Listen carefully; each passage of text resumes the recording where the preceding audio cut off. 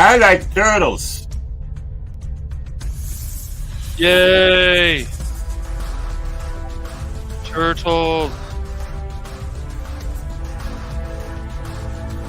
You know what's great about turtles? Their shells make great bowls when you turn them into soup. Let's ask Phil.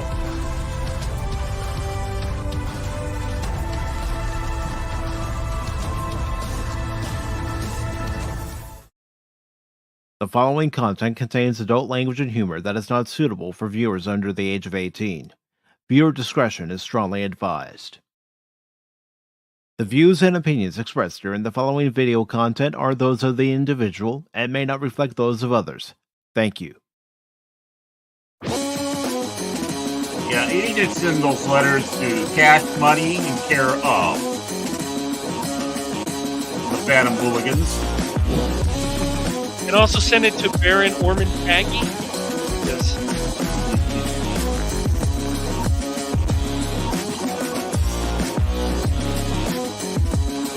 Oh, special guest? What we got? Oh, nerd! Nerd! Nerd! Turtles! Turtles, yay! 3 hours of turtle talk. Look at that. I got the biggest name on the board. Not Impleton. The hooligans. Hooligans. Who's that guy? I don't know. I heard he's new. Oh. I heard he's coming up in the world. Oh, remember he was a special guest of the Rumble stream a few weeks back? Yeah. Hello? Hello? Hello? Hello? Hello? Yes. Good evening and welcome one and all to this edition of Pacific414 Pop Talk on the Pacific414 YouTube channel, Rumble channel, and Twitch page, along with Baron Orman Tagge's Facebook page and YouTube page, and the Phantom Hooligans. Woohoo! And along with Cashmoney007 and Baron Orman Tagge, I am your host, Mike. And this evening, we will be welcoming in our guest, DJRonnieG, who will be here shortly. But before we get into today's show, I do want to say hello to those of you who have popped into the chat. And of course, we will also be reading TGAP Steve's latest interpretation of Beverly Hills 414. And speaking of TGAP Steve, good to see you, TGAP. Hello, TGAP. TGAP. Big Daddy. We also have Ensign Rusher. Good to see you. It's been a while, brother. Hello. And of course, things have just become a bit more logical here. Yes. And our emotions are now in check as the logical one, Spock, is here. Captain, I will not use the Vulcan touch yet. Ooh, the Vulcan touch. Mm-hmm. Sounds like something that Isaac Hayes would sing about. I got the Vulcan touch for you, baby. Oh yes.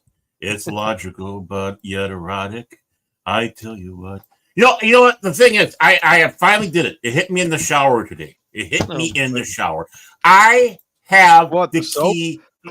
That too. The world peace. I have the key to world peace. I do have it.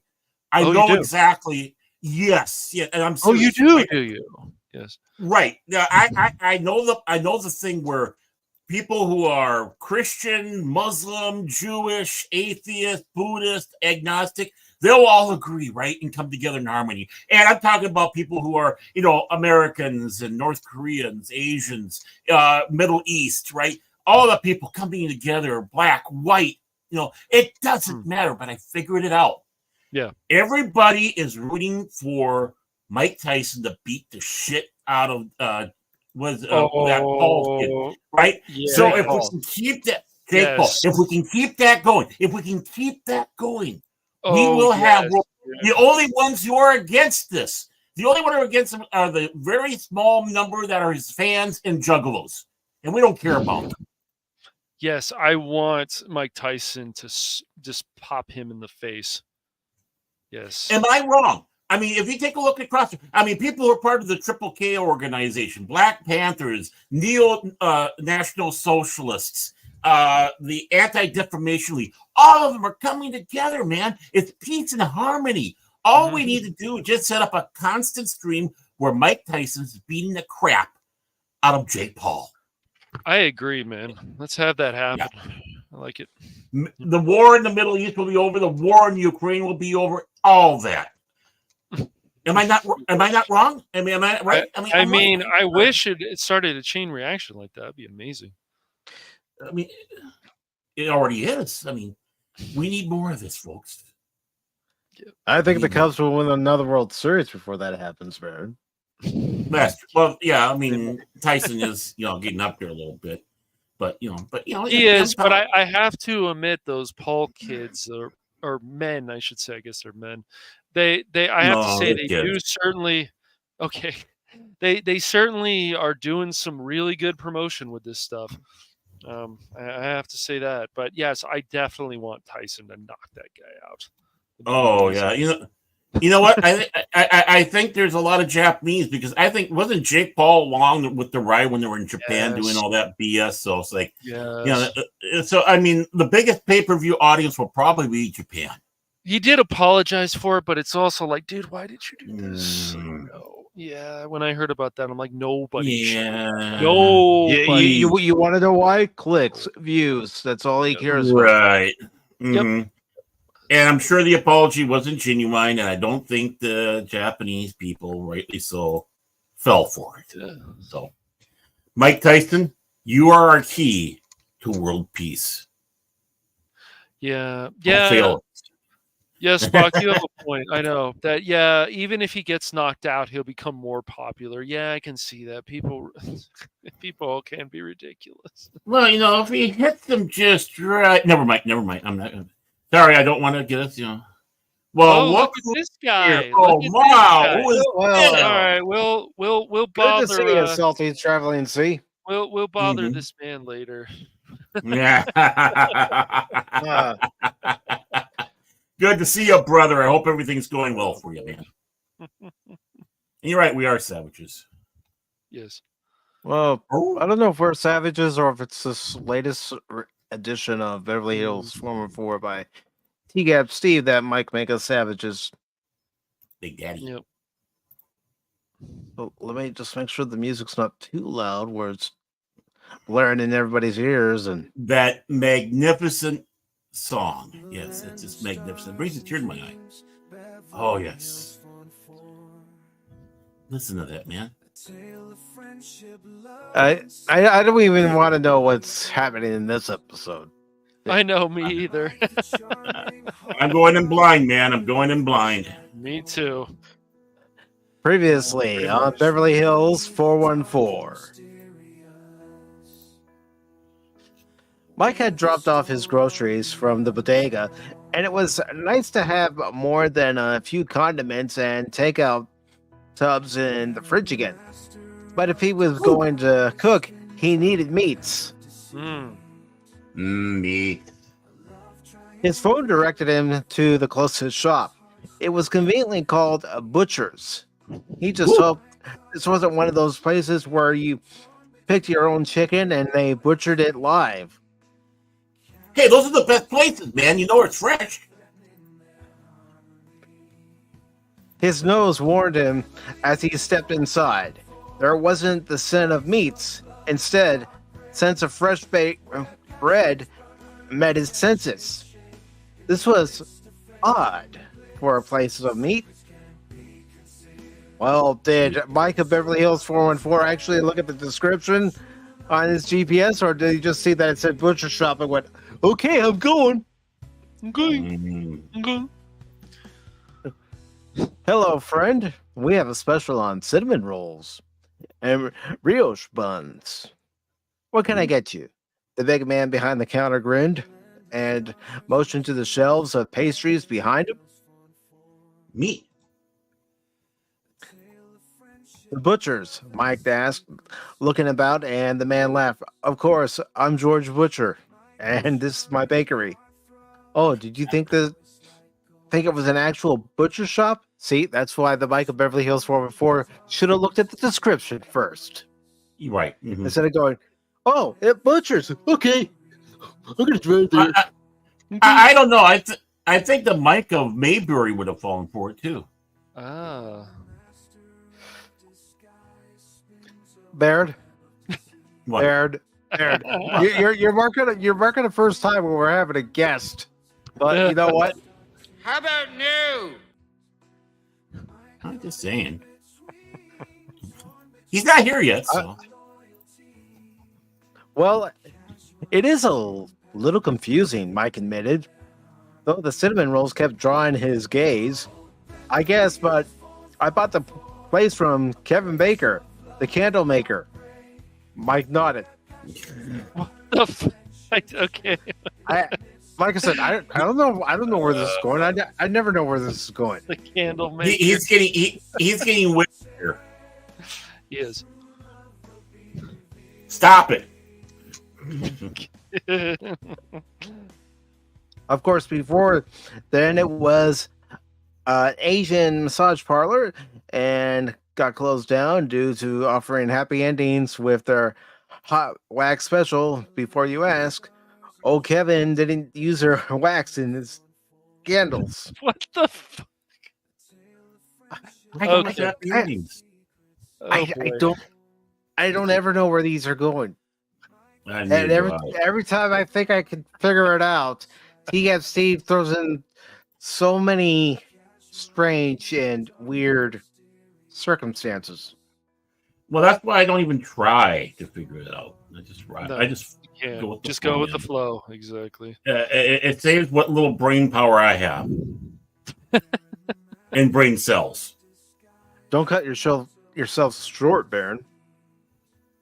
5'10" and a half, so I'm not that short. I knew. I mean, I'm under 6 foot tall.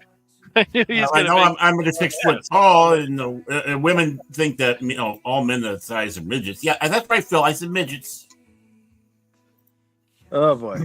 Okay. In all letters can be sent to Baron Tagge in care of Phantom Legacy. Okay. Baron sat in the parking lot in the driver's seat of the loner. Yeah, the loner, Baron. That's what you get because your car's still in the shop. I know. It's just And the chips you wanted so badly out of that vending machine. hey, when you find chips that you like, you want them, man. Okay.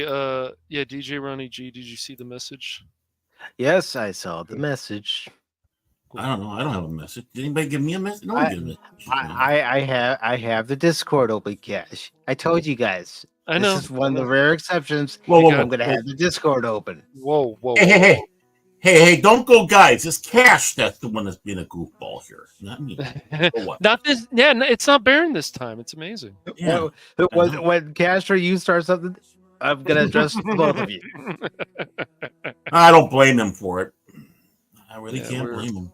Well, we do raise that pirate flag, do we not, Baron? Yo. Oh.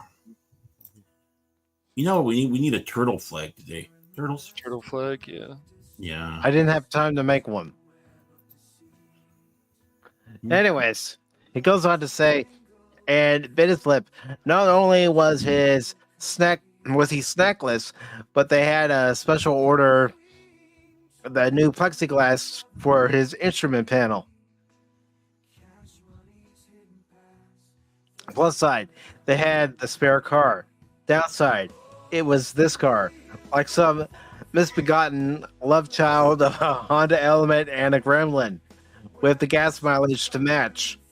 Sounds like it's perfect Oh, for my. Mad Max. Mm-hmm. Yeah, there we go. That's what you'd be driving tomorrow. Mm-hmm. Definitely. You want the keys? Sure. There was no point in delaying it as he started the engine, and it eventually turned over with a bit of a ping. Maybe he'd luck out. It'd break down in the lot. But no, it turned over. Well, the longer he sat there, the less time he had for Baron things around town and back home. So he put the loaner in gear and pulled out. He was soon on his way.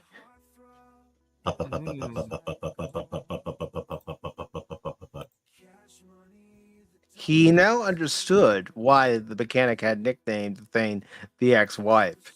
It was slow to get moving, expensive to run, loud, and took the corners and curves like a brick. I'm sorry for laughing, but that's just too funny. No comment. First off, given his pill, crap. You take over, Baron. I got a cough. Oh, okay. Here I am. So first off, given his pilfered snack foods, he was going to go and get breakfast. Yes, breakfast, but not at the car hop. He couldn't be seen by the cute girls on skates in this wreck. Oh, no. No, I can't. No. Crypto kept feeling a dire, ominous tug in the bottom of his gut. The competition was about to take place, and there were several chins here who were magnificent. Truly, truly magnificent. A little too magnificent. He tilted his head a bit and cursed under his breath.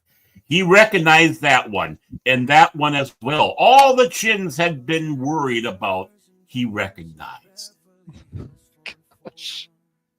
They were all chin models. Dun, dun, dun. I think that's probably a thing. It's probably might be. You never know. I mean, you got the foot fetish people. They're probably chin fetish. I tell you. Oh boy. In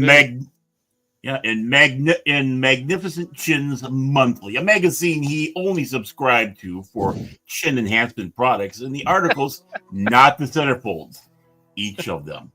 Is that true? Just the articles? Okay, sure. Admittedly, magnificent chins were a bit of a niche group. See, the niche. Niche. You did.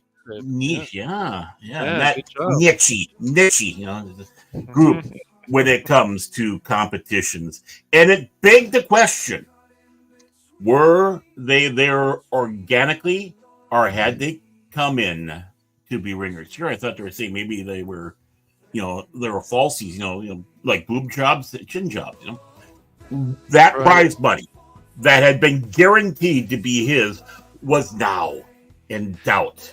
Oh, he might He might just have to break out his ultimate secret weapon for this competition. But it was expensive.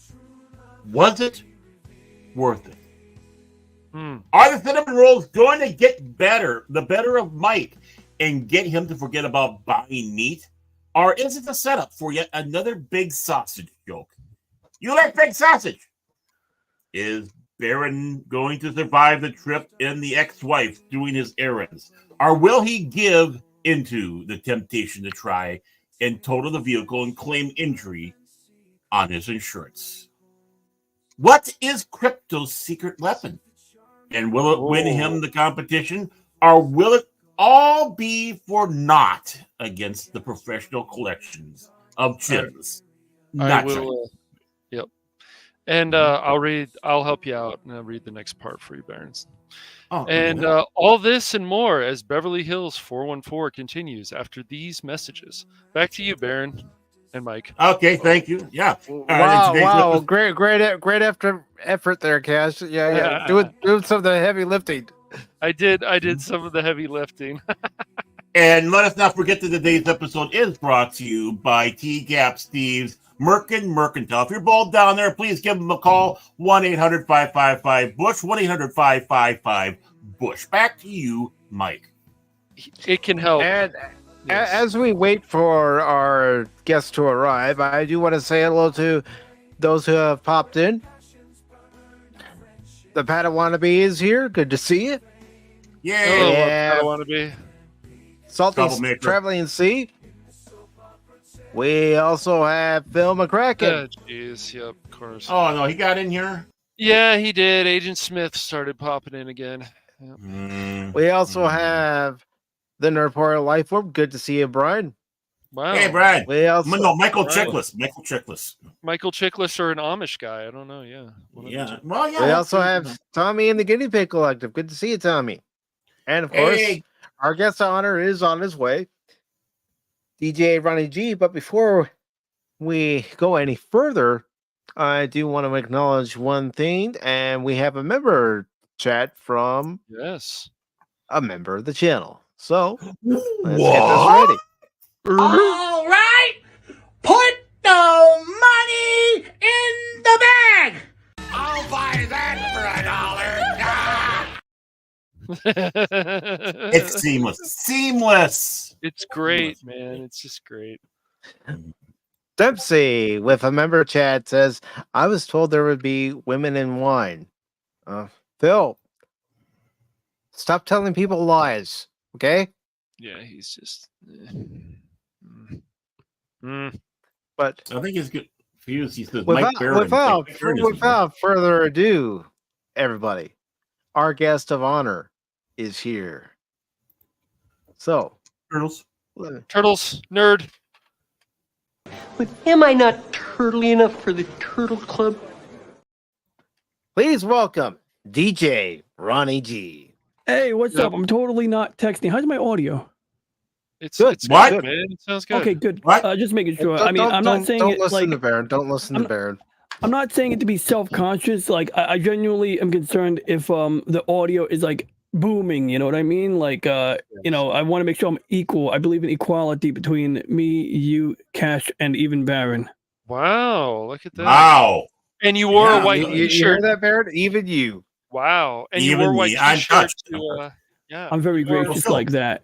You wore a So, I white mean- t-shirt to aggravate Phil, I hope, right? I hope. I- you did. Oh, good. My sound is good. Okay.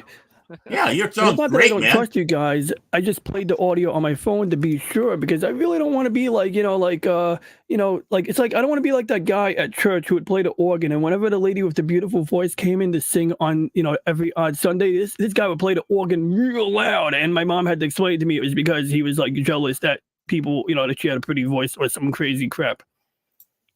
And I have toilet paper here to clean my drawing tablet. I was actually going to do that. Oh, But and the reason I'm late is twofold. One, I thought my turtle was trying to lay eggs. I got like some footage. She was literally like, basically same thing as 2 years ago when she was doing this. Like that's a sign she tried to get out. She wants to lay her eggs, and so I was like thinking, can I do anything like right now? Because like she hasn't like done anything in a month. Like usually egg laying season is March, and she's like doing it.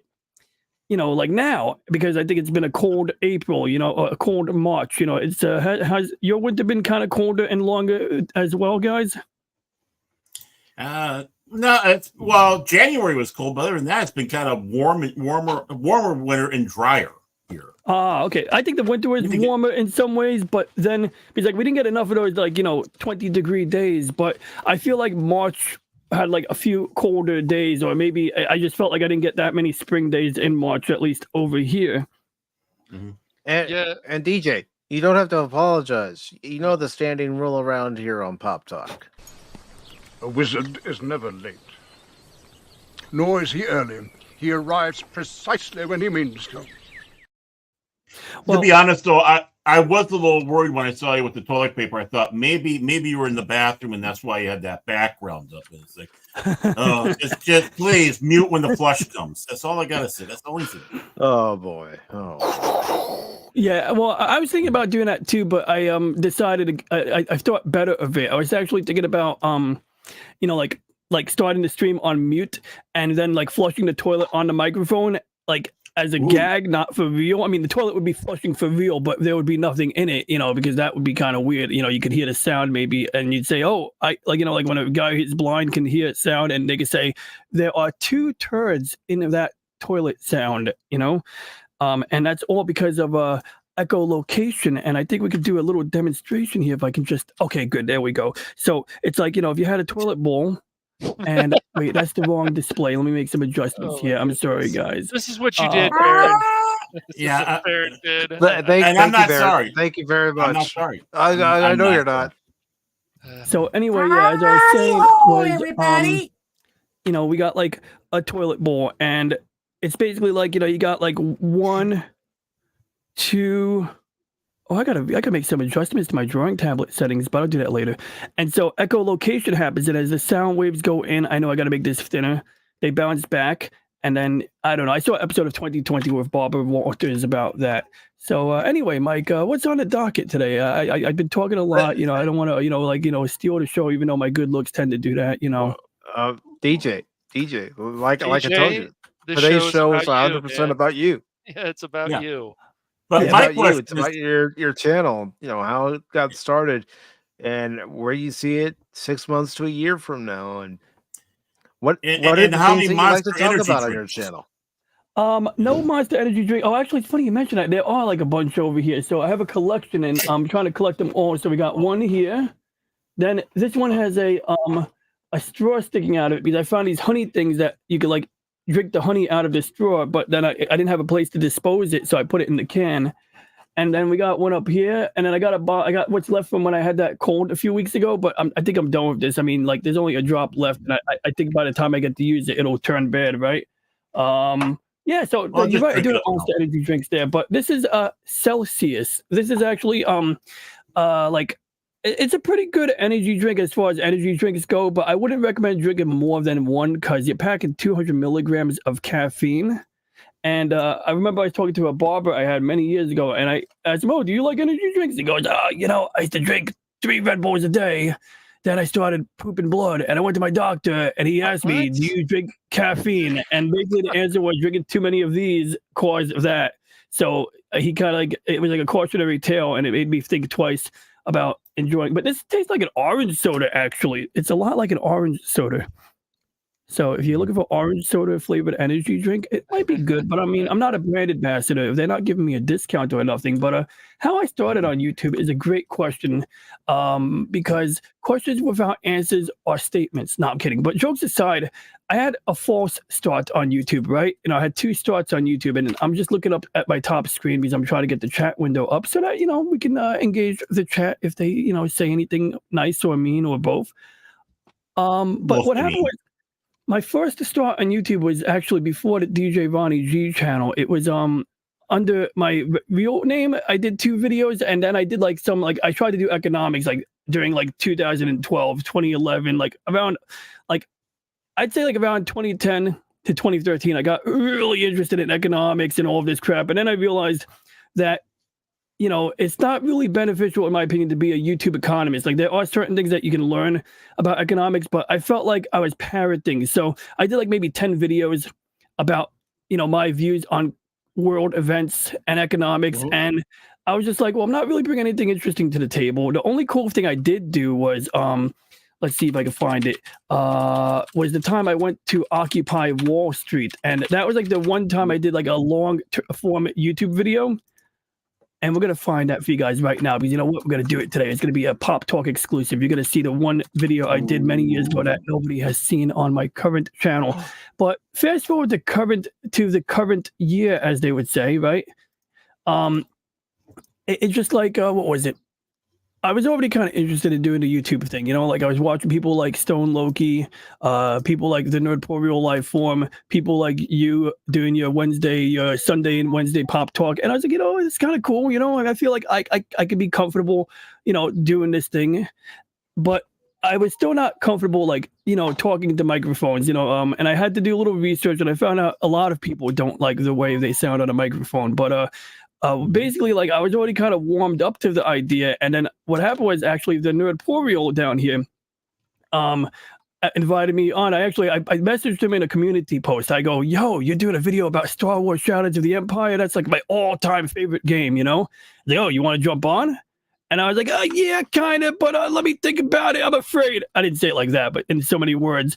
And so then I bought this wonderful microphone here, and I did a lot of research. I wanted a microphone that would accurately replicate, sound, because if you ever use like an old laptop mic, you'll find like like the little lavalier mics. Sometimes they just don't do justice to your voice. And I did some practice, and then I felt a lot more comfortable hopping on, And after that, I said, you know what, I'm gonna do more of this. So like right after that, I streamed Star Wars Shadows of the Empire, and if you go to my channel back then, you'll see like from February 2-3 years ago.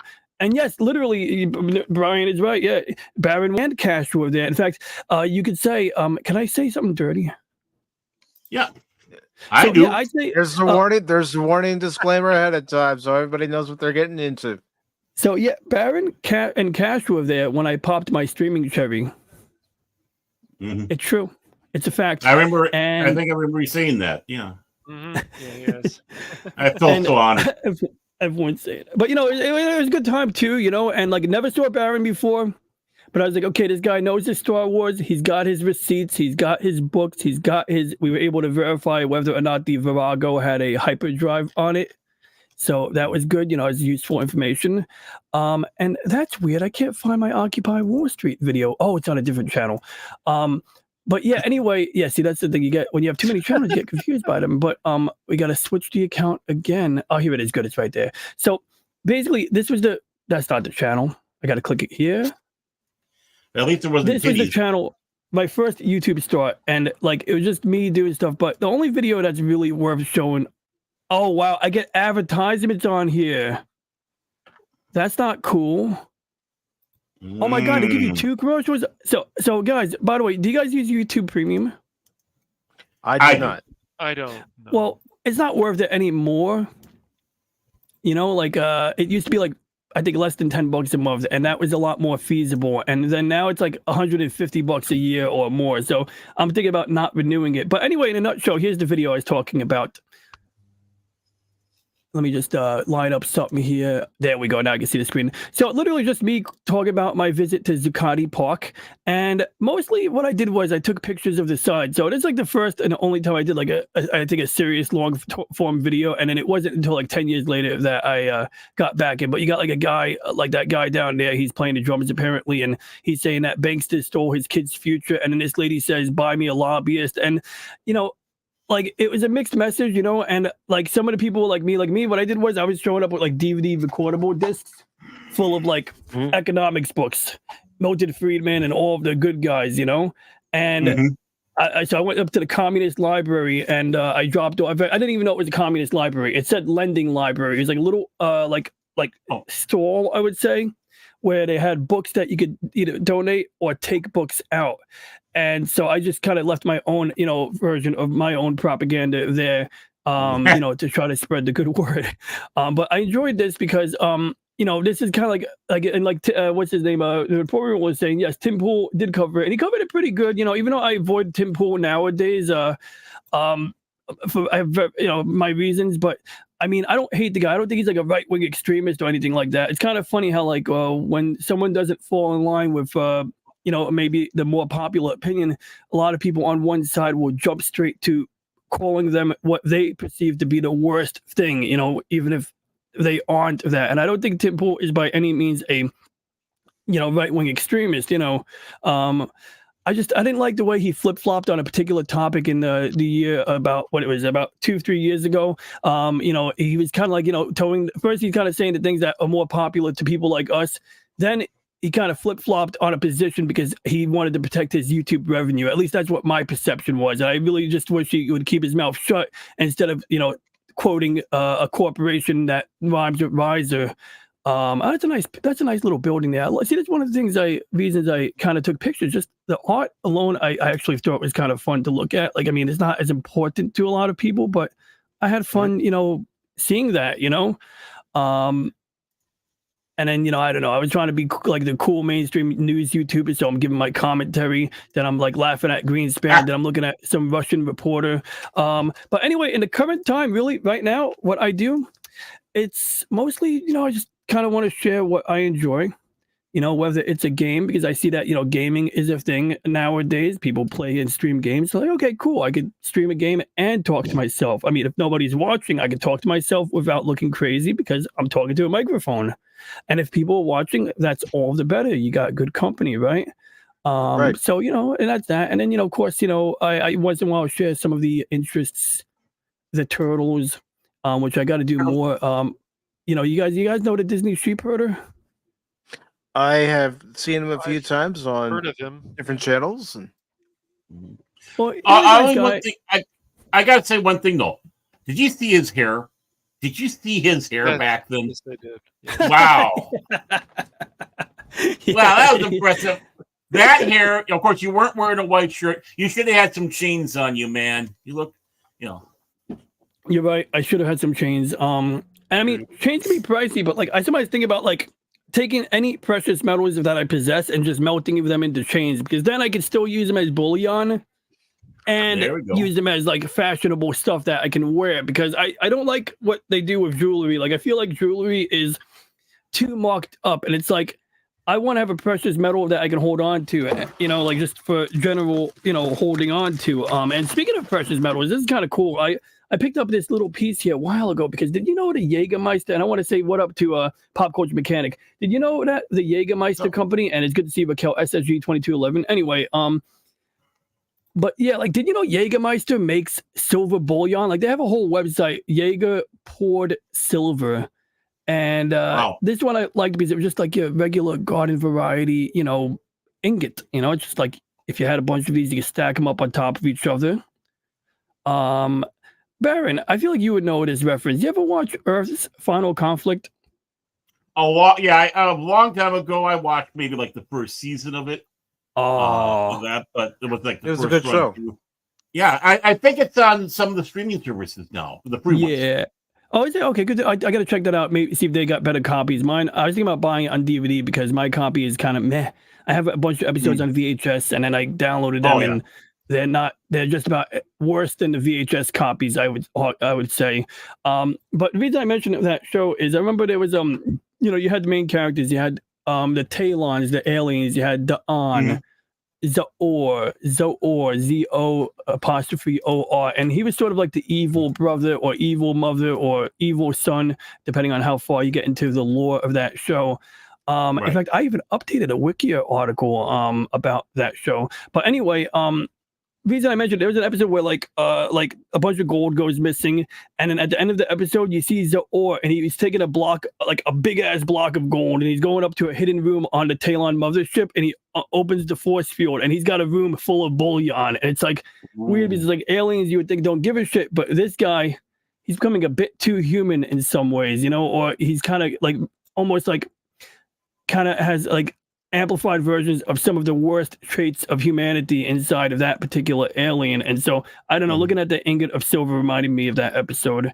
But yeah, you know, just taking it easy and stuff. You know, I try not to take too many things too seriously. I try not to cover current events too much because, you know, why do I want to, you know, be, you know, get into negative stuff? But at the same time, like, I feel like my biggest fear is that I'll say something recriminating on YouTube, and then my YouTube channel will be like an archive of shit that DJRonnieG said 10 years ago. So then people can hang me on a political view or like something. So I try to temper the things I say. And in general, I think, like, I'd like to think just, you know, I can't really judge myself. Like, I mean, I guess I could, but I try to have like a tempered view. Like I try to, like, you know, sometimes even like take the opposition's talking points and follow them to their logical or illogical conclusions. So even if I don't agree with something, I don't want to just have a conversation. Like I do this with family sometimes. I don't want to just have a conversation where we agree with each other. You know, I don't need a circle jerk. I want to understand, because like if the other person is wrong with their political view or whatever it is,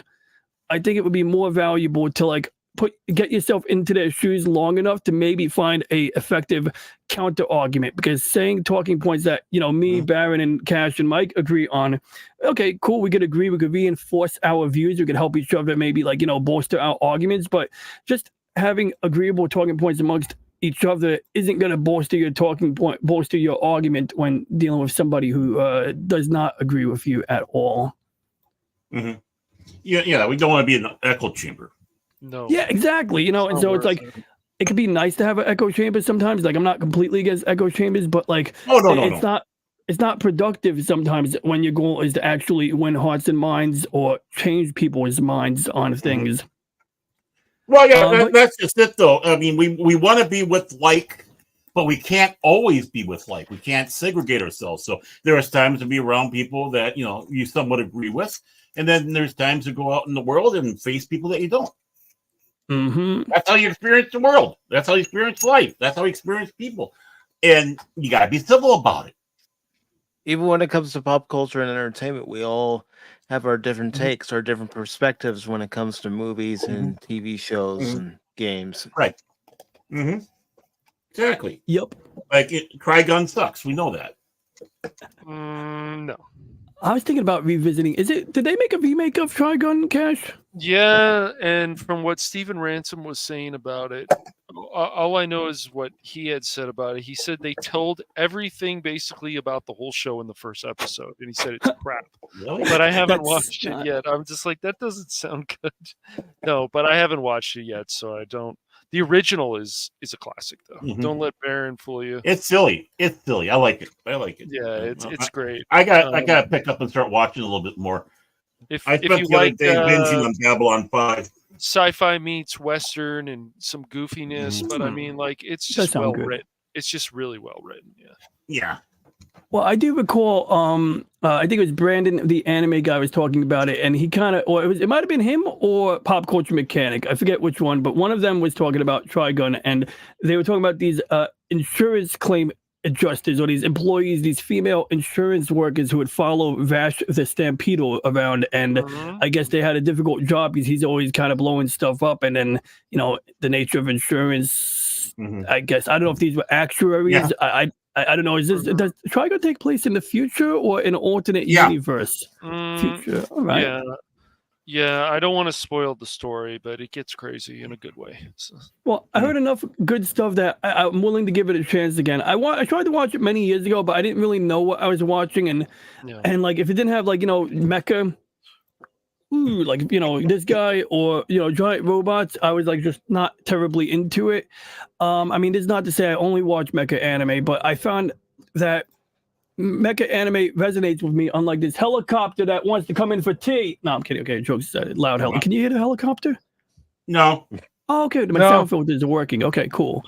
Sometimes my sound filters, I think they're working, and then someone will be like, "Oh, you got a lot of background noise," and this time they are working because my sound filters are superior. Now, jokes aside, we'll touch on that later on, why I have a superior setup. No, I'm kidding. Okay.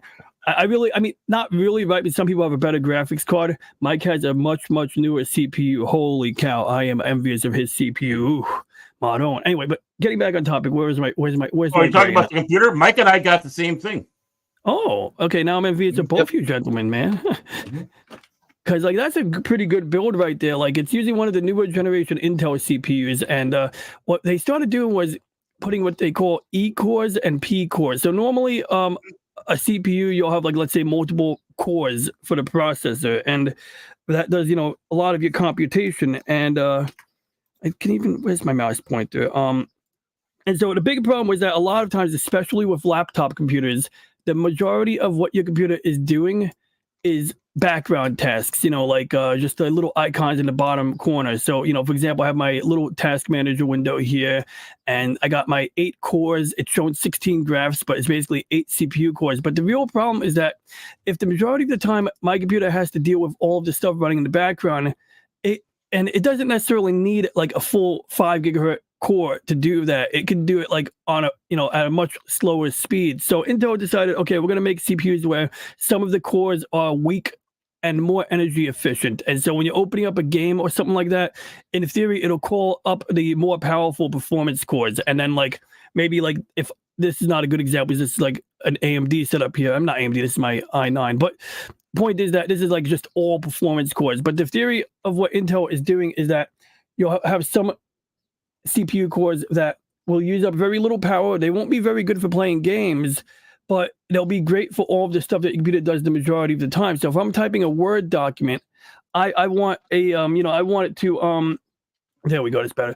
If I'm typing a Word document, I want it to use very little power. I don't need those extra performance cores. Now on Windows, I hear it does pretty well in automatically determining which CPU core gets the heavy workload, but on Linux, my friend was having some problems where the laptop or the operating system would basically assign work to the weak CPU core. So some people might say negative things about the new Intel CPUs in that regard, but I think that's mostly an issue of software. The hardware itself, when using the officially supported stuff like, the current Windows operating system, it does pretty well. So what this means for you guys is, in theory at least, during the summertime when you're trying to save money on air conditioning and you're doing something simple like browsing the web, it should hopefully use less electricity and emit less heat.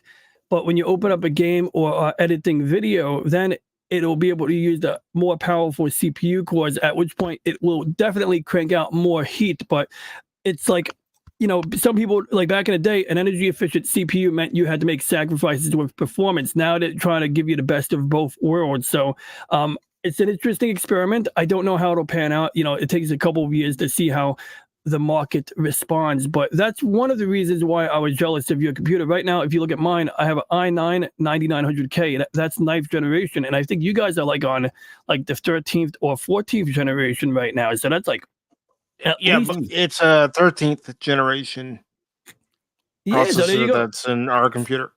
4 generations ahead of the one I have right now. So I could brag about how awesome my setup is or how clean my streams look. And I do think my streams look really clean, and I could teach people about it. That's one of the things I try to do is, you know, just share what I'm learning.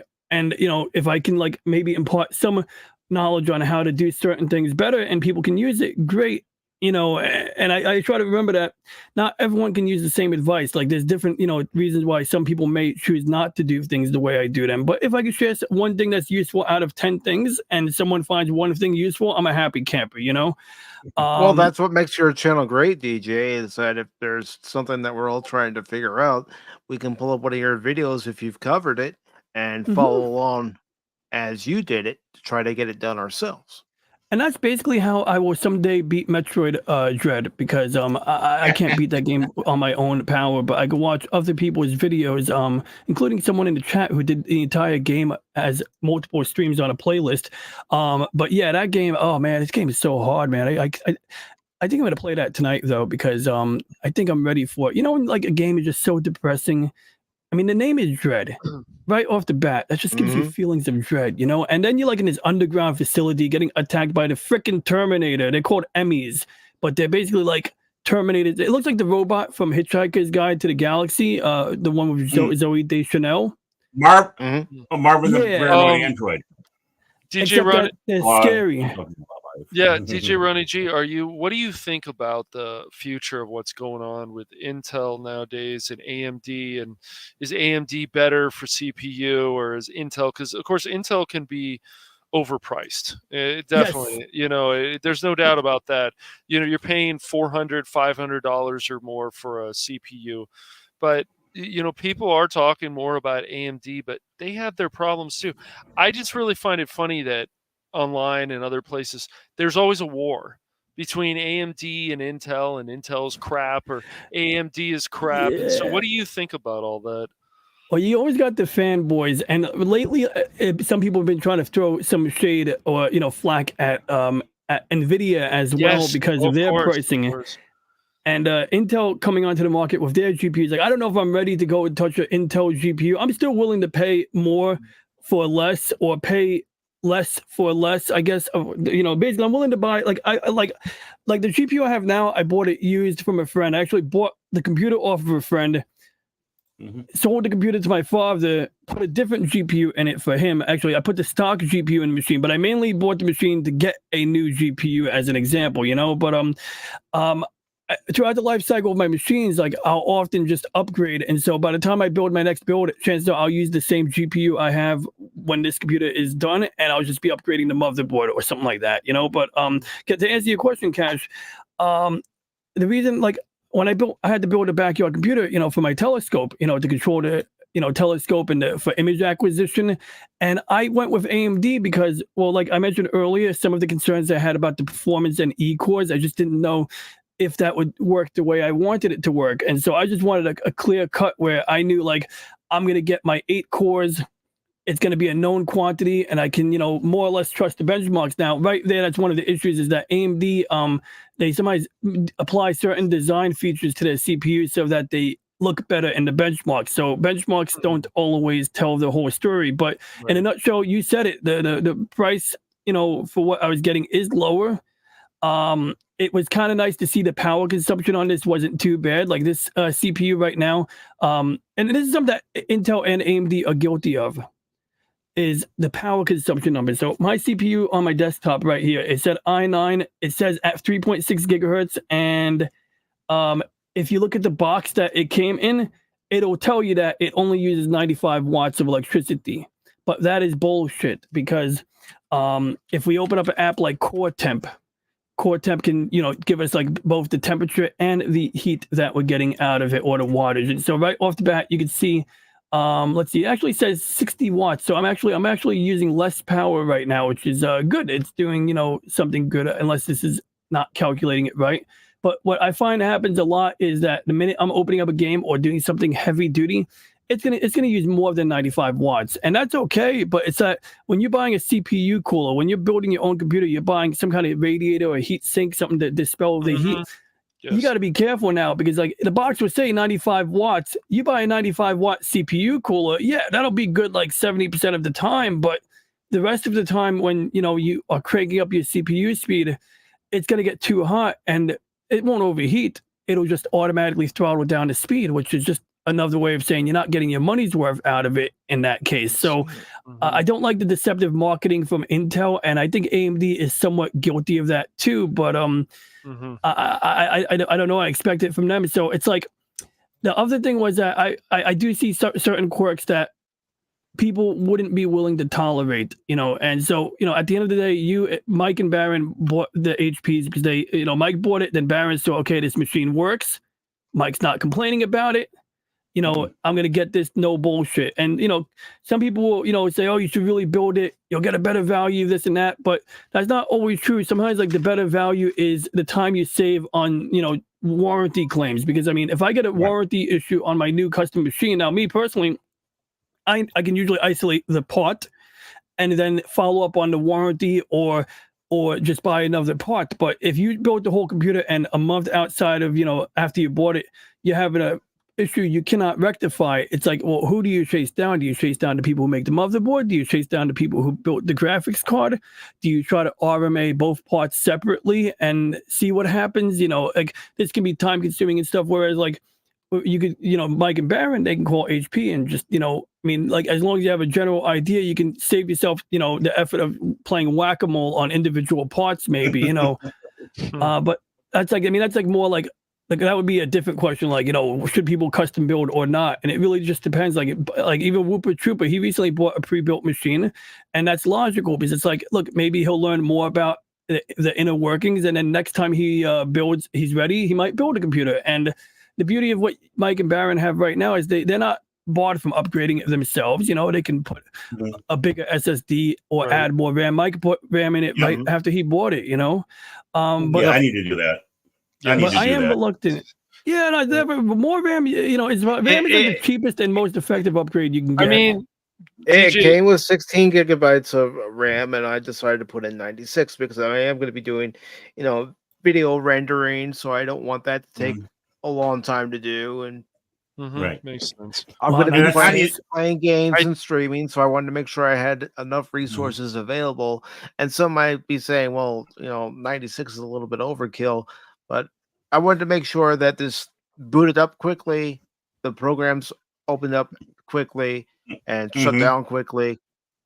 Right. There is no overkill with RAM. I mean, like, do you think, DJRonnieG, that I should, I'm at 16 gigs right now. I have an older computer. I will be upgrading, but I was just going to go up to 64, but maybe Mike has a point. Maybe I should go up to like 128. I mean, that seems overkill, but it depends on how far into the life cycle you are right now. Like, if you think that in a year you're going to buy a new machine, maybe it's, maybe it would be more economical to just get like another 16 or 32 gigs of RAM and call it a day until the next machine, because there's no guarantee, probably a low probability that you'll be able to take the RAM from the old machine and put it in a new one anyway, right? So, you got to figure that. And maybe you'll make this computer into a secondary machine. Maybe you'll use it for streaming, or maybe you'll hook it up to a game console. And, then at that point, you don't need enormous RAM. But it really depends on how much longer you want to stretch out, the lifespan of your machine. But, like right now, this machine's packing 64 here, just for reference. Okay.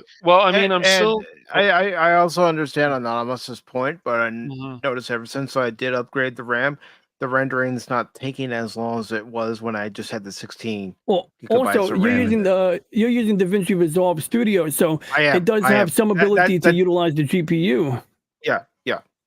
Oh, that's not And bad. And, sometimes, like when you're generating optimized media, which is almost like a temporary item on the timeline, that will be somewhat GPU intensive. And not, I don't export things to using NVIDIA encoder a lot because they tend to use up more memory. I usually use the NVIDIA encoder for streaming, which is actually why I recently bought a second graphics card. So if we look at my task manager here, you'll see I have GPU 0 and GPU 1.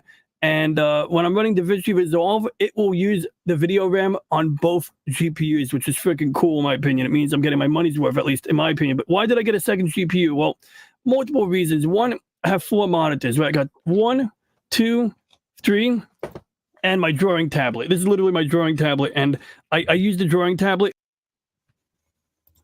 Whoa. Oh, We just lost DJ. and He just knocked himself off, man. he just Come on, man. He pressed the wrong button, man. he pressed the eject DJ, button. come back. Come in, DJ. Do you read us? Okay, jokes aside, Oracle imitation. Now, yeah, so I was, you know what happened? I was clicking on my drawing tablet, and the mouse pointer is pointing at a different screen. So when I clicked on the Steam library button, it exited it. Anyway, yeah, so did you know, like, these drawing tablets, the ones that have the screen on them, they actually are, like, this has an HDMI cable and a USB cable. So it's basically like second or fourth monitor. In my case, it's my fourth monitor. But my idea was that I wanted to do it like this. So my main screen is an ultra wide screen monitor, and you'll see, like, for example, if I do this, yeah. So see, like right there, like the top part, that represents a ultra wide aspect ratio. So before, the way it would work is I'd have all 4 monitors on the same graphics card, which is a NVIDIA 2060, RTX 2060 or whatever. But my idea was instead put the big monitor, the main monitor that I'm actually going to play games on, and give that the graphics card. So that's the only monitor hooked up to the main graphics card, is that, ultra wide. And then the remaining 3 monitors, including the drawing tablet, are hooked up to the Quadro, which is the graphics card that I bought secondary. And the reason I use the Quadro is twofold. One, the Quadro is, it only takes up, 1 slot. And a lot of graphics cards, you've seen these new graphics cards, they all use like freaking, like 2 slots. In fact, my current graphics card, I'm going to pull up a picture for you guys right now. The damn thing uses up like freaking like 3 slots. I mean, look at this shit. Like, wow. Like it's like it doesn't need to take up 3 slots, but because some asshole decided, well, maybe not asshole, but because the kids today want LEDs and they have a transparent window on their case. Yeah, so like, it's like, I just find that shit so annoying and infuriating. But the Quadro, let me see if I can get the picture of the Quadro for you guys. But this is me taking preliminary pictures. I was trying to inventory how many slots I had in my case. But I'm gonna find a picture of the Quadro. I must have taken some glamour shots of it. Because I am absolutely convinced that DJ's house looks like a Borg cube, interior of a Borg cube with turtle tanks. I wish. Some people do some interesting stuff like that too. Like I saw like a lot of the kids today.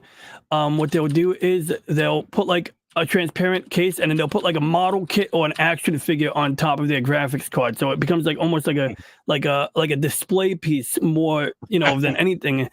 Mine is actually no frills. It's like literally like it's a full tower case, which means it's like literally a full tower case. Let me see if I can show you without showing how messy my room is. That should work. Yeah. So you can see the idea there. So, and I got an M audio device strapped to the side there. It's got a door on the front that gives me access to 4 5.25-inch bays and a 3.5-inch bay, and that's something that a lot of new computers are lacking. Like, I mean, I get it. Like, people don't put DVDs into the front of their computer anymore, and they like want to have liquid cooling, and so it just makes sense. In a lot of machines, they'll use the empty space in place of the 5.25 bays. The front bays, they'll replace that with a space to mount a radiator. But anyway, the graphics card here, let's see, did I take it out of the box in this video? I did. Okay, good. So, like, it's like a very thin card. It's got like the heat sink underneath that plastic shroud, and that's how thin it is. And you can see like it's got the 4 display ports. So basically I have 3 of my monitors on those blurry display ports, and then my main monitor is on its own graphics card. So the way I see it, if I'm running a game now, there's going to be that much more resources available to run the monitor at a higher frame rate, or just to ensure that there's that much more video RAM available to the game. And so those 3 monitors should only be using video RAM off of the Quadro. That's the point of that. And so, you know, and a lot of people use this too if they're streaming video. So, oh yeah, that's the other reason. I'm sorry. That's the answer. So the reason I bought this Quadro was, and you might be able to elucidate this a little further, Mike. So a while back, I wanted to stream a game called Kerbal Space Program 2, and I should have the little thumbnail image right down here. If I could just see the letter, let's just type it in, KSP Kerbal. There it is. Okay, good. So if we go to my bottoms, bottoms. I said bottoms. Do you like this? Oh no. Do you like this game better than the first one? I don't know, because you know what? When I first went to stream it, the video, what would happen was, first time I went to stream of this game, it was just really choppy, and I didn't know why. And I found out the reason why was the way that, okay, so the first KSP is very CPU heavy, or, you know, uses a lot of CPU power and not as much graphics. This game, they went out of their way to make it use more of the GPU, which makes sense. I can understand. But the problem was that when they did that, it's using, I think it's using CUDA cores, CUDA. That's like an acronym. And because it's using CUDA cores, essentially, when I'm streaming video, like if I hit the record button in OBS right now, oh, that's weird. That's funny. Look at that. Wow. Failed to open NVIDIA encoder, generic blah, blah, blah, blah, blah. So you have GPU 1 in your settings, set it back to 0 and try again. Okay, that didn't happen yesterday, but I think I have, that's going to be an interesting thing to explore later on. But, you know, normally you go here, you tell it to use GPU 0 or GPU 1. And I wonder if that's happening because I'm using the virtual camera. Let's do an experiment. Nope, gave me the same error message. Okay, that's fun. So look at that. I'm showing you guys how cool my setup is, and it did that. But anywho, that's funny. So anyway, bottom line is when you're recording or streaming using the NVIDIA encoder, it uses this graph right over here that says video encode. And it turns out that when you're playing KSP2, it's sharing, whatever this does, it's sharing resources with whatever KSP is doing. So the bottom line is that when I want to stream or record KSP2, I have to switch it over to using the CPU cores, which it's weird because that's less efficient on power consumption, but a software-based video encoder that runs on a CPU will give you better quality and a smaller file size. Whereas using the NVIDIA encoder, I end up with either lower quality or a larger file if I want to keep the same quality. And that's why I think NVIDIA encoder is really cool for streaming. Because when you're streaming, as long as you have the, and this is where like what works for me may not work for you. You know, like I have gigabit upstream. So it's like, okay, you know, like although I'm only uploading at like 10 megs or 9 megs per second, I have plenty of overhead to go around. You know, I can share resources. Like if someone's on DSL or if they're on a cable connection at 100 megs up or 100 megs down and 20 up, you know, you got to make different decisions. You got to lower your bit rate, you know. But for my purposes, I can afford to crank up the bit rate to like the maximum that YouTube supports.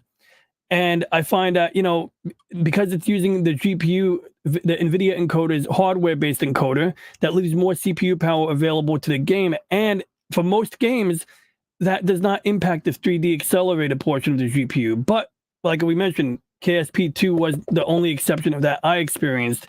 And as a result, having the NVIDIA Quadro, I'm able to tell OBS, use the video encoding hardware on the Quadro, and then KSP2 is now free to run smoothly while I'm still free to use a GPU-based hardware encoder, which means basically I feel like I'm pretty sure I get a smoother stream because I'm not sharing CPU resources. So if I'm using a CPU-heavy application, I can demonstrate something that's CPU-heavy in an app without, you know, negatively impacting the video encoding. And the only thing is that now I got to figure out why I got that error message. So that's like not expected, and maybe I just have to close and open OBS, but I'll explore that tonight. Maybe I'll make a video about it. But to answer my point is, yeah, in theory. So Mike, this is what my question to you is, what games did you find you like didn't play nice with, and did you ever test out NVIDIA encoder? Did you find any games that in particular that did not play nice with the NVIDIA video encoder? I actually did last year when it came to the Star Wars Jedi Survivor. It wasn't playing nice. Yeah, Not at all. The Jedi Survivor, and even when you go, I think still on Steam. Like obviously, if you're running it on consoles, it's not as much of a problem, I guess. But yeah, I mean, Jedi Survivor, though. Let's see what is it. Yeah. Well, you say it's not optimized. The game's not optimized in general, or was it that when you tried using NVIDIA encoder, it was just total shite? No, it wasn't optimized, and even when I lowered the graphics settings, it still wasn't working right. Long story short, I had to turn off the VSync in order to, finally run smoothly, and also get through the cutscene when I'm playing as Seer going against Darth Vader, because every time before I did that, and there was nothing on YouTube to figure that out with, but when I finally did that, I was able to get through that whole fight without the game crashing, because every time it would get to the cutscene where their lightsabers would come together in the cutscene, then the game would crash. So, I mean, okay, I gotta figure this out.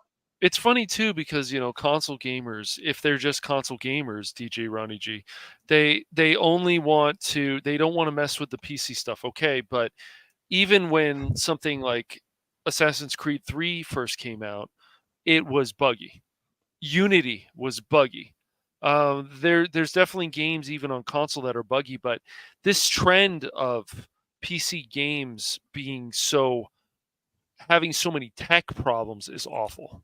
It's awful. Like a lot of these games, especially at $70, just awful, man. Like, I mean, you can wait for a sale; it doesn't matter. But that's pretty much like how I got No Man's Sky. So people complain about No Man's Sky, but I couldn't complain because I got it for like $20-$30, and by then they also fixed a lot of issues. And I think like what sucks is a lot of people, like, they'll buy a game when it's brand new at the max at the $70 price point, and then the companies now get to rely on, what do you call it, the updates as a crutch. So it's like, okay, let's get this out on time, but like when they bitch about crunch time, they're not crunching hard enough apparently, and they don't necessarily have to. I can appreciate the benefit of the updates, but I do think they count on the updates a bit too much, like delivering things that would otherwise be undeliverable in a time when updates weren't available. I think that the bar went down a little bit lower than it should. Mm-hmm. Yeah, definitely it did. Yeah. Don't mind whatever you said. Yeah, no, I mean, like, so like really, like with the NVIDIA, I don't know if that has much to do with the NVIDIA encoder, but like the NVIDIA encoder in theory wouldn't even, mess up a game, or it wouldn't have any, adverse impact with a game. But some games are apparently optimized in such a way that you do have that problem. So, different strokes for different folks, as they would say, or something like that, as they say. As they say, yeah. But what was I thinking here? By the way, did you guys get a look at the solar eclipse in your towns? No, I mean, we only had about 40% here, and we had overcast skies. We had stuff watching it on TV or something, but yeah. Well, and we didn't have the glasses either, because let's look up in the sky. I had to laugh though, like Charles Barkley during the halftime of the championship game with UConn and oh my god, I can't think of the other team who was playing. Purdue. He said during the telecast that people are idiots for looking at the eclipse, and I'm like, wow, dude, that's like, yeah. I'm surprised it defended him so much, or it offended him, and then the other guy says, nah, man, they're not idiots. Like, I was like, wow. That's like, yeah, you could glance at it. I mean, I don't endorse doing that. This is not medical advice at all, right? But yeah, you probably shouldn't look at it for the full 4 minutes. I wouldn't even look at it for 15 seconds. I would do like a quick passing glance, and what I did was, in fact, I have some pictures aside from the ones I'm drawing on my face right now. I don't know. I love how you can just use drawing tablets to do dopey stuff like this, Yeah, you can. So anyway, but we do have some pics, or it did happen. Or right, is that how to say it? Pics or it did happen. But jokes aside, let's get this. Let me just get my Leonardo da Vinci Resolve on screen real quick. Okay, there it is. So then we got to go to. That's not my top screen. Oh, there it is. So let me just. There we go. Okay. So right there, if you look at the top of my telescope, you'll see, what does that look like to you guys? Glasses. Looks the like a pair of 3D glasses. glasses. So basically what we have is two telescopes. We have the big telescope, which is down here, and that's with the 100 millimeter aperture. Basically, the wider the front lens is, the more light you can let in. And then in the back, you're seeing the front end of the solar filter. Okay, no, I left it in a different room. I thought I had it. I thought I had the solar filter right here. But anyway, that's okay. I can show it to you guys if you want to see it, but I think we have enough pictures of it. So anyway, what I did was, the solar filter is mounted to the back of the telescope on that diagonal. So basically the light goes in, then where my hand is, there's actually a piece of yellow glass called an energy rejection filter. And what that does is it absorbs the heat so that I don't damage the filter. And I don't absolutely need it, but if my telescope was any larger, I would absolutely need that energy rejection filter to prevent me from cooking the rest of the components. So then it goes through a mirror, and then up through the diagonal, it goes past the front of the filter, and I don't know why I'm jiggling that, and then we do that, and we do that, and you'll see this knob there, and that knob is sort of like a radio dial. So if you think about the electromagnetic spectrum as a you know, like, let's see if I think I have a picture here of the EM spectrum wavelengths. Yeah, here we are. EM spectrum, hydrogen alpha wavelength. Let's get a nice picture of that. Is that a good picture of that? Oh yeah, that could work. I had a nice picture yesterday, but that's okay. We'll use this one. So we got this little rainbow picture here in low quality. And so essentially that's the entire EM spectrum. So the rainbow is basically the colors that we can see. That's the visual spectrum. That's what us human beings can perceive. And on the far right, you got red at 700 and something nanometers. And for some reason, they're using angstrom. Angstrom is another unit of measure. So you got 4,000 angstrom to 7,000 angstrom. And really, angstrom is a smaller unit of measure. I think, at least that's how I see it being used. But essentially, imagine it like this now. See the right side where it says radio? That's your AM FM dial on your car. So in the old days, when you had a car with the little knob that you're turning, you're literally tuning it between this. And I think like FM is over here, and then AM is like over here. So you just got AM here, FM over here, but essentially, you know, that slider is tuning into different frequencies. So really, radio is just more extreme right than light. That kind of rhymes. But then to the left of violet being purple, we have ultraviolet. Now we know where the name comes from, because it's ultra. It's even more violet than violet itself. And then you get to X-rays and gamma rays. And so bottom line is that in the red part of the EM spectrum, in the middle of the red, there's a thing called hydrogen alpha, which is basically a form of ionized hydrogen. And we're going to find that right now. So hydrogen alpha is basically a tiny sliver of the color red. And there's many ways that it gets represented, but I'd say the simplest way to represent it is here. So once again, there's your visual spectrum, right? Your red, green, and blue, and purple in backwards order. And hydrogen is basically like about, let's say, 30 nanometers wide. So at nighttime, when I'm taking pictures of a nebula or a galaxy, I would actually tune into like a 4 nanometer wide piece of that. And what that does is basically, it lets me look at light that comes from ionized hydrogen, which all of the stars are emitting. Basically, ionized hydrogen is a form of electrically charged gas. It's a plasma, like Scotty, you know, talks about in Star Trek. And so what we're doing is we're blocking out everything. So at nighttime, a hydrogen filter is cool because it blocks out all of the light pollution. So for example, like high pressure sodium lights are somewhere over here between blue and green, or like the mercury vapor lamps are over here in the blue green, and then high pressure sodium is somewhere over here, like those lights, you know, those orange street lights basically. Those are over here in this area here. So by only getting this sliver of ruby red, I'm able to get a lot of quality light from stars or galaxies that are reflecting light from stars without picking up light pollution. And that's beneficial because, you know, when at nighttime you have that shutter open for 5 minutes, it's like taking a suntan on an image sensor. You're soaking in those photons.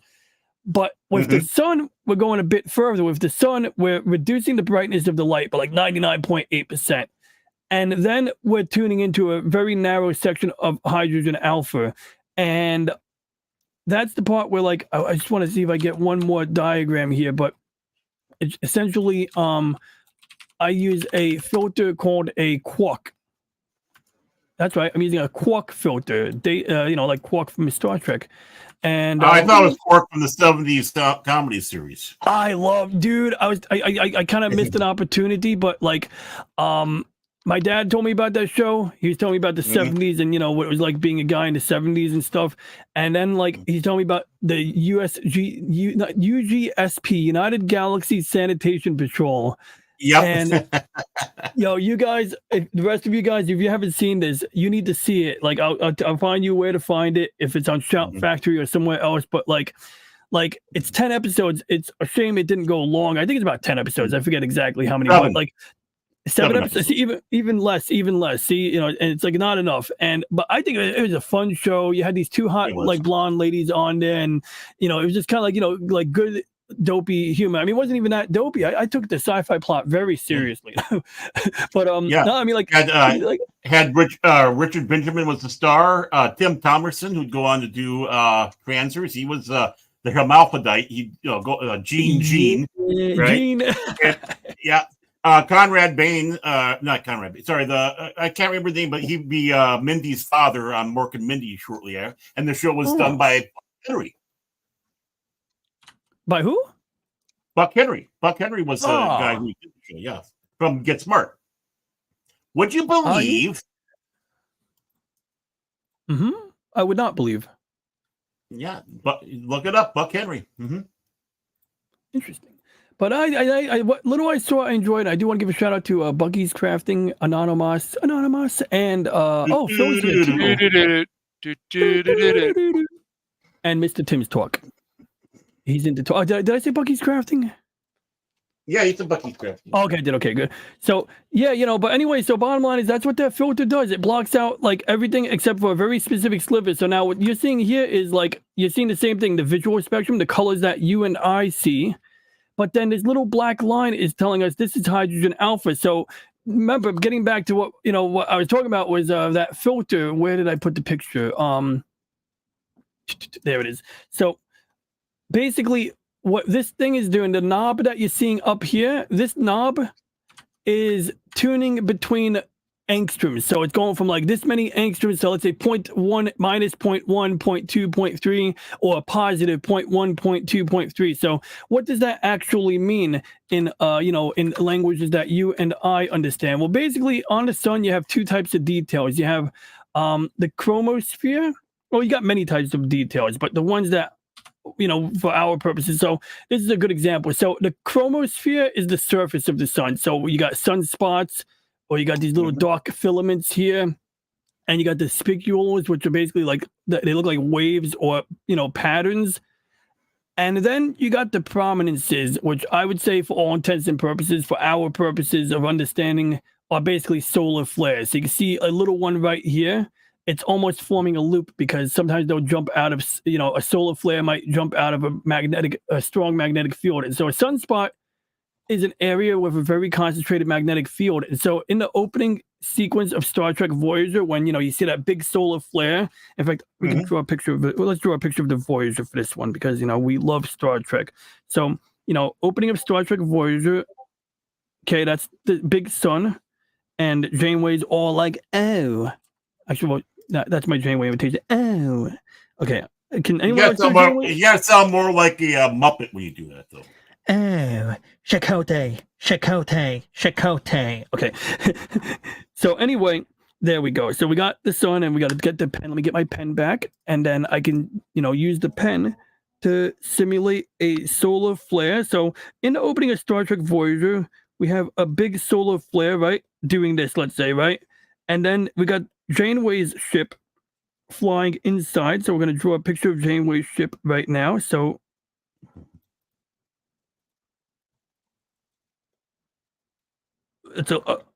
I don't want to waste too much time drawing, so that's why I'm drawing it half-assedly. There we go. That's the Voyager right there. And so she's flying between that. And of course, we always want to see that solar flare hit the ship, right? Or is that just me? I mean, that would just be cool. I mean, could the ship actually? Well, let's talk Star Trek for like a second here. Okay, the amount of energy in a solar flare can be pretty significant. I mean, like, so and that's literally what I was conveying was, so that solar flare and opening of Voyager, although you don't see a sunspot, somewhere on that particular star is a sunspot, and there's a strong magnetic field, and that magnetic field line, usually forms a loop, right? Like you've seen magnetic fields where you got the little loop shape. You ever see that? Mm-hmm. Mm-hmm. So same thing. So we got loops coming out of the sun, which I'm doing it. There we go. I'm trying to represent it, but I'm not getting good representation here. So you guys know what I'm trying to do here. Yeah. So anyway, so that's what that is. That solar flare is electrically charged gas, ionized plasma, and because it's got an electrical charge, a magnetic field of a whether it be positive or negative is something that attracts it effectively, and essentially it's following it almost like a pipe or something like a guide. And so that's what we're seeing here. We're seeing like similar stuff happening here. We're seeing like the magnetic field is what's causing that loop, and then the Starship Voyager would be flying inside of that loop. So bottom line is that knob. Oh yeah, that's what I'm sorry. I get so easily sidetracked if you guys haven't noticed. But what that knob on the filter does is by turning it left or right, I can either see more surface detail or more detail out on the brim where the solar flares are, because the filter, can only basically it's like almost like you're going red shift or blue shift. You're either going like to look at features that are further away or closer, and so essentially that's how we do that. So that's what the knob does, and that's what I had it tuned mostly to look at the surface during the big solar event. So anyway, let's just skim right through that. That's the knob, and it's powered by USB. Because now, why do you think it's powered by? Why does that? What do you think is actually going on? So they call it an oven. The inside of that is like an oven. Or at least sometimes they call them ovens. And so what's happening is that knob is actually being used to heat up a mica crystal. And on the inside of that, you have a sandwich. And in that sandwich, we can actually draw a mica crystal here if we want. So let's draw a mica crystal. Ooh. So basically, like you'll have like let's say the mica crystal is in there like this, and it doesn't necessarily have to be red, but essentially you'll have maybe like a silvery finish on the top and bottom, maybe. Mm-hmm. And it'll let light in, so we'll make the light from the sun yellow. So that's the sunlight going in, and the words of George Harrison, "Here comes the sun." Anyway. Yep, you know it. You guys can sing it better. So the light goes in here, and I think it bounces or something like that. But the thing is that by heating up this mica crystal, it'll either get larger, or by lowering the temperature, it can maybe get smaller. And it doesn't go, expand by a lot, maybe by like a micron or a fraction of a millimeter, right? But basically that size difference between, one size and the other is the difference between like this wavelength and this wavelength, which, doesn't really look any different. But essentially, you're increasing or reducing the wavelengths that are being reflected inside of that. So the light that comes in is going to be reflected back and forth, depending on how big the gap is.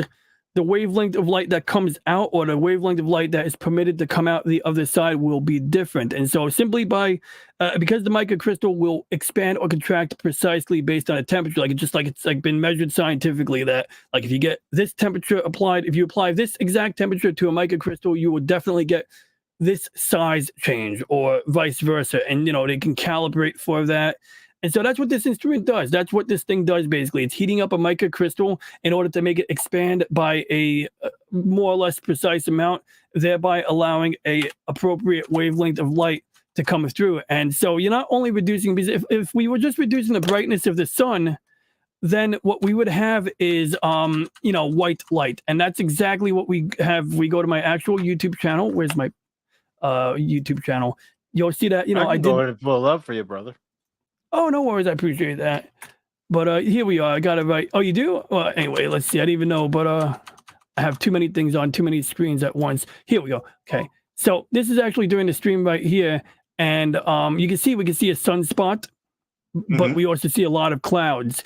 And if you look at the top left corner, that's the thing with the 3D glasses. So those 3D glasses are, of course, really just solar film. And solar film, you'll look at the back, it'll be black. And if you look at the front, it looks silvery. And essentially, those are designed to like cut down the brightness by like 98% or something like that. And solar film is enough. Let me see if I got a big picture of this solar film image. Because solar film is enough to see sunspots. Like you might not get extraordinary detail, but you will be able to see sunspots. Oh, there we go. Oh, this is actually great. So this is what the sun looked like on the white film. And there's two problems here. One, that little telescope is good because, you know, the one that's piggybacked on the back of my telescope, because I can use it as a guide scope. I mean, what I mean is, well, it is a guide scope, but that little scope is good because it can give us a full image. There it is right there. So a little hard to see, but you can see the scope on top. It's clearly a smaller telescope. And I got the 3D glasses. Now, the good thing about this little scope up here is the entire sun could fit in the frame. So, you know, for a solar eclipse, that generally would be ideal to be able to see the entire sun in one big shot. Whereas the good solar filter down here, which gives us more detail, it zooms in a bit too much. You know, we get too much magnification. And that is why, you know, in the pictures down here, why, you know, while the sun fits in the little scope, there's two problems. One, I can't remotely adjust the focus. That is the reason why I did not. That's the reason why I did not put the big solar filter on here. Because I could do that. I could put the big solar filter on the back of this little scope. And if I'm at home, I can manually adjust the focus. Almost like operating an old camera. You turn it by hand, right? But I have no way of automating that. And the problem is that when the temperature changes, the focus will be plus or minus a little bit, you know, because the metal expands or contracts. So depending on the temperature, I sometimes have to adjust the focus manually. So because I was going to be at work that day, I mean, I was at work, I had to use the big scope because the big scope is appropriately equipped. The big scope has, if we could see, probably didn't show it in this video clip, but there is a motorized unit attached to it. There it is. You can almost see it there. So you can see a little blue box to the left, and you see a knob over here. And that little blue box is a motorized focusing unit. And essentially, that's what allows me to remotely crank up and crank down the focus. And so I had to go with that, even though, you know, I would have loved to be able to get a full frame image of the sun instead. The reality was I knew I wouldn't be able to make it not blurry. You can see this picture here. I have a sunspot, but it's quite blurry. And if I was at home, I could adjust that. When I'm not at home, I can't adjust that. The other thing is we had clouds passing by anyway. So, you know, it's kind of like, you know, I would have needed to change the focus just to compensate for the clouds. And so over here, this is going to be like from the day of the eclipse, this is one of the better images where you can see like some, you know, light detail and dark detail on the sun. And, you know, aside, I'm basically adjusting the settings to try to reveal more or less detail. But what I do with this is I'll take a picture. In fact, I'll take a video, which is a sequence of pictures on a clear day. And then we do something called stacking. And essentially, the post-processing involves stacking. It involves removing unwanted details. And essentially, after stacking, you end up with a much sharper picture, similar to the one that you see in the thumbnail image from that stream. So when we look at the thumbnail of the stream, oh, that's lame. That's an animated GIF. But you see the thumbnail over here. You know, like it's like basically like I get a little more detail. I can process. Sometimes what I'll do is I'll take two sets of videos. I'll take one that's a close-up. I mean, not close-up. One that focuses on the solar flares on the brim. And then I'll take a separate set of images that are, you know, that are optimized for the surface detail of the sun, including sunspots. And then I'll combine them together so that you can see both sunspots and solar flares. And the only reason you don't see more of that from my channel is because sometimes processing the images can be a time-consuming process. And if I'm being honest, I spend half the time researching. I spend half the time watching content creators who know more about this than me. So if I was to stream my workflow of me doing the processing, you'd be spending half that time watching me watch other people telling me how to do it, you know.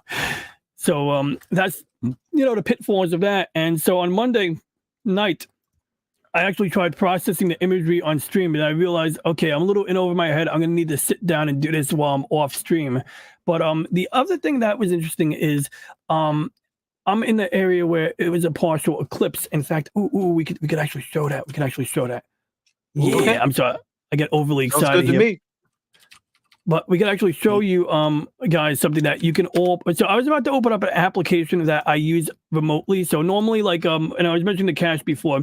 So basically, my backyard computer took on some water damage, and I needed a new computer. So I decided instead of putting another laptop out there, or instead of like rebuilding an old computer, because if you ever try to buy an old motherboard, because let's say you don't want to reinstall Windows, you say, "Oh, I'll just buy the same motherboard." One of the things is that motherboards fail because they have more components that can fail, whereas a microprocessor is a self-contained thing and they don't usually break. So sometimes people don't want to build a whole new computer, or they don't want to go to the effort of reinstalling Windows or whatever operating system. So they decide, oh, I'm just going to swap out the motherboard. But you try buying a motherboard, a specific motherboard from 10 years ago, so that you could avoid reinstalling the drivers. And that motherboard that I had, that I paid like maybe $200 for in 2012, or 2013, it's selling for $350 now.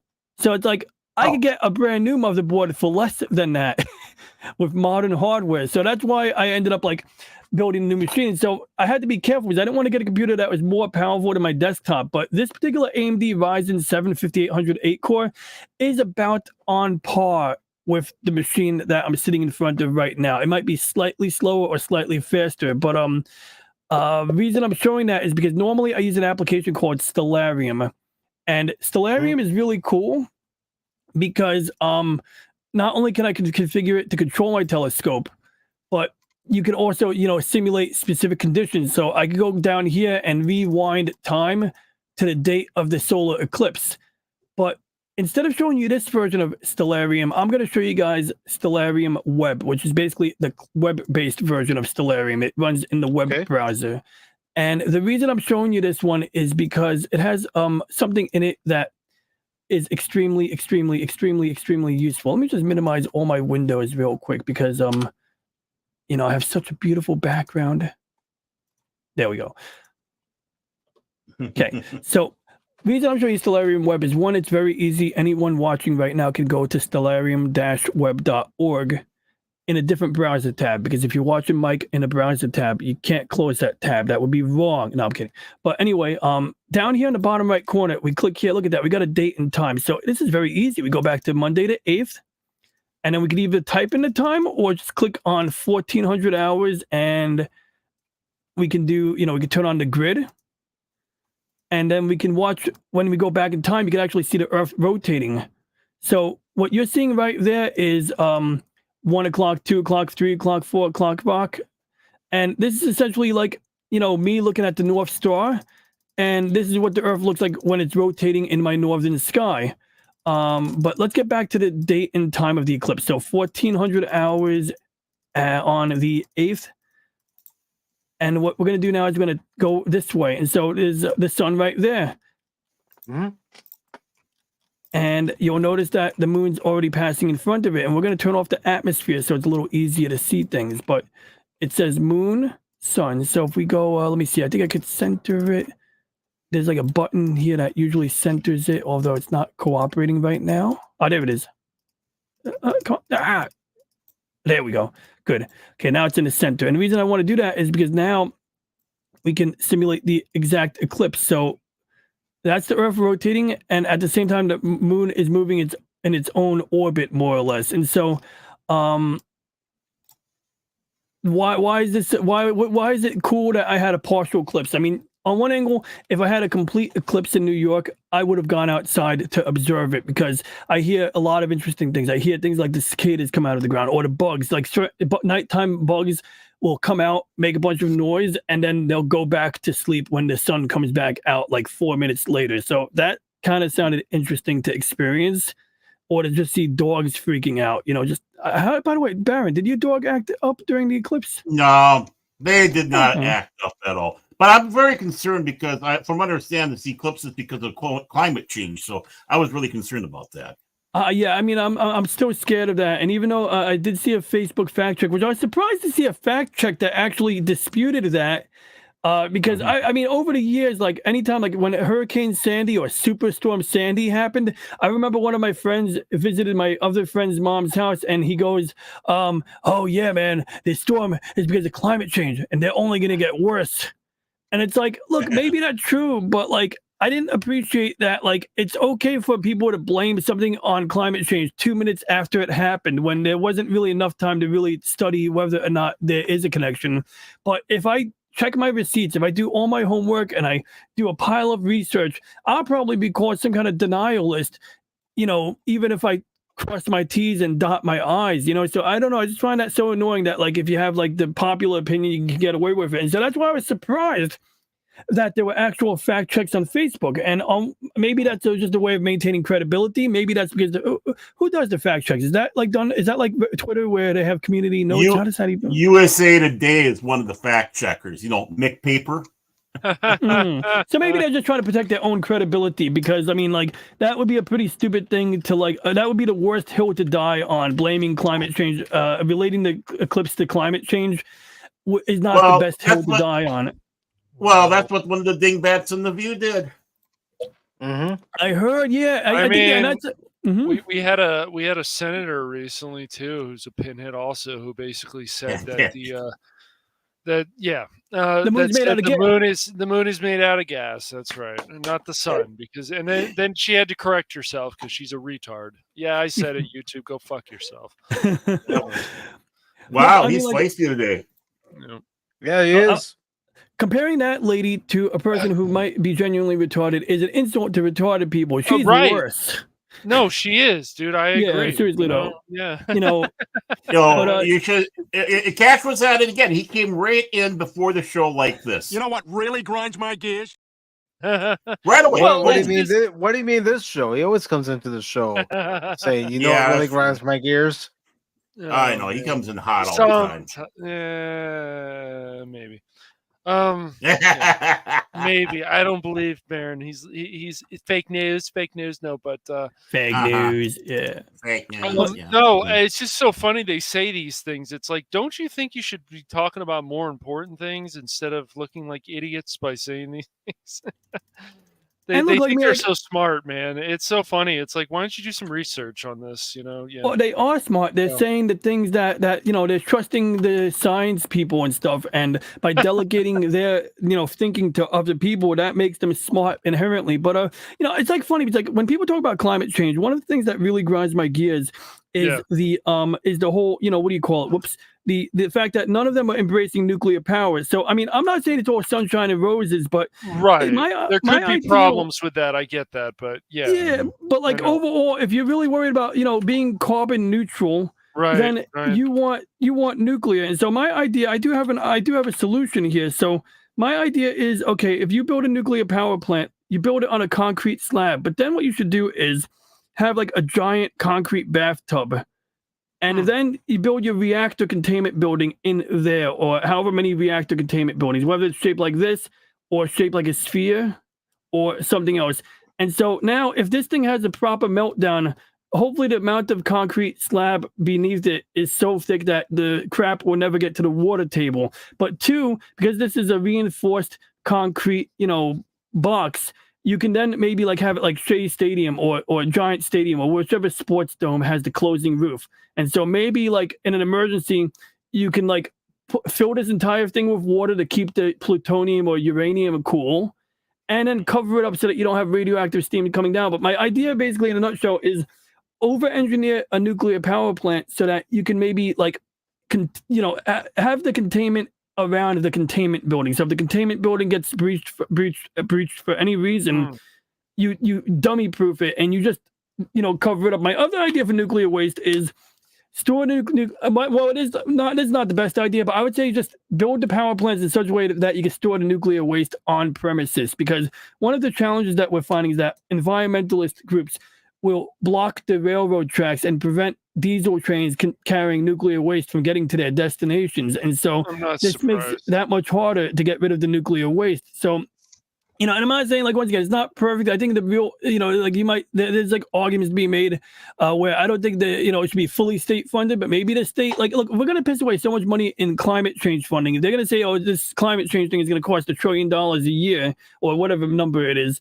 Maybe that $1 trillion will be better spent on, either making better nuclear power facilities or over engineering the technology that's currently available. And one form that I find very attractive are small modular reactors. Basically, like in one form I've seen, you would basically have like 10 years of fuel inside this modular reactor. And then after 10 years, the entire reactor, which isn't very big, at least as far as reactors go, could be treated as nuclear waste. And I would say bury it in place maybe. But even if you were to dig a deep mountain and bury the nuclear waste in a mountain inside of a proper container, and they're doing this in Europe, there's like a place in Europe where if this is the ground, they have like tunnels going like this, and then they have abandoned mine shafts, and it's like, you know, like it's like that's one mine shaft, and this is like, you know, like a kilometer underground. I mean, I'm exaggerating a little bit, but they're pretty damn deep mine shafts, you know, like I'm talking like a couple Empire State Buildings deep, if not deeper.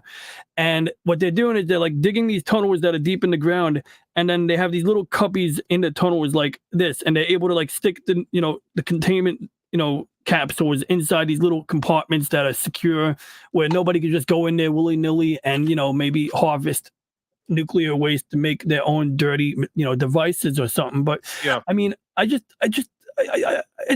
exasperated by the whole state of affairs with the climate conversation, because if I like go and I look at the comments sections, I mean, I always like reading the comments to see like what responses, and you'll see a common response. People would say, "Oh, climate change can't be fixed by embracing nuclear power because it's too little and too late for the point of no return." And it's like, one, it's like, yeah, you mean like 10 years ago, I remember seeing politicians like AOC saying like, "Oh, we got 8 years or we got 12 years until the point of no return." And it's like, well, why not? Why can't better it be eat your 7? children? Yeah, somebody had to eat their children, right? Yeah, no, I mean that was a thing that actually happened. Yeah, somebody actually said that during that meeting, that they said, "Do I need to eat my kids to help with climate change?" Basically, Yeah. I'm not joking. I'm not joking, man. This is how dumb these people are, but this is what happens when you go to the extreme.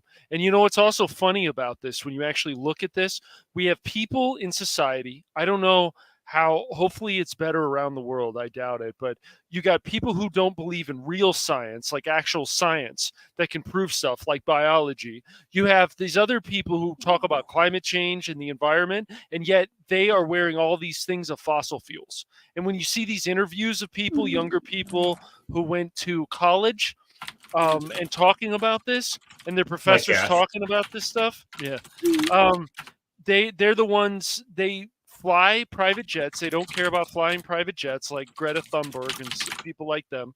And then on top of it, they're wearing all this stuff, the makeup, it's all from fossil fuels. It's this, they don't know what they're even talking about, DJ. And so if they really wanted to actually help the environment like they claim to, you throw away your trash, you work on keeping our air clean, and you keep our oceans clean. Those are three things right there that you can do. And that's the thing, like that's the thing, like talk about the Amazon forest and being on fire and saying the Amazon is the lungs of the earth. Well, not even talking about the fact that the oceans are the real lungs of the earth, you know, like that's where the algae is what's giving us out, you know. So it's like, that's frustrating too. They're always moving things around and making it about some bullshit. And I do want to, you know, touch upon you know, yes, I've seen Kyle Hill's stuff. It's pretty decent, you know. And then I do want to address, he's like, look, I'm definitely nowhere near done talking about nuclear waste. I'm not saying we're going to talk about waste for the rest of the show, but I'm just saying, like, in my internal dialogue, like, definitely puts a lot of CPU time, mental CPU time into the waste thing. But, you know, in response, well, first, I'll read the point. So what about waste? DJRonnieG, there are only so many mountains you can hollow out and store it in vaults. So I would argue that there's plenty of mountains, but that's not even the thing. Because like some people would argue that we can actually, you know, there's a lot of nuclear waste that can be repurposed, that could be that could still be utilized for energy production if we, you know, if we didn't have such a tight regulatory regime right now. And I'm not saying that we shouldn't have any regulations, but they should, you know, be more willing to allow more experimentation, or they should maybe, you know, we should be better set up to encourage experimentation and facilitate doing so in a safe manner. But essentially, like one of my friends, and this might sound like an oversimplification, but I'll try my best to qualify it. But one of my friends put it like this. He goes, well, nuclear waste, what's the problem? Well, he didn't say what's the problem per se, but essentially his thing was, well, where did it come from? The ground. So we're putting it back in the ground. Now, of course, you could argue that that's not the same thing, and I get it. Maybe I'm guilty of some false equivalency by saying that we can get it from the ground and put it back in. But some of these mining shafts are below the aquifer. Some of these stable, mountains or stable geological areas, areas where you have, just good geological stability.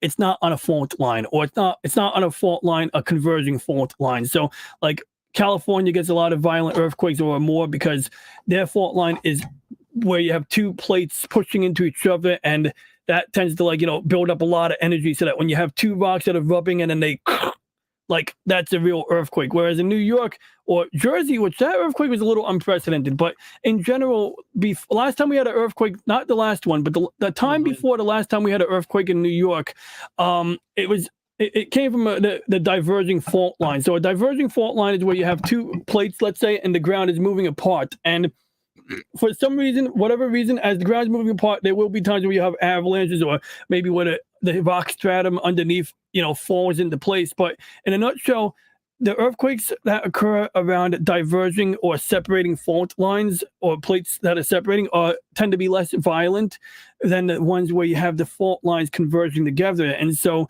that's number one, is you definitely want to have a nuclear waste site in an area where that isn't earthquake prone. But in a nutshell, I think, to me at least, and I'm definitely is out of my wheelhouse, but I put a lot of thought into it because everyone and their mom knows so much about climate change that I don't think it's really a problem anymore for me to go on a limb and act like an expert on nuclear, even though I'm not. I feel that I've probably done enough research to at least try to talk on it. And I saw what happened in Fukushima some years ago. I'm well aware. I was watching all of the content about that, and some people got really into making hype out of nothing, and other people had valid concerns. And I'm not crazy about, one of the things that happened at Fukushima was they had the General Electric Mark 1 reactor or some shit like that. So you have your reactor, and let me see what color. I need a nice neutral color that you guys can see.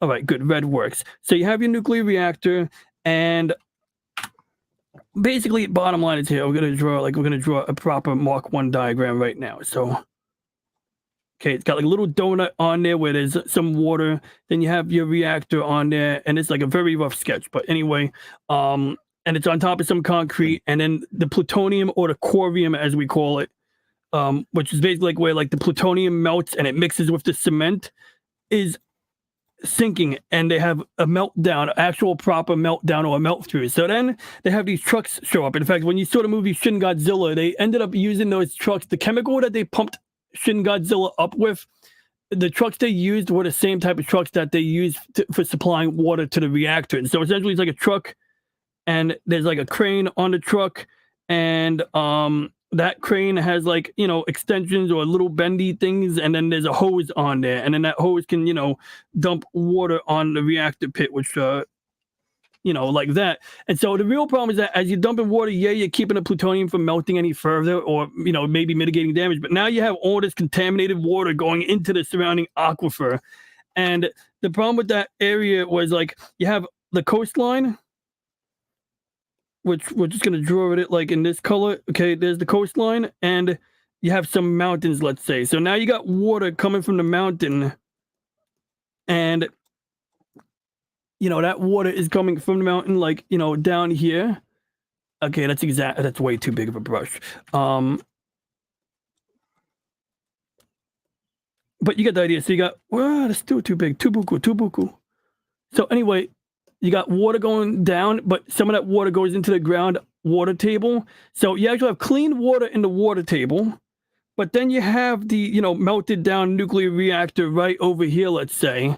And so now perfectly clean water that would normally go through the rock strata and into the ocean is now being passed through an area of contaminated water. And, you're letting in like 300 tons or 300,000 tons a day of this radioactive water is getting in the ocean. And generally speaking, the ocean's big enough that you could dilute it, but, you're still going to have areas where the fishies are going to be, exposed to more concentrated radiation. So, what is the issue? Well, there were a lot of reasons. If you look into the whole story, there's a lot of interesting little things, moments in that disaster where the tide could have been turned. At one point, one of the problems was there was a device that ran a pump, or a device that ran a valve, but this the backup batteries for this valve that would have prevented the meltdown or contributed to preventing it ran on C batteries. So they send a guy to go buy some batteries. He comes back with AA batteries or D batteries. And I guess, yeah, right.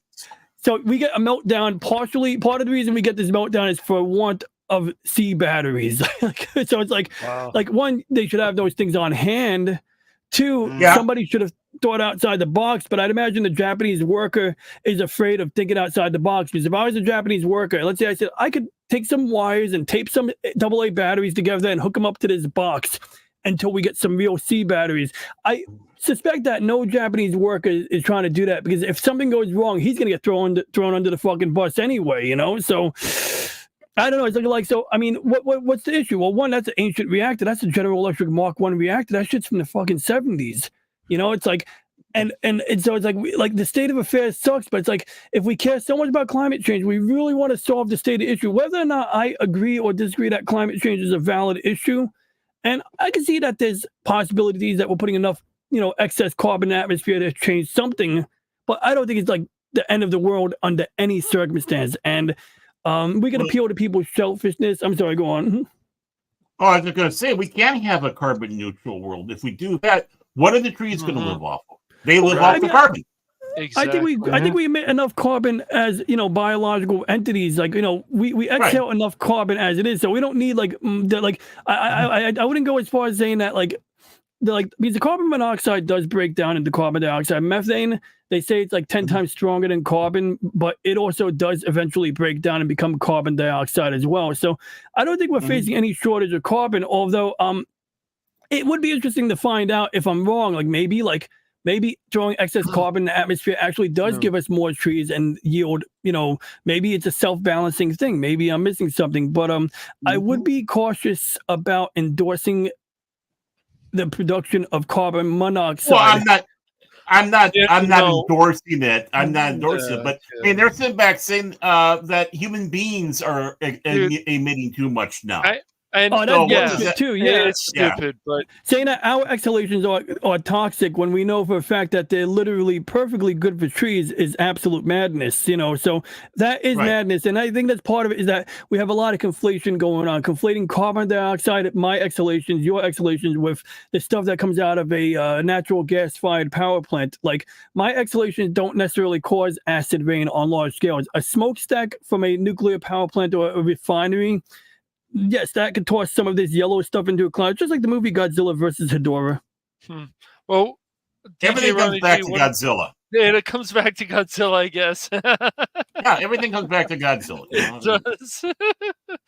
But, this whole nonsense also that, you know, about the oil situation. What about this? I don't know if you've thought about this or not, DJRonnieG, but why not have a 24/7 camera crew out there while we're pumping those reserves, and we have that on TV, and, you know, instead of us going to another country and begging for oil over there, like Saudi Arabia, when we have the reserves here. Yeah. Well, the thing is 24/7 is kind of a busy man right now, so he really can't. I see what you did there, Baron. I appreciate it. banning, like another thing, like banning electric gas cars or mandating electric cars. It has a twofold problem. One, like it doesn't really. Maybe it reduces our dependency on oil that needs to be refined into gasoline, but if our power grid still uses natural gas fired power plants, then the cars are charging off that. And like, you'll hear arguments, like I'll see these comments where people will go, oh no, electric cars are more efficient because a gasoline engine is a heat engine, and heat engines are only 30 to 50% efficient, but electricity, battery to motor, is 90% efficient. And it's like, yeah, that works until we start factoring in the grid. And then at that point, every step down, every transformer that goes from the higher current to the lower current, and there's at least like 2 or 3 levels of transformers. You got the main power plant, you got the substation, you got the transformer down the block or something, and you got the transformer, you know, a couple of houses down, you know, like these like have big radiators on them, and that's evidence of wasted energy. That's, you know, electricity to active, like a transformer on your laptop emitting heat. That's waste heat. But that's why, DJRonnieG, these people are such pinheads, because they really don't do their research, and then they say, oh well, this is the future we have to go into, electric cars. What are you talking about? Like that's the less options for humans, less. Yeah. You know, we need good options for us to survive. So and to continue to grow in technology and viable options, not these cartoonish options. Like look, I think that solar power could be embraced if like when I talked about like small modular reactors, I think the ideal would be like people really gave a shit and were thinking outside the box and advocating for some real solutions. I would propose a manufacturing district where you have maybe small modular reactors, easy to maintain, easy to service, easy to store after you're done using them. And essentially you would use the energy produced by those reactors to melt glass to make solar panels. Because right now, like having China, because look, in China, they're making the freaking solar panels with the help of coal. They're literally using coking coal to melt the glass. So you're burning, and you could argue that, but you get so many uses out of a solar panel that it offsets the carbon being produced by that. But if you care so much about carbon, let's make even less carbon. So, we use a nuclear reactor, we melt the glass domestically. Now that solar panel is breaking even that much earlier in its life cycle, and look, I mean, like you could argue, I've done this, and I had wars in the comments or polite discussions in the comments, and people would say, so yeah, you get cloudy days, but when it's cloudy, you can use wind power. And it sounds like it works. It sounds like, you could use solar when it's not windy. You can use wind power when it's not sunny. But the reality is, on a cloudy day, if it's extremely windy, you can't necessarily use windmills. Those windmills actually have upper limits to their speeds, Right. And I don't know how we. I don't know how we reintroduce sanity, if there's a way to even introduce sanity into the conversation. But we need more sane people. Yes. So that's a challenge right there. The nuclear power, we've got to find other options. And then if people are so freaking out about everything, put a camera crew there that runs 24 hours a day, 7 days a week, or we just put 24/7 there, as you would say, Baron. We're going to blow that shit up. Post 27 there. But we need like real options. And, we have the news, and a lot of the news, and with the climate change, and every time you talk to them, they're like, "Oh, you're a climate denier," and yet they don't have ever usually a good reason why what they're talking about. It's just nonsense. For example, there was, I think a few years ago, they were doing a climate protest or something like. But what happens? There's all this trash on the floor. How does that help the environment, DJRonnieG, in that area? Out in a park? Well, another thing I heard, and this was a few months back, is some researchers are going back and looking at hydrogen power vehicles and sure, why not? Look, so I saw two things. So real quick, I do want to briefly touch on Jet Sparks' comment. I think we can create a new hydrocarbon-based fuel from algae, or heck, just use natural gas. And natural gas and hydrogen, I think, are both cool. And hydrogen, you can use solar power to help extract hydrogen from water. I've heard people make the case that you can make hydrogen the same way that you make, or you can make. Well, I mean, yeah, electrolysis can be inefficient on a small scale. It becomes more efficient on a larger scale. But now the big issue is, like, if you have hydrogen tanks in a car and you get into a car accident, you have these pressurized tanks. Well, there's a solution there. Now, I don't like referring to Bob Lazar often because I think he probably makes up a bullshit story about aliens and stuff. I don't really trust his fake non-existent. He doesn't even have credentials. He says that they, destroyed his academic records. But one thing that I thought was cool was I saw a video on his channel some years back, and he has a Corvette that's powered by hydrogen, or it's got but the tanks are not conventional hydrogen tanks. So essentially these tanks, I lost my pen. These hydrogen tanks are like basically, there we go. Are just like, that's not the right pen. I feel what like are you doing, DJ? Come on, man. So, there's a hydrogen tank, and there's your valve, let's say, and then you have like the, the regulator or whatever, and you got the, gas that comes out, right? Just like the Pokemon, right? Like there's some gas. But the way that Bob Lazar's fuel tanks are made, or the type of tanks that he's using, they contain a material on the inside that I would consider it like a substrate But to me, I like to and make an analogy and compare it to like almost like a foam like material, you know, like almost like a porous material made of foam. So bottom line is there's a solid material in here inside this tank that's got pores. And so it's able to actually like, it's almost like a catalyst. It can hold on to the hydrogen. So, you know, let's just draw some red stuff in here. Okay, the red stuff is hydrogen, let's say. And the beauty of this is that if you were to go hatchet man on this tank, so we're just going to draw a little hatchet here for reference. Okay, there's the war axe, right? You know, because you guys like playing Vermintide, right? So there's our Vermintide axe, and then, you know, you got the little handle. And let's say it does make a crack in the thing right there.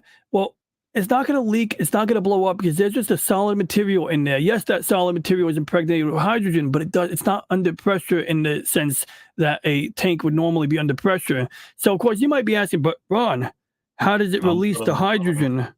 You know, well, basically, up here is a heating element. So let's say that's an electrical wire, and that's a heating element.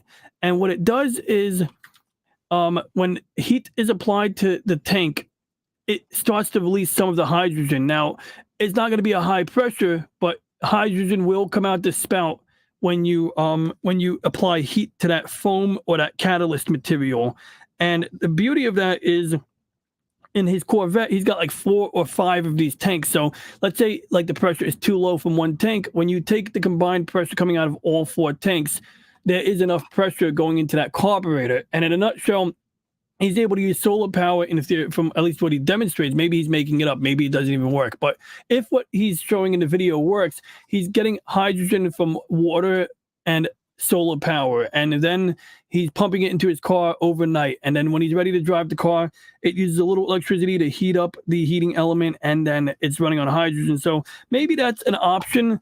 He claimed in the video that the material in those tanks, that catalyst material, is regulated by the NRC, Nuclear Regulatory Commission, and that because it's regulated as a material used in nuclear power, even though it's not a dangerous material, you know, anybody buying a large quantity of it, you know, there's still like some challenges there allegedly. But I don't know, I mean, like I like I don't know. My point is that I do like these ideas, you know, and I for people who care so much about it, I don't see enough ideas sometimes. Like I just see them going to the default option that doesn't even work, large scale windmills. Like, you know, it's madness.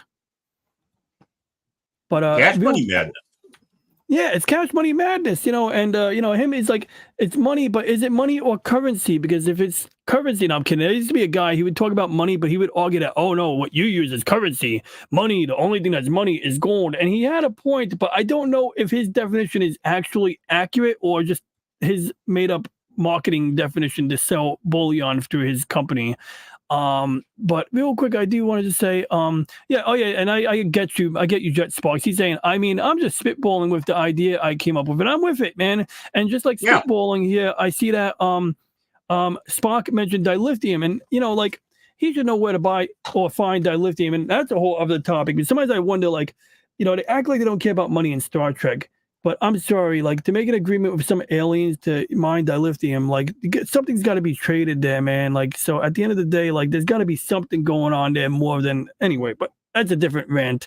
But Jet Sparks also says one other thing we can use instead of silicon, we can actually possibly use carbon made from graphene rods, and we can use them to make semiconductors and superconductors, computer components. Now, superconductors are dope.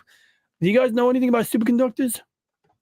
A little bit, not much, but not as much as I'd like to know. So basically, there's a lot of videos out there where like someone would take a magnet and they'll freeze it with liquid nitrogen. And so if you ever took 2 magnets and made them repel, you'll notice that you can't make the magnet float on its own. You got to hold it. If you let go, it'll flip over or it'll fall off automatically. But if you freeze those magnets with liquid nitrogen and then put them at opposition with each other, the magnet will literally stay. And this is something they call quantum locking. And so, of course, obviously, it's not really feasible to freeze magnets all the time. But I believe there are some maglev trains that do it. MRI machines, they use liquid helium for that purpose, which, that brings us to another topic. But they use liquid helium basically to keep those magnets really cold so that the magnetic fields are very strong. They tend to be stronger that way. And another cool trick you can do is if you have a power line, like a high voltage or a high current power transmission line, you freeze this to a really cold temperature, there will be almost no resistance, hence the name superconductor. So, of course, what we really want is maybe like the hoverboard in Back to the Future. We want a room temperature superconductor. And so I think a few months back, there was that material called LK99, whatever the hell it was called. And it turned out to kind of be bullshit, or at least there wasn't really any evidence that they really discovered a feasible superconductor that could be used. And I think if we do get to the point where we have room temperature superconductors, it'll probably be more like a thin coating or something like that. I don't know if it'll ever be like a solid contiguous material like a copper wire that has the properties of a superconductor. But there was a Korean town or a Korean city where they needed more power stations, but they had nowhere to build the power station. What up, James? And so instead of building, another power station, they actually found out it was economically feasible to buy a superconducting cable. So there's actually a company that makes a cable that has like liquid nitrogen lines going around. So a copper wire or some kind of copper cable, and then it's surrounded by super cold liquid that gets circulated. And so this power line goes from the power station to the Korean city or Korean town, wherever it is, South Korea, of course. And it's able to, like, without increasing the generating capacity, they're able to reduce the loss across the power transmission line enough that they're able to power that many more homes or that many more facilities. But of course, you could just imagine, like, it's very rare that you're gonna have a situation where that's economically feasible, So the holy grail definitely is a superconducting cable if we could ever have that. It's not really practical to make power transmission lines at the moment, but maybe there's some hidden technology. Maybe there's something that someone invented and got murdered for inventing that does do this. But speaking of liquid helium, one of the problems that we have, of course, is the helium shortages. Like, it's just a problem. And so a while back when I was invited on the Notorial Lifeform show, he left a comment and he goes, "Oh, we could talk about that." And I forgot to bring up the topic, but he read one of my comments. So I did a video where I mentioned about where we should bring back hydrogen airships. And I'm sure you guys are thinking about the Hindenburg right now. Are you guys thinking about the Hindenburg right now? I am. Yeah. And I hate the Hindenburg because I hate the story of the Hindenburg because now you get that stupid newsreel where the guy's like, "Oh, the humanity." And it's like now nobody wants to use fucking hydrogen. And I think that that's just a mere engineering problem. I think we could science the shit out of it. I think we could I think we could find a solution, because one of the things was that the speculations as to why the Hindenburg did what it did was it flew through a lightning storm. So, I mean, you'll hear stories, you'll hear people saying that, oh, the United States wouldn't let the Germans buy helium or some shit like that. And that's true. But that's not the only issue, I mean, sure, they maybe the Hindenburg would have been safer if it ran on helium, but I don't think helium was ever a long-term solution, to the problem. So my proposal would be, figure out what caused that problem. And in the case of Hindenburg, what happened was the Hindenburg flew through a lightning storm. So now it's got like an electrical charge. Right. And of course, if you ever seen a blimp cast a line, they drop some cables. And then people on the ground will sometimes grab the line. So they might drop one cable down like this. And then, oops. Oh, whoa, what happened there? I'm gray. I'm Wakazashi. No, I'm kidding. There we go. So anyway, I lost it. There we go. So they drop a line, but the problem is that you drop a line, and then that line, transfers the charged current from up here to down here. And at that point, there's like a series of compartments in the blimp. There's like separate cells full of gas inside the main body. And at least one of them was leaking. So now you have, like, let's say some gas coming out slowly, because hydrogen is actually pretty hard to contain. That is a valid challenge, is that hydrogen is a very small molecule. And so when that electrical current, that charge or the discharge occurred, that may have been the factor that ignited the hydrogen. I do want to say good evening to Pops, who has quality content on YouTube, and I got to catch up on his last Star Trek review, because I love commenting on Star Trek, the original series reviews. I really do. But anyway, so I just think it's an engineering solution, because how many blimps exist in the world right now? Can you guys count? Do you guys know how many blimps there are right now? I don't know, but there's not a few of them between MetLife and Goodyear and Yeah, Goodyear is definitely the one you usually see a lot, especially. If I this think they is usually have true, about 25. Mhm. Okay. Yeah, probably. allegedly there's 25 in the world. I don't know if that's Goodyear blimps or other companies, and I bet you that's an outdated number too. It probably 2021, is. they say there's about 25 blimps still in existence. That's a paltry sum. And, you know, like my favorite blimp, by the way, I would say in modern times is the DirecTV blimp. You ever see a DirecTV blimp? No. Dude, they're freaking I didn't cool. even know there was one. So I was like driving on the freaking Jersey Turnpike at nighttime, and they have this blimp, and it has a freaking LED TV screen on it. Oh, And yeah. you can watch the freaking football game while you're driving on the highway. I mean, you know, if you want to crash. But like if you're a passenger, you can watch the football game in the sky. And I was like, this is the coolest freaking blimp ever. Like, I don't care how practical it is, but as far as advertising goes, like this is brilliant. And I just want to share that because I think it's super cool. But Well, the problem kind of like the Goodyear blimp with their lights that they had at one time. Oh Those Goodyear yeah, blimps, and they yeah, had- those are cool too. Yeah. I forgot about that one. I got to take a look at one of those in a bit. But you know, like the big problem is that we don't have enough helium. You know, we have a shortage of helium, and so it's not practical. It's not cost effective to like have that many blimps anymore.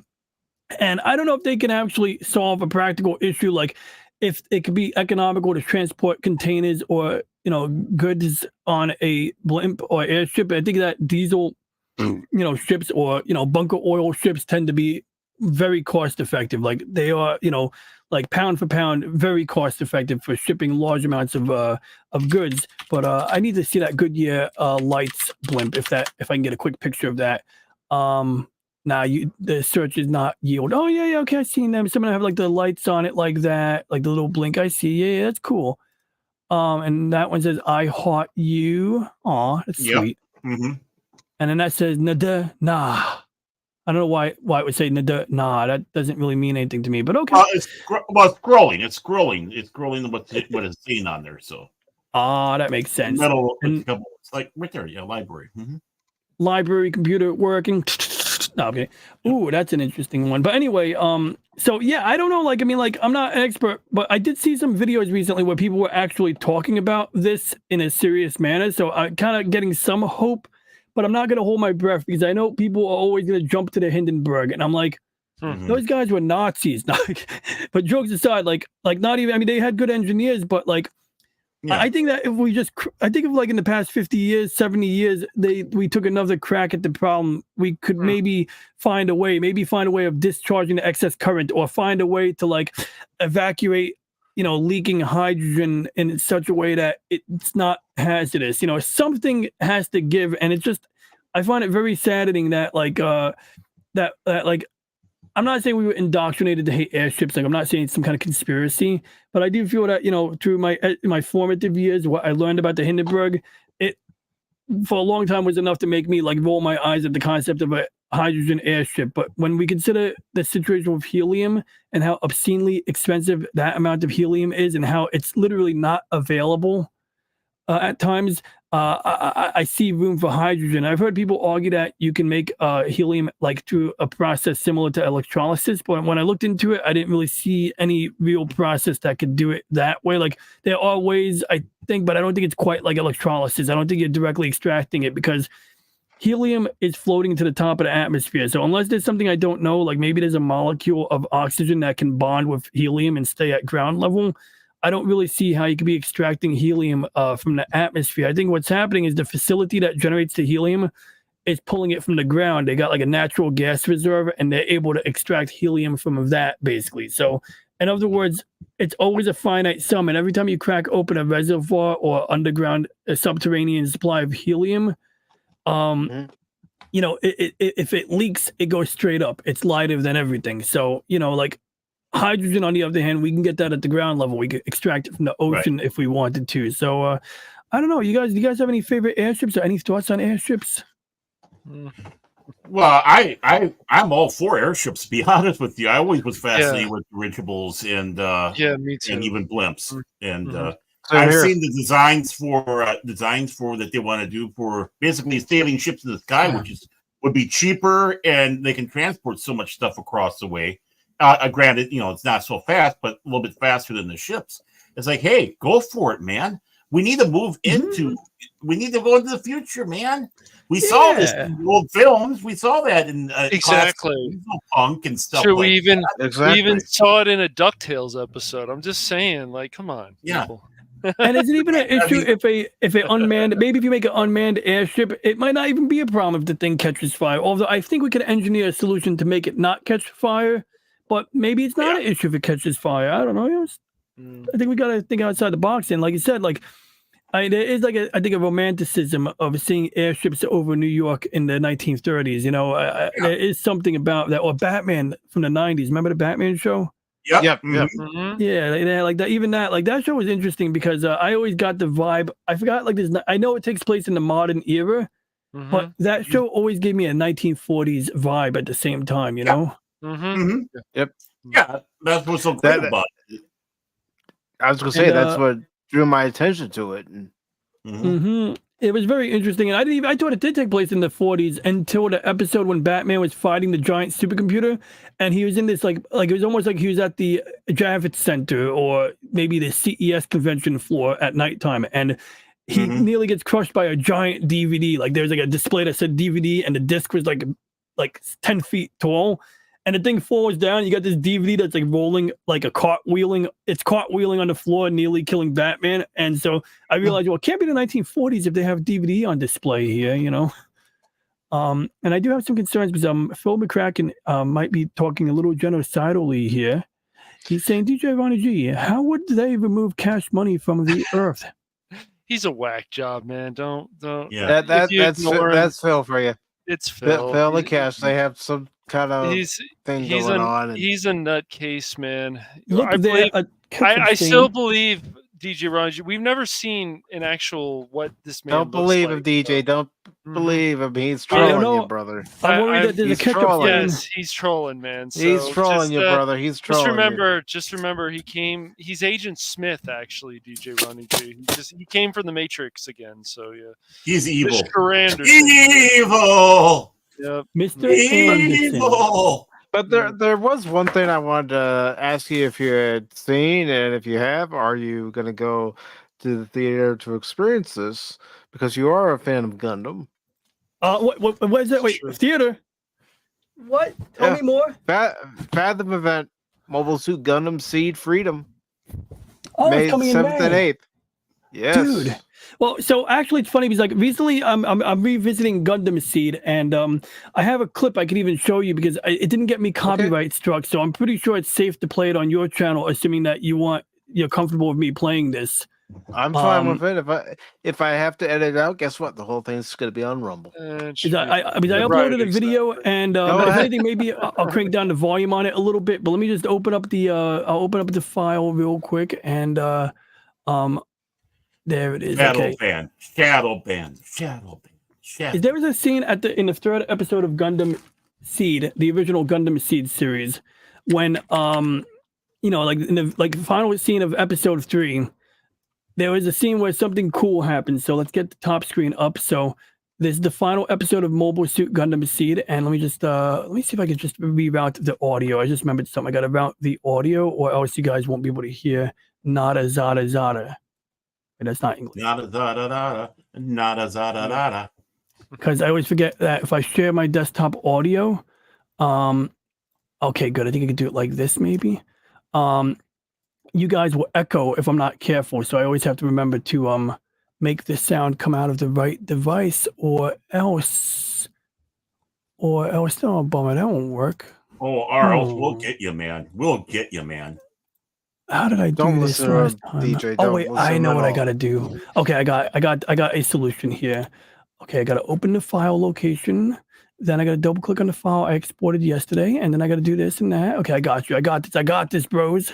But in the meantime, I do want to touch on the chat while they're here. So, did anybody say anything relevant here? I know. Oh yes, James did mention using Mr. Fusion, and I had an idea for recycling plastic by encapsulating it in resin. But I think resin also contains microplastics, so then my other idea was to encapsulate that in a layer of silicone and then just build buildings out of like trash. So what I want to do is like encapsulate trash inside of resin.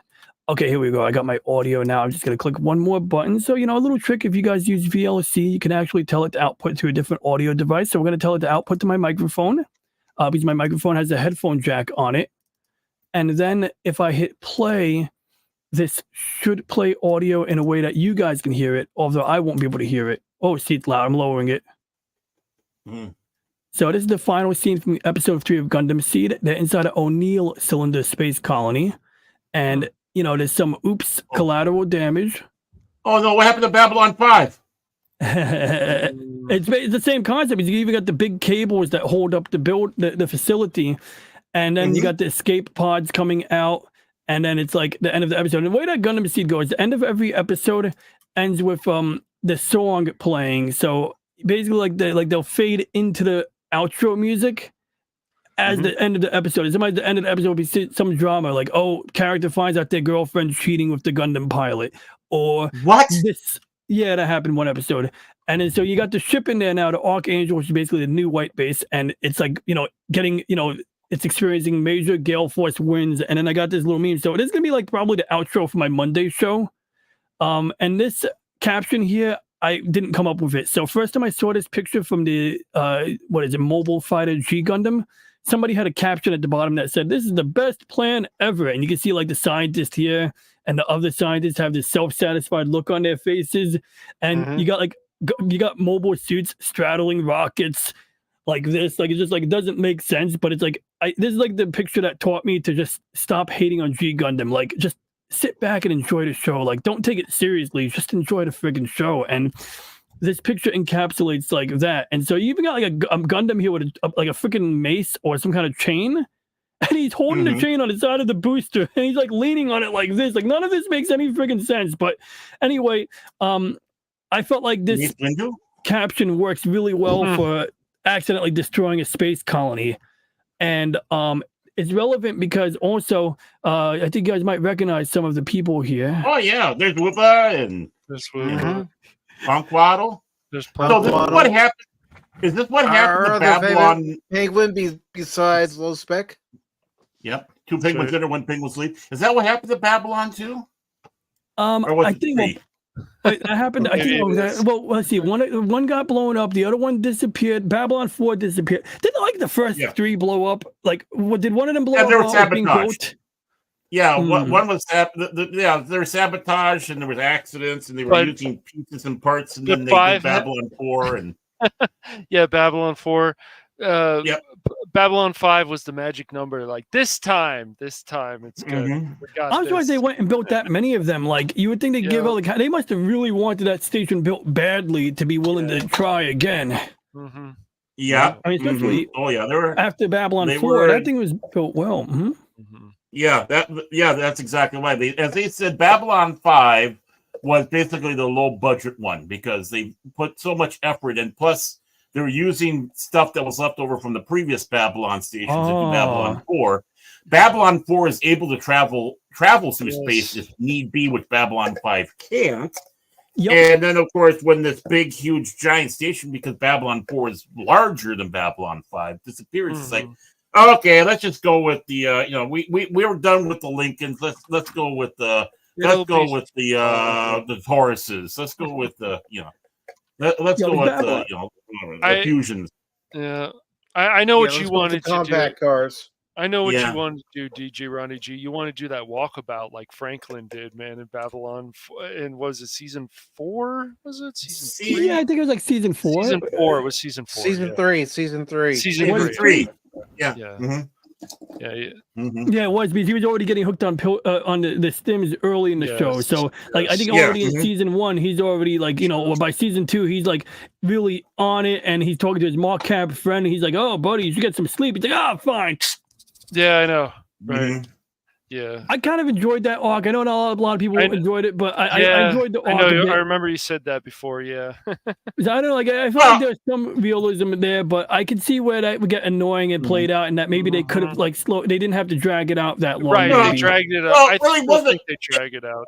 It felt long, like it anyways. I know, but they only had a couple episodes. They only had a couple episodes that they looked at it, one of which was the end of it, but they only touched on it a little bit, so it wasn't one that was heavily prominent.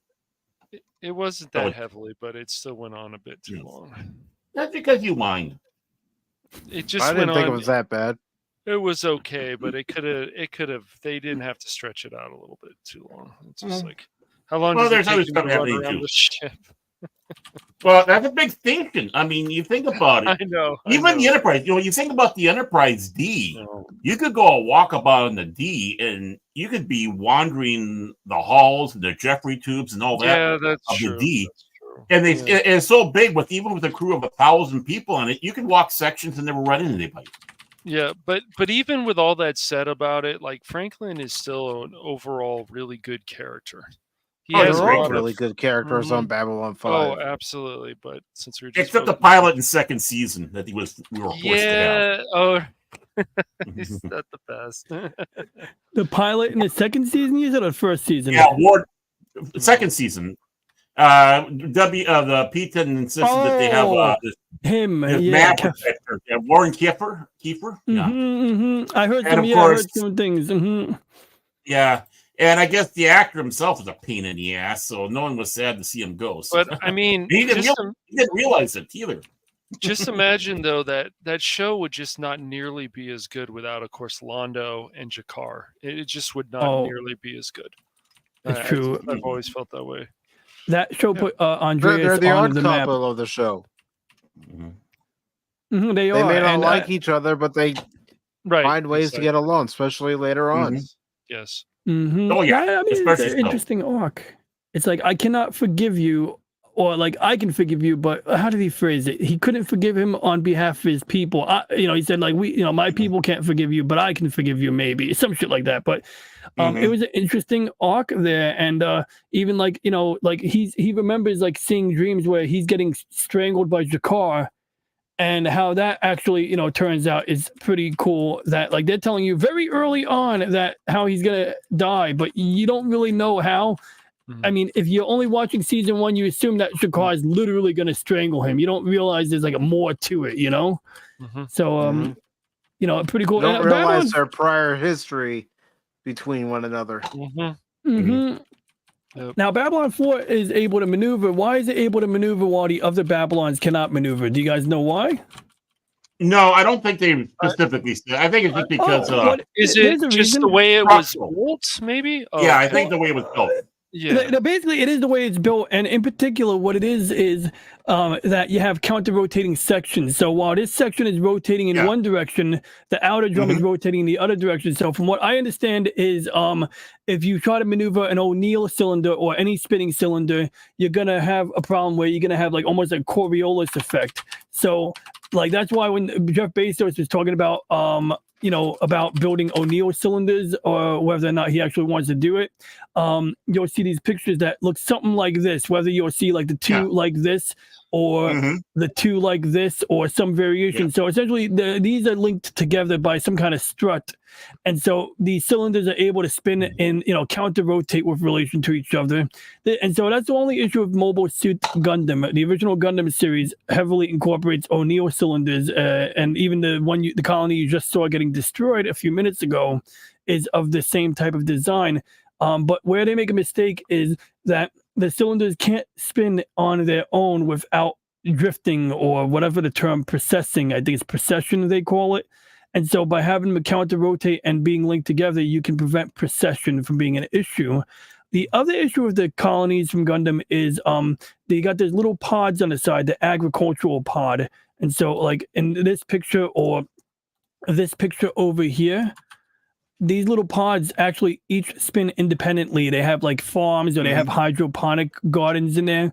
But these, if they were to spin at the same speed as the rest of the thing, they would, one, not be able to have independent gravity, and two, they would be even heavier. They would have more centrifugal force because they're at the outer rim of the spin.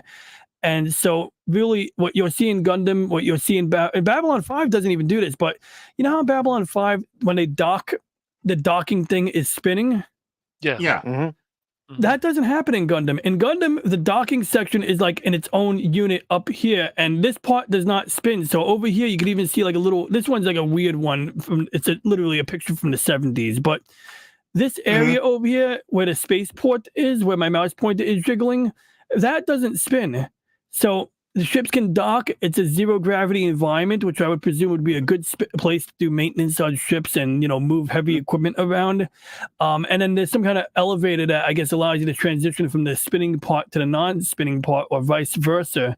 So that's like where Babylon 5, they don't do that. Instead, you go into the center, and then I guess the gravity is so weak over there that as long as you're matching the spin and you clamp down to the elevator, everything's all hunky-dory. But I still appreciate it. Like in the episode Ground Pounders, what was it, Gropos, the season 2 episode when they had like 30,000 Marines showing up at the station. Yeah. Yeah, and you actually get like a good shot where you see like the docking area and you see the Marine transports, like, and you actually see a little bit of the curvature of the station in there, you know. And one of the challenges I saw was when they go to the Zocalo, there's an area inside the station. I don't know if it's in near the Zocalo or in the Zocalo, but there's an area where you actually see the walking path going up in a curve. And there's that scene where Lanier and Big Garibaldi go on a motorcycle ride.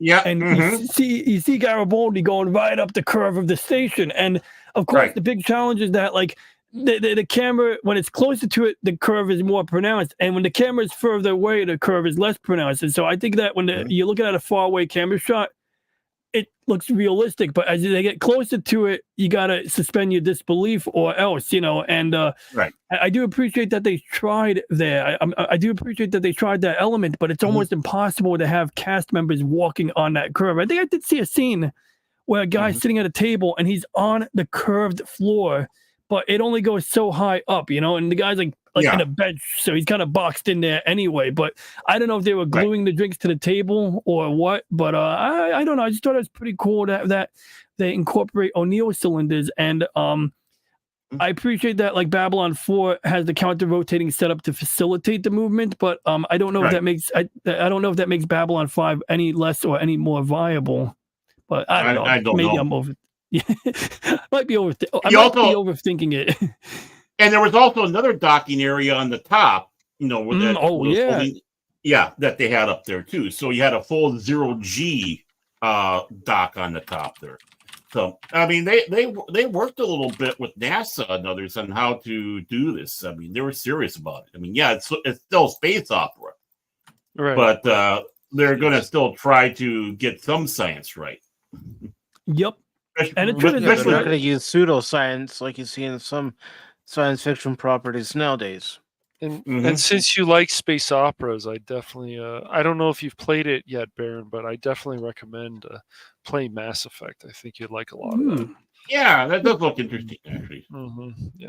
Yeah, that had some pretty decent lore, actually. I never got too deep into it, but I played it a little bit, and I liked some of what I saw. You know, I mean, I don't know, maybe I just have ADD or something, and I couldn't get into it too much, but I did it. It wasn't bad. Like, and I seen some of the cut scenes, and I seen people talk about it, and then, you know, you two give good benefit to that series, Cash.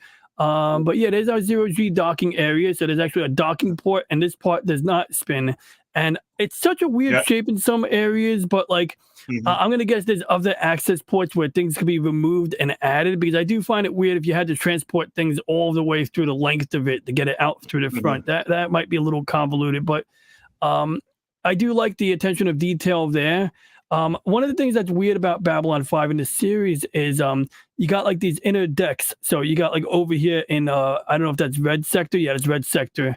You actually see some decks there, but then in the actual inner drum, it looks like you got the underground area where you got like basically like as you get into the brown section at the bottom, I guess that's what you would call down below. And I don't know, like down below confuses me because like you got like the brown and gray sections, and I think gray is like near or at the waste, you know, management facility or whatever. Basically, brown sector is the down below. Gotcha. So somewhere back here, even like almost back here, it's pretty, it's like somewhere past blue sector, green sector, you know. I mean, it says right here, red sector commercial zone, so like the Zocalo and all of that crap. Green sector, you know, Londo's house, Londo's apartment. And this is actually where it gets interesting, is that Londo's apartment has a window. Delen's apartment or room has a window, and it's looking down on the inside of the green sector or inside of the actual, you know, drum. And so like there's scenes where they'll go to Earhart's, they'll go to a restaurant, and you'll see like a building, right? Like you'll see like a structure like shaped like almost like a pod. Mm-hmm. And like it has like maybe some cylindrical windows in it, and then you'll see your characters, and they'll zoom in on the characters, and then they'll be in there eating dinner or listening to 1940s music because Amelia Earhart did it or something like that. But like all throughout, the green sector, you got the ground level, and then you'll see like other buildings up the curvature of it. And so sometimes like same thing with Sheridan's office. So sometimes I don't know if like our characters are in the like inside the lower decks or above the lower decks, like if, like when we're looking at like a scene where we're inside the station, sometimes they could be inside one of these decks over here, but other times they're literally inside of a building that's on the inner wall of the drum. I just like, I don't know, some funny observations. Like I don't know if there's one good map of the station. I've seen like different ones. They all have their discrepancies, but I'd say this is probably as good of a, as far as overviews go, this is about as good as any I've seen. Yeah, that's one of the better ones, definitely. And sometimes like I try to pick apart the ones in Garibaldi's office. He's got like in his security office, he's got some diagrams there. But yeah, so you guys are on season 4 right now, huh? With your weekend discussion on Babylon 5? 5 now. It's 5 now. Season 5 of Babylon 5. Yep, time for Space Jesus. But like Baron has said, quit crying about Space Jesus. It ain't that bad. He's not the best, but that's my favorite song. We've all come together. No, don't start singing it. You'll make Phil for a better place. I thought that shit was weird. I just thought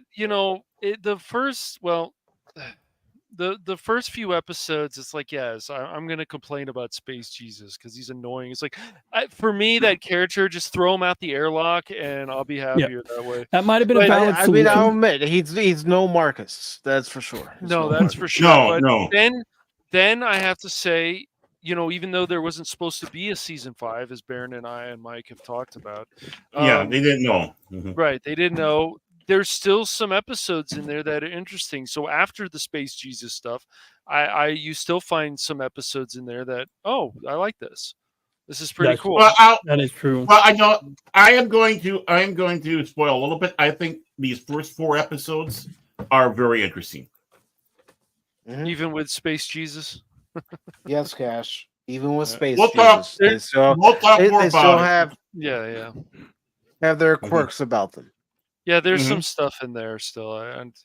Well, I just find it so weird that like when the guy gets laid with Lita, they're like just doing that shit out in the open. It's like Jesus, like I know you guys are all cozy, but come on. I know that's true. Well, Lita is just like, you know what? I'm tired of you people. You can go F yourself, basically. Right. She just they kind of really pissy for good reason. Because you can't blame her. She was used a lot. Yes, and look at what the Vorlon did to her, especially the second Vorlon. It was like they basically mentally mind rape, I mean, that's basically what they did to her. And, nobody deserves that, what that Vorlon did to her. So it's like, it's messed up, man. Well, yeah, Kosh was nice. She didn't have a problem with Kosh was a lot nicer. Oh, yeah. The second guy. Vorlon, the second, man. He just, dude. The guy was so Darth weird. Kosh. Yes, Darth Kosh, yes. I just remember like being confused watching her in not Kosh Navanik's quarters, and he would do that thing where like she'd have her mouth open and energy would be coming out of her. She'd have her gills flapping, and I'm like, what is he doing? And like then she'd pull out, he'd pull out, and she'd be like, oh, Kosh used to pull out a lot more gently, and it's like telepathically pulling out, but it might as well be the same thing as anyway. But like. And it's like that guy was just a dick. He was like, "Well, I don't give a fuck. I paid you. Don't know. You got your paychecks. I signed your checks." And it's like that guy. That was a whole situation. I didn't even know what he was doing. But what was it? So was it that? What was he extracting from Lita? Was it like she would visit a place? It was something. It was something. It was his essence. Yeah, it was the essence. It was his essence. Yeah, basically, he was traveling around inside of her. And then his essence would be in her. She would travel around, collect intel, or experience something, and then she'd come back home, and he would download himself back. Just like when when the first one sat back to there's a Vorlon inside you. Mm-hmm. Right. It's Yeah. part I of, mean, Kosh. Yeah. but just imagine like having that to take in for any kind of human and stuff. Like you would just, that would be brutal, like on your body, definitely. And I'm sure it took a toll on her. And then, everybody's like, oh, well, you got to move to a smaller area now. It's just like everything. Yeah. It's just like, dang, man, Lita, she's going to snap. And she did. And in season 5, you start seeing that, how she snapped. Because she, for good reason, I have to say, for good reason. I just. He really, no, I mean, that was a hot mess. Like, I mean, like, and like, I don't like how, like she wanted to read Zach Allen's mind to see if he was genuine. I mean, it's like, one, I don't know how, like, he's not broadcasting his emotions already, how she could not pick up on that. So I'm gonna just say that's probably like Straczynski's writing. He wanted to have it go a certain way, so he ignored the fact that non-telepaths have a tendency to broadcast things regardless. And yes, I mean, a telepath can do nursery rhymes in their head and avoid listening, but there's always going to be things that they accidentally pick up. And I feel like Lita, I'm not saying she like violates privacy, but I don't know if she necessarily gives a shit about following all of the official rules at this point, and so it's like she's asking permission to read Zach's mind as if she can't already tell that he cares. And so I don't know, maybe her judgment was clouded by the whole situation with the space Jesus or something, but it got very weird. I felt like she should have been able to see what Zach was thinking without demanding to read his mind, that it was inappropriate for her to ask to read his mind. On one angle, I feel like Zach maybe could have let her read his mind, but he's not under any obligation to let her do that, and she should just take his freaking word for it that he cares. It's like... Right, he does. He's just in a no-win situation with her, and he can't. But he has to do, what has to be done as the taking over for Garibaldi. It's just like I said. There's so many dynamics to this show that and I just love great character development. I would say Babylon 5, and that's what Babylon 5 has. A lot of it, yes. Babylon 5 can't touch Discovery. Oh my god! Lately, I've been getting notifications, or getting videos that come up in my YouTube feed saying, "Oh, watch this video about the battle at the primary binary stars," and I'm like, "No, oh no." Watching that episode of Discovery once was more than enough for my lifespan. Thank you. I watched 3 seasons of Discovery, and I said, "No more." No more. Yeah. Wow, you got that far. And I and Mike and I. He likes his name. Some other people, of course, watch all of season 3 of Picard, and we went, this is considered quality Star Trek overall? Yeah. Sure. Okay. Yeah. I can't believe I sat through that. Oh. But here's something that we sat through, and we enjoyed being invited to it. And it's a lot of fun to watch you have guests on, but also talk about different topics, is your late show with DJ Ronnie G. Yeah. About it, I didn't even answer your question before. So right now I'm revisiting the original Gundam Seed, and I'm gonna try to skim through Gundam Seed Destiny, but I don't really want to watch it all. So I'm gonna try to read some short, read some synopses so that I can skim through Gundam Seed Destiny. But essentially, I do want to catch up on Gundam Seed Destiny, Gundam Seed Astray, so that I can go into seeing the movie in May with a prepared mind. But I think I'm going to give it a chance because, I mean, Gundam Seed has a nice production value.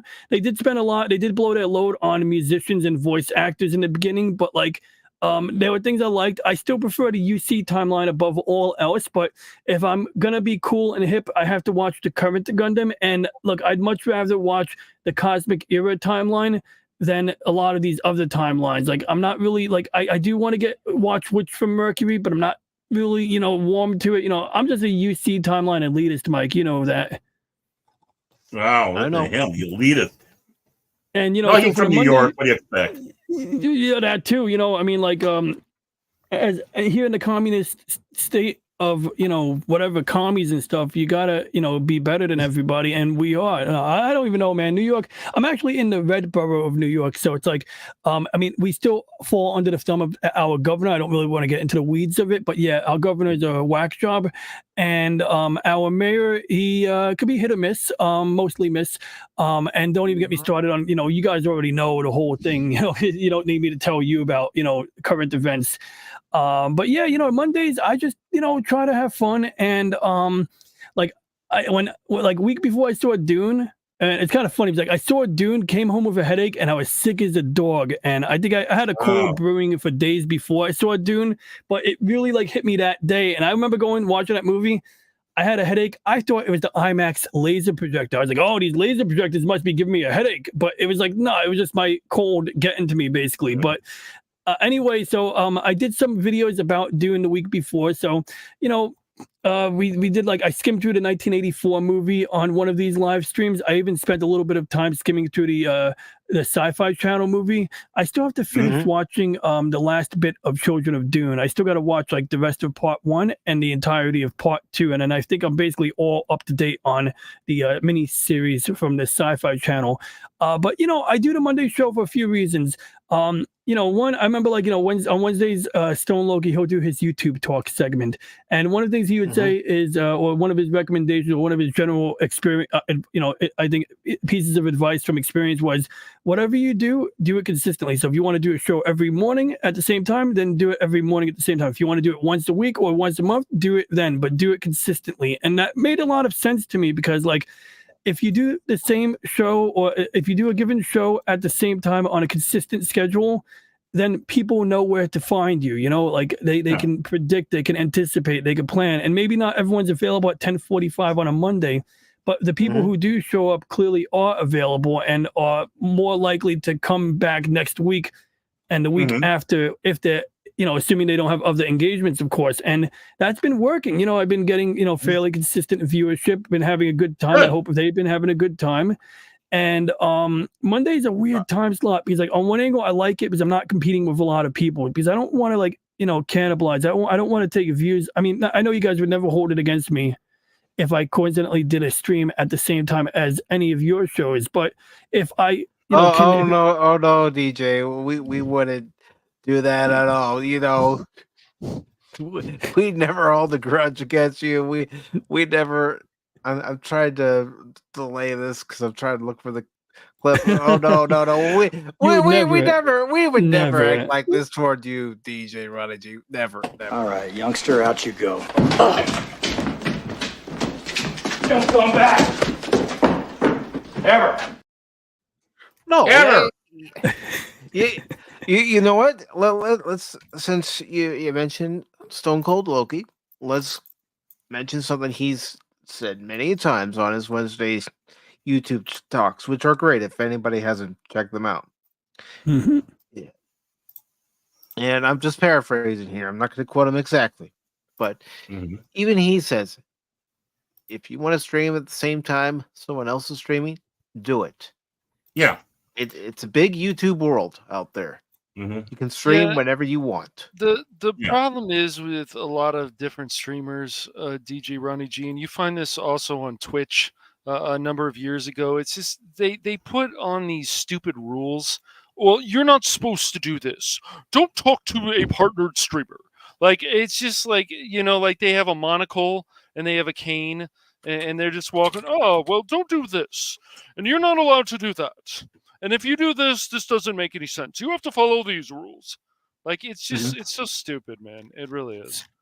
That is an interesting observation. People do have their and that's the thing. You gotta make your own rules. I mean, look, basic rules that I think that live by would be don't go to Brandon the anime guy stream while he's streaming and say, "Hey guys, I'm doing a stream on my channel right now." Yeah, exactly. But people still do that. Yeah, which is They do. Right. It's ridiculous, man. It's rude to do that to other people in the chat, even if there's someone's if you. Yeah, go ahead, Baron. Well, the big thing is what you need. What everyone needs to know who's going to be streaming, whether it's serious or just for fun.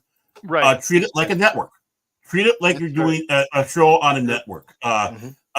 So again, when you're saying having a constant same time, because that's people can know. Oh, MASH is on Monday nights at 8:00. And that's what kills the show is when you start moving around. People don't know where it is. Right. You're always going to have competition. The big thing is what competition do you want to go up against? There's going to be some YouTubers where you know that you have that cross, but the other one's bigger.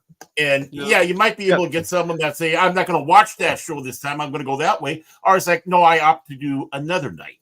And then instead, I'll give you guys a perfect example. Mm-hmm. Pop Talk used to stream at 8 o'clock every Wednesday night. Mm-hmm. And then I saw that Doomcock was streaming at 8 o'clock on Wednesday nights. Mm-hmm. And I thought to myself, you can't compete against that.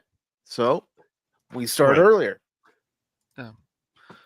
That's kind of what kind of brought a little bit to the end of Baron After Dark. Then other things came involved too, I'm still looking at doing that again on another night. But it's like, what's going to be the best night to do it? And that's just it. You have to start thinking how you're going to do it, and again, it takes dedication. It really does. Yes. Even if it's just a part-time gig, just something to blow steam or whatever you want to have off of it. So I always will tell someone, hey, treat it like a network. If you got a good close group of friends, like obviously we got here between you, DJ, and of course these two knuckleheads, and some of the others that we have in the chat. That's important because we can cross-pollinate. We can, talk, give ideas to each other.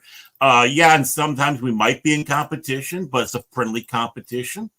Yes. And there's nothing wrong with having that. I mean, you had that in the old days of radio where, George Burns and Georgie Jessel and a few of the others. I know I'm pulling some really old names there, aren't I?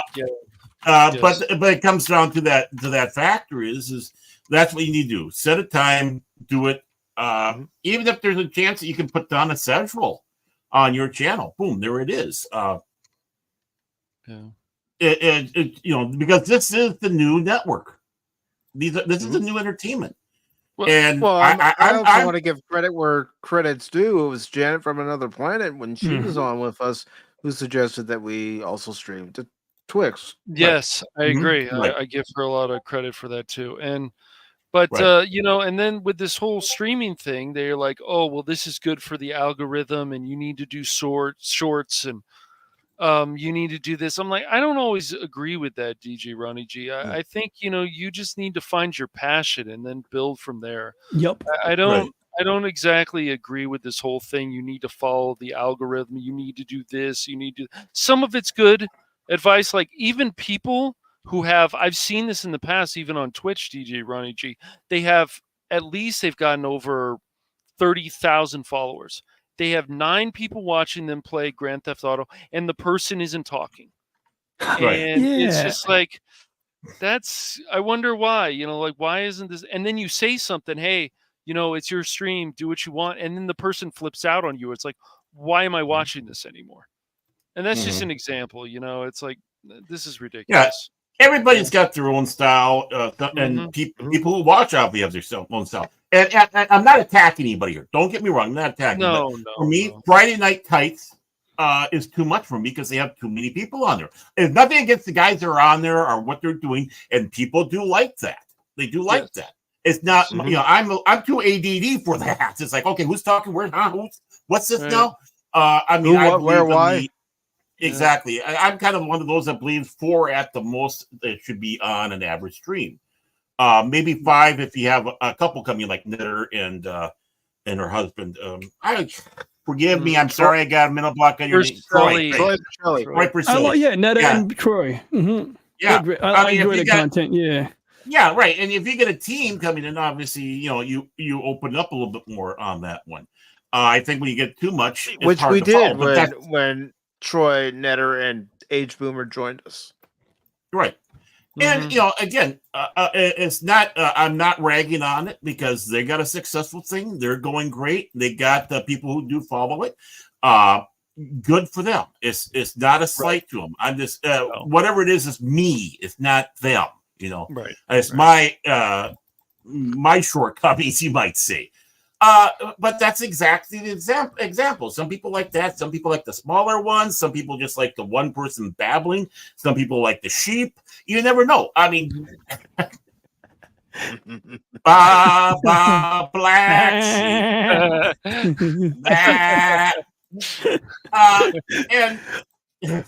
And that's why sometimes you shouldn't be afraid to go against some of these other ones, because maybe someone doesn't want to watch the multi ones. They just want, okay, I want a little bit smaller, less chaotic stream, and vice versa. It's like, well, I want to go and watch these guys over here. It's just that you keep it friendly. You're right. I am a simple man, Anno. I'm a very simple man. I mean, like, I care more about competing with the small guys. I mean, not really compete. I don't want to, like, put on a stream at the same time as somebody else who has a tight-knit community and who I may share viewers with. Or Mike can't watch my show if he's busy running his show. But jokes aside, just I mean, I'm not obligated to not do it at a certain time, but Monday, it turns out, is a good time slot. The only issue with Monday is and I periodically bounce the idea around my head about changing it, but Monday, I've been successful in doing it consistently. I haven't missed a single show yet. Even when I was sick as a dog a week ago, I valiantly went on stream and broadcasted for you to entertain you, the viewer. And that's professionalism, man. Yes, that shows a person who's dedicated. It's like it's more than just trying to get the algorithm. It's more than just trying to see about, hey, can we, we gotta get enough people so I can do Supercast. No, it's a love. It's the love. And that's exactly what Mexican Iron Man, when he asked me point blank, what are you in this for? And I say, to have fun.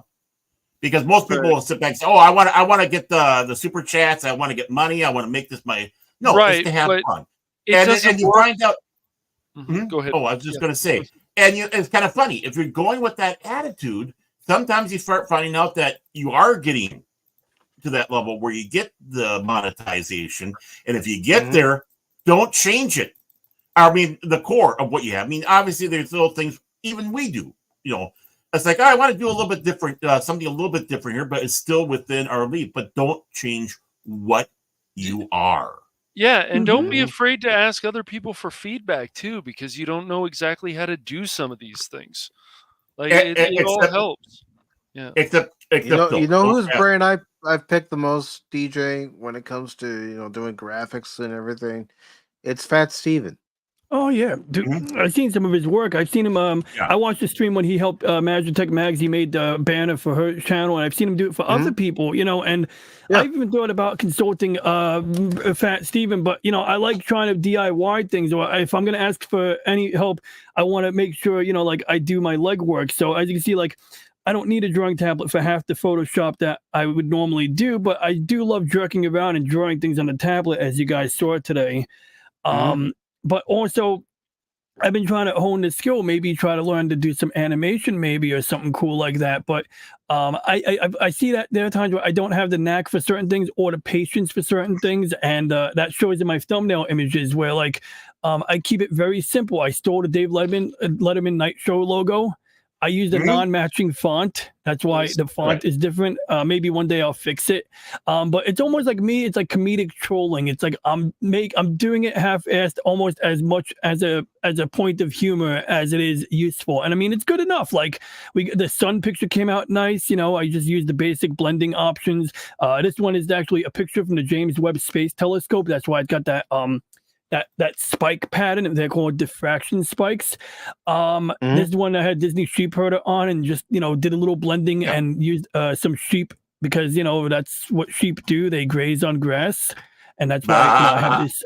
That's what these sheep come from. I did a quick and dirty chroma key adjustment to get these sheep to walk on the edge of this mountain above phosgene gas clouds. But like how do I phrase it? Like, sometimes I'm just sharing something, like I say, I'm passionate about. It's mostly to have fun, and maybe there's, like, deep down inside, if I'm being honest, maybe it's a slight vanity object. That's something that Pops touched upon. So he, talks about, like, why do different people do YouTube? And some people want to change the world. Some people want to do it for money. Some people don't give a shit. They just want to do it because they want to see themselves on screen. And I'll usually only rewatch when I'm on someone else's stream because I want to see if like I dropped the ball or if I spoke over people or if there's anything I could do differently than what I did during that stream. With most of my own shows, unless I have a guest on, I can do whatever the heck I want, at least the way I see it. I do have to have you guys come back on again soon, though. I did really enjoy the time you guys were on. It was a good time. You guys really carried the conversation, I had a good time. Me too. I had a great time. And it's such a cool thumbnail. I mean, look at that. We got Jason Fox, we got Pacific, we got, this guy, that guy, we got Vash the Stampedo, as they say in Japan, because they add a syllable. And we got Baron, who's hidden behind the time. And that's like the big problem with my Monday show. I saw that. I'm still hurt. It was strategic. It was strategic, bro. I did it on purpose. I was like, we got to make sure Baron gets stuck behind that time right there. And it was a success. Yeah, you did a good job. And I was dressed in a silver suit for that stream for some reason. You were well, yeah, you were, dude. We thought you were going to be an astronaut soon. Yeah. We got Cash's photo album right there. Yes. Yeah, it's Cash. Yeah. But that won't smooth. So my biggest problem with Mondays is like if I got to be careful. Like 90 minutes not a problem, but if I can't go into 3-hour extra innings on a Monday because I literally got to be up at 5 a.m. So I sometimes rethink the Monday show. But for what I think it works because like I can't accidentally go longer than I need to go because I have a hard stop. It's like I got to get my ass to bed. So it's like. It kind of keeps me from accidentally going into a 4-hour stream if I don't want to do that, like I'm able to I don't know, just like I have a reason to end it on time, Yeah. But I'm gonna appear. I sometimes forget to update the Monday playlist, but literally while you guys were talking a few minutes ago, I did update the Monday show playlist. So it's like I'm just amazed, like not amazed thoroughly, but somewhat amazed that I have this many editions of the Monday show. And in fact, this one's on the wrong date. I got to rearrange these, but I lost count. Like 4, 5, 6, 7, 8, 9, 10, 11, 12, 13, 14, 15, like 18, 19, maybe 20. I don't know. I lost count. Oh, it says it right here. 26 weeks of Monday shows. That's already 6 months. Holy cow, man. One day I'm going to be one of those people. It's going to be like the 100th episode. That's like a season. I mean, right there, considering the season, it's usually about 26 episodes for a TV. Yep. So that's over half a year. Yeah. Yep. Maybe I should slow it down. I could take a vacation. I could say, end of season 1, vacation time, buddies. Nah, but jokes aside, I'll roll with it. I just hope I can still bring things to the table. Luckily, if I get some of my image processing done for the astronomy stuff, I could hopefully have something to show for it and show people what, because I usually like live stream using the telescope, but that's like raw imagery. That's raw black and white imagery. I have to stack the images and combine the colors to get it in color, so that's something that I have yet to really showcase that thoroughly. But, I just hope I, keep churning out something. And that's why, I get the drawing tablet because then I can make comedic diagrams or, something, I don't know, maybe make myself into Mork or Mindy. I'll make myself Mindy. No. Oh, I could be Madonna. There we go. I got my cone-shaped brassiere. You don't want to be Madonna. Come on, man. Come on, man. No, nobody wants, dude. Madonna's just. I gotta turn my head to match this. Oh, it's so hard to look at my second screen while doing it. Okay, we're just gonna draw it. Whatever. I can make myself Borg if I want, but this is what that picture looks like on this screen. Looks so weird, doesn't it? Yeah, it looks like a dog with, I don't know. Oh, yeah, I see the dog now. Yeah. I'm scared. It's kind of looking like some kind of alien kind of thing. Yeah, that's what I was thinking. Now, what do you guys think about AI art? Now, I don't like the word AI because it's not really real AI. I think I don't like when people expect a AI apocalypse because we're nowhere near there. Like, it might cause some issues. It might disrupt the job market, but it's like, and what's cool is I could spot, in fact, actually I gotta real quick, I'll show you guys something cool was, like a few weeks ago, I had a problem with Chrome. In fact, I still have a problem with Chrome. I'm streaming through, whatchamacallit right now. I'm streaming through, I gotta get this picture off my screen. Firefox because wait, the picture's still on screen. Oh wait, that's the sheep. Yeah, you got rid of the sheep. The other. Oh, there we go. Okay, so let me see. I have a bookmark in my Microsoft Edge, and it was actually like really like interesting to me because what happened was I was looking at how do I search this? Let's try AI. Let's see. Yeah, like I get that, but there you can make some cool stuff with it, but then there's of course problems like the George Carlin thing had to be solved. Like they just like, oh well, we can go do this. We're still honoring him and whatever, like that bullshit. But then there's other stuff where people are doing whatever you want to call AI art, which looks pretty cool, but it's still never going to be as great as the original. Yeah, that's it's true. never going to be as great as the human eye. No, the human skill. No, it won't. It can look cool, but it'll never be as great. Yeah, it's fun. I mean, I look at the quote unquote AI. I play around with it quite a bit actually. Yeah. For fun. Yeah. I mean, I'm not looking at it to go out and make money or whatever, but it's like the stuff that I made up, and some of the logos I've come up with. I mean, because I can't afford a professional or anything, and I don't want to bother tablet people. or something. Yeah. I'm gonna find this picture because it's actually what happened was I was looking at an article and I was so proud of myself for spotting AI art, but then I realized it was actually pretty clearly marked. It like said it was made in a utility that makes AI art, and it was interesting because like what it looked like to me was the way the article was written. Somebody, a staff writer or something like that wrote the article, and then they simply typed in an imaging prompt. They said, I need a picture, and they described the picture. And then the picture they, got was like basically an 80s computer. It was like they were trying to get like it was an article on fixing an issue with a modern version of Internet Explorer. That was like basically what the article was about.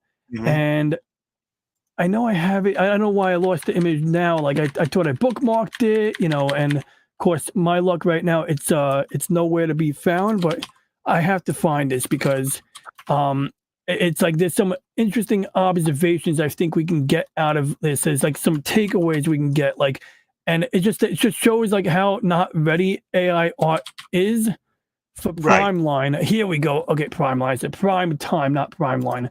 So okay, the article. There we go. Okay, let's see if this. Okay, beautiful. I found it. Okay, so this article is like literally me reading about an issue in the year 2024. Why is Microsoft Edge running in the background? I was just curious to see if there was a reason why there's like a feature. There's many features in Windows that rely on the web browser to run in the background. So this picture right here is a picture of a freaking 80s computer. It's like, why am I looking at an 80s computer? So then it says designer and Copilot. So basically they use the AI art image generator to get this picture. And there's so many things that told me it's AI art before I even read that caption. Now, it did a good job with the monitor, shading on the color. But then, like over here, we got like 5.25-inch floppy drives. But it's like, why is there a desktop computer with no floppy drives? And then there's an external enclosure. This is literally a 70s computer fused with an 80s computer. Like that's like from my experience, this picture was trained on photographs from the 70s and 80s, and then after they trained the art model on pictures from the 70s and 80s, you now have a 1980s computer with a wireless mouse. Yeah, there's a wireless mouse over there, which is not a 1980s thing. No, it's not. No, it's definitely not. Zip drives. No. You got multiple floppy drives, external tape drives here, like that don't make sense. But what told me it was AI art, aside from the fact that there was these discrepancies, of course, is the keyboard is melting. Oh, There's a vent or a speaker grill here, and this is how I know this was trained off of a bunch of crappy photographs, because like it's like this is sort of like if you supplied this with a bunch of low resolution photos of people's computers, or even high resolution photos with a computer in the background.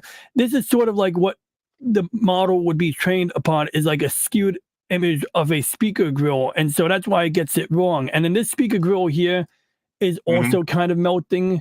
And it's just like, like it gets some of it right, but it doesn't, this is not replacing real artists. And there may be applications where the situation where they would hire a real artist and they don't have to hire one anymore, but they could have just as well used existing stock imagery and called it a day, And then the other thing is like who would put their desktop computer in front of a bookshelf? How is the guy who owns this computer supposed to get to the books on the shelf if their computer is in the freaking way?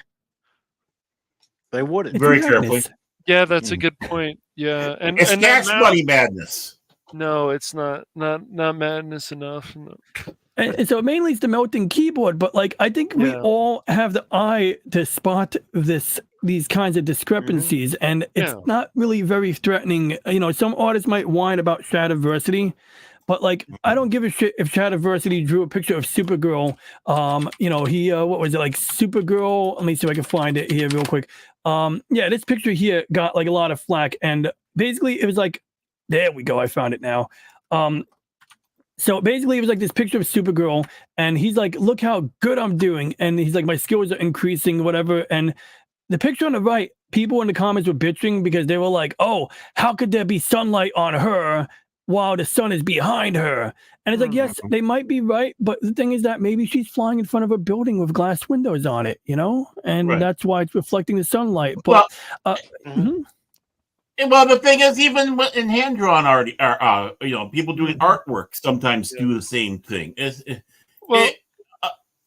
mean, but then on the other side of this, the coin, I would say, DJ Ronnie G, is that it's like, look at the art, for example, of I like to go back to this comparison of Monkey Island, and you saw how the retro style was, and you look at it, and now look at that blockiness, and it's like, why? Because Minecraft did it, so we have to have blockiness and all this stuff. It's the same. Look, I don't think the art of like Fortnite is bad, but why does other things need to look like Fortnite? Why does Prince of Persia need to look like Fortnite? Why does the character need to look like a Fortnite character? Yeah. Well, why do they have to have cow art? I know. I understand it's all unreal, but look at how good. What was it? Prince of Persia: Sands of Times look compared to the new one, Lost Crown. It just looks so much like Fortnite. Why does everything have to look so much? I mean, we do this, you know, it happens throughout history and so on, but it just seems a bit lazy. I mean, there you got Mike as Egon, right? Mike as a Jedi. And this is great for having fun. It's like, you know, AI artists ripping off real artists. Well, yes and no. If you're doing it for money, you're absolutely right. But the thing is, you can tell here that the fingers are still wrong. That's another thing you can. I see that. Look at the fingers. Yeah. Right. But I mean, you know, Macho Man.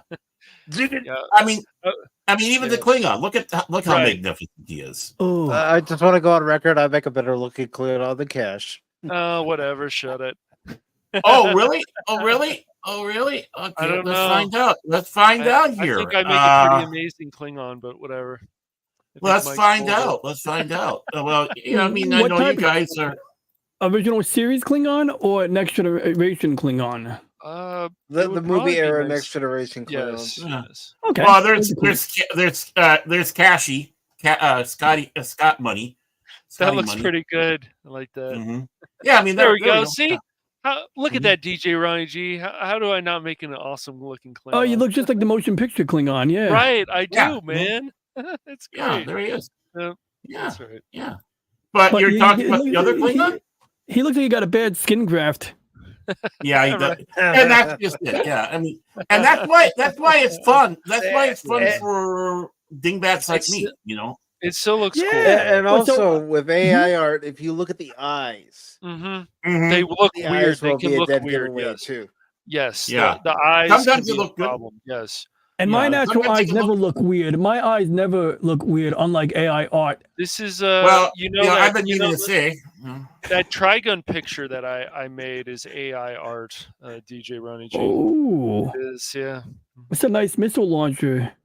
Yeah, it is. I know. Mike could make a. Oh, there you go. He's back in Grand Theft Auto. And one thing I do think there's potential is AI art could be used. Like people could be using AI art in conjunction with their existing graphic design. So maybe like I need a super generic background. I use AI art to generate that, or maybe I want to put fake Captain Kirk next to me in a picture. So you still need real Photoshop skill to do that, but you can extract things from the generated art stuff. And I remember this guy named Lofty Pixels. He had an interesting point about Shad. So I was like trying to, counter the people who are anti-AI art because I don't like the basic reasons like how, you want artists to starve. I'm like, well, go compete with the AI art because if your art is good enough, you should be able to still Right, eat. But, exactly. Right. I like, agree with that. Yes. It's Yeah. so stupid. They're even during the writer's strike, the AI stuff. Then why don't you guys just make better stuff? Then you can start making money again. Yeah. Wow, what a concept! I know. They always have to find like something to blame for that. They always have to find something to blame and so on. Yeah. Well, that's just it. And I mean, we've been big proponents here. We want to see hand-drawn animation still. We're tired of CGI. We want practical effects instead of CGI. And I like seeing people actually doing pen to paper type artwork. But when it comes around, I mean, take a look. You can tell the car is all messed up back there, right? Oh yeah, I do see that. Yeah. Mm-hmm. But the big thing is yeah, I mean, we all know. Look at that expression on Anonymous touched on something interesting. So the DeviantArt, they were going to use a bunch of AI. They were going to train their own AI art models off of the people's work. And this is one of the things where like it actually then opens me up to a better idea. It's like, well, and these lazy fucks, they got a team of devs. They should be doing this. Like, make your, like, I want to do this. I want to learn how to train an AI art model, but I want to train it off of my own crappy pictures. So, like, the pictures I drew during the stream or stick figures. I want to draw stick figures. I want to draw crappy pictures of turtles, and then I want to scan them in and train the model off of that. So, when I'm typing into the art prompt, nobody can accuse me of stealing their hard work because it's coming from my crappy training prompts. And I think it could be kind of amusing, but, maybe they can even offer to monetize art, like pay the people on DeviantArt a penny for every time you use their art to train a model, maybe, or something. I don't know. Right. I could actually, what? I think they should just add Mike to Grand Theft Auto 6, definitely. I think so. Yeah. Where's that? I think it'd be good. Oh, come on, Commando. Come on. You're one ugly motherfucker. Yeah. No. So the observation of somebody else. There you go. That's my favorite right there. Oh. Of course. Of course. See, that's the bling you need there. That's the bling you need. Yeah. That's the look you need to have. Nice gold chain. Oh, like a Street Fighter character or something? Yeah, that's why you don't mess with Mike. Yeah, that's definitely Mike there. But not only issue I have with the only thing I want to add is that like the only issue I have with Chadiversity's art was, and this was pointed out by that Lofty guy, but he had a good point. People in the comments were like saying things like, "Oh, Chad, this artwork's so amazing. How did you do this?" And he had a point. It is kind of cringe when people are like, stroking his ego and telling him that this stuff is great. It's like, it's really not rocket science to issue prompts. Like, I wouldn't like hate the guy for it, but I also wouldn't like, pat someone on the back. Although I would pat you on the back for this one here. Yeah, there's Mike. Yes, I do make a very convincing Klingon. Yeah, I can see it. I guess I'll give it to you this time.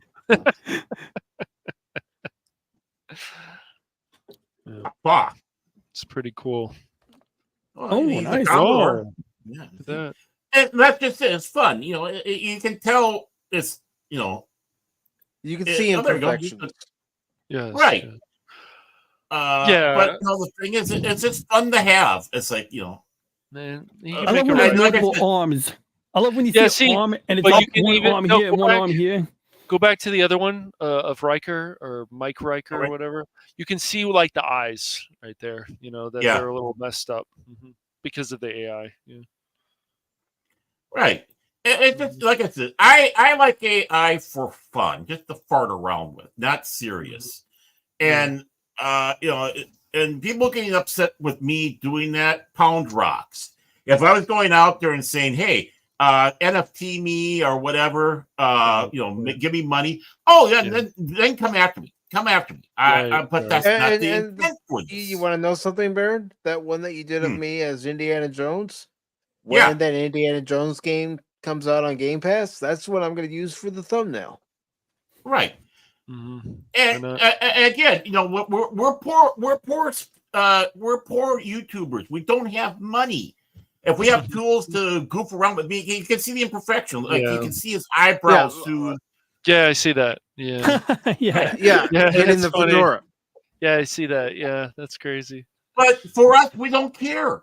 I Yeah. mean, this is our chance to have something that looks somewhat nice, just like the old days when people were doing their, the kids were making their own shows, Yeah, of movies course. and stuff like that. Yeah, of course. I mean, again, if you're not making money off of it, I mean, there. I mean, that's me. I mean, that's me in my full glory, man. I mean, of course. Yeah, I You can agree tell- with Anonymous that when they use it for a replacement for real artists that put thousands Right. of hours into learning their craft, that's a problem. I agree. Mm-hmm. And you know, when you're coding these things, you can get intense sometimes with putting the prompts. You're trying to get something right, but again, it's all part of just having fun. And Baron, he's gonna finish his coffee. I'm gonna finish my coffee. He's gonna finish his coffee, man. in this family restaurant. Just but I like that. Shut up, Baron. I thought that was more of you saying "Shut up, Cash." Of course, we can't forget Babylon 5. I mean, yeah, that's cool. I mean, it's a chance to see us and stuff like that. So, See us as characters. There's Geralt Baron. Yeah. Oppenheimer. There we go. I'm getting ready for Tag. Getting ready so we can have Godzilla -1. Yeah. Right. Warhammer me. Yeah. I like that. That is cool. That one's ridiculous, but it makes me laugh. Well, it's more true. I like that too. I like me as the Inquisitor too. Never. But probably when be you more have intimidating than the ones in Kenobi. So that's true. Well, hey, I can tell you one thing. Any Warhammer interrogators is just they put the ones in the Star Wars universe. I mean, it's just like here we go. I mean, when I doing logos, I mean, again, you get your hands on a program that you can make it for gaming stuff. I mean, it's like some fat, we can't forget your leader. I laughed when you showed me that one. Oh my gosh. That's so ridiculous. Yeah. I mean, if you can do it for your thing there. There we go. I like that one. Yeah. Come get some. Duke Nukem, huh? Yeah. Yeah. There I am. We need I really think you should use that Space Marine Warhammer one. Yeah, I like that one. Yeah. I like when I do a Warhammer one, I'll do that for the Warhammer. I figure I got a bunch of these all done up for appropriate, whatever games I might be doing. I don't know. I like me as He-Man. But see, this is the one. I like this one a lot too. I mean, that's just cool.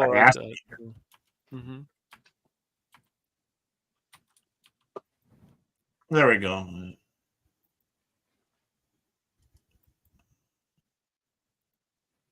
It's like whatever game or whatever, I got it all set up. And same thing with the music, man. I mean, with the music. You honestly should use that one as your avatar. I like it. I've been thinking about it.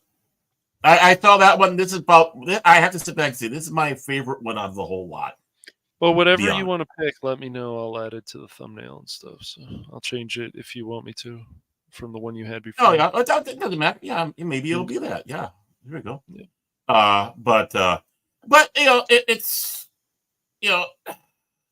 it's fun for us.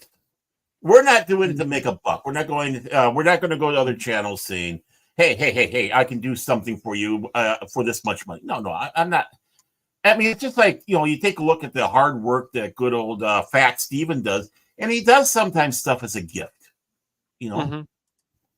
I mean, I still had more. I didn't even, and, because, Fat Steven's a great guy. He does hard work, and it's appreciative. There we go. I like that one too, if you want.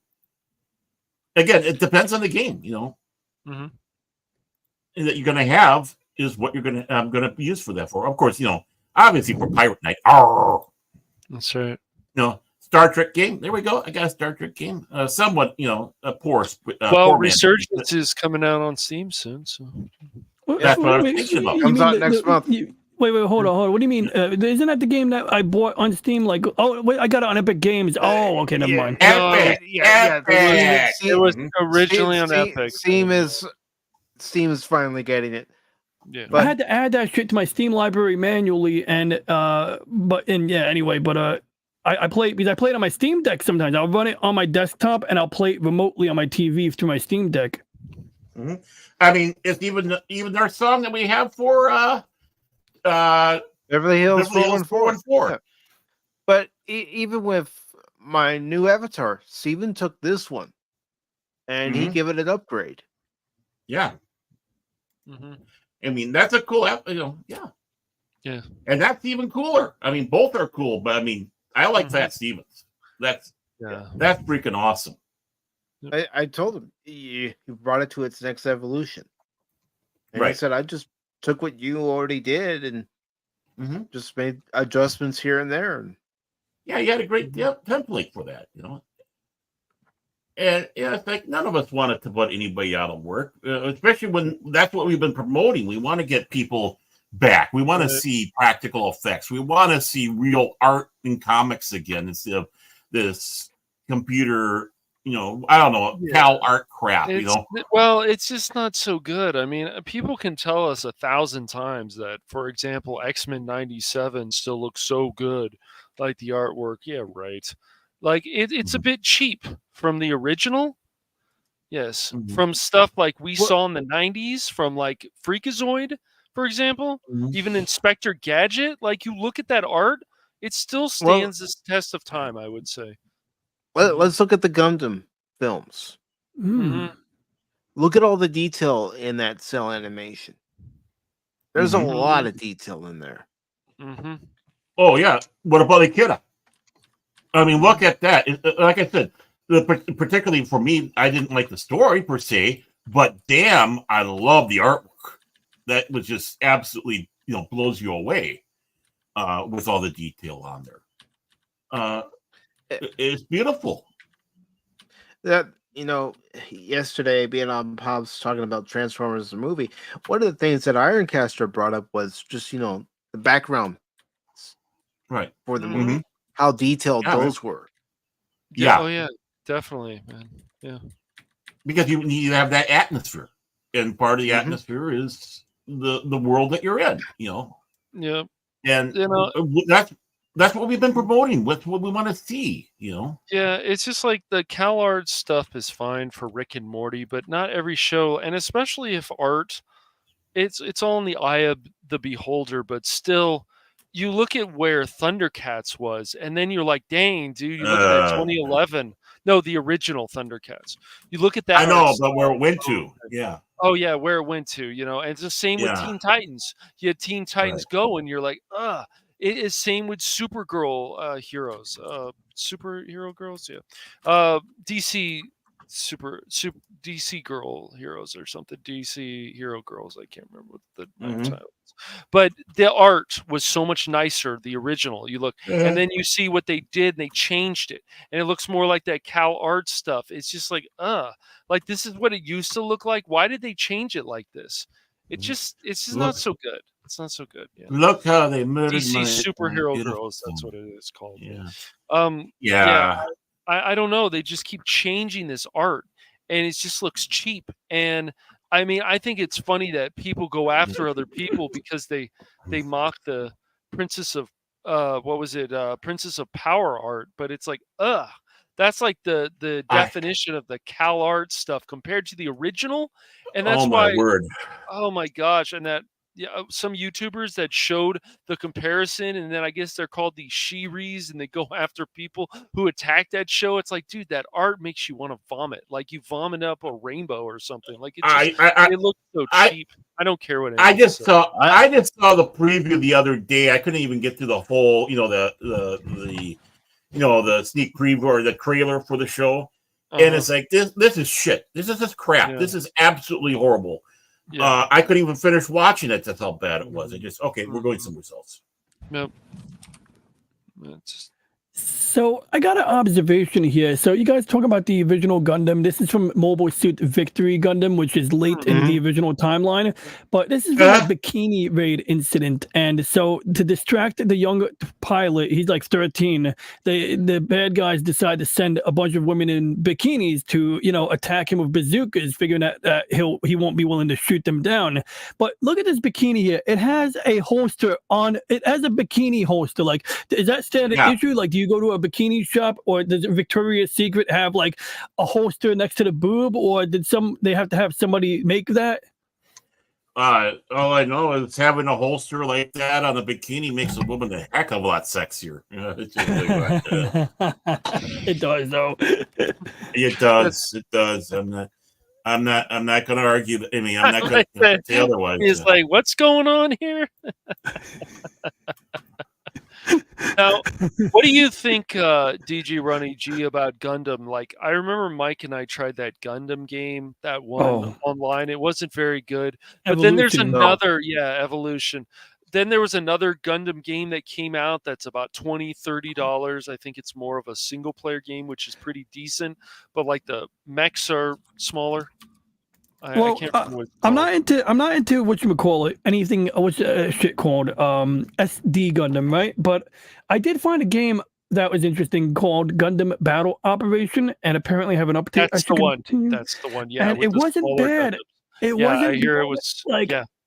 I don't know if it's my cup of tea entirely, but I played a little bit of it on a couple of occasions, and some of what I liked about it was how whatchamacallit, it was the fact that you're piloting the mobile suit, you're in combat, and you can actually eject from the mobile suit. And if you're in space or even on the ground, you could hover around and fly around with a thruster pack. So you could attack enemy mobile suits or enemy units using a bazooka, or you could climb back into your mobile suit. So I thought that was kind of an interesting element, but I don't know if I get the point of the game. Like, is this an RPG? Like, I mean, it generally seemed like pretty cut and dry. You could pilot and shoot things. The real issue with Gundam Battle Operation was, unlike Gundam Evolution, when using a beam saber, it's a bit more RPG-like. Like, so if I want to slash you, I slash you, and I gotta wait like for the cooldown period before I can slash you again with my beam saber. So it's like reloading a gun or reloading the chamber.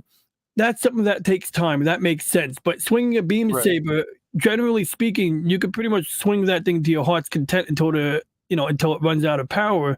So I guess they did that to make the game more. That's like one element of the game that I don't know. I don't know if they did it to make it more challenging or what, but that is the one element of the game that I did not like, was the beam saber functionality.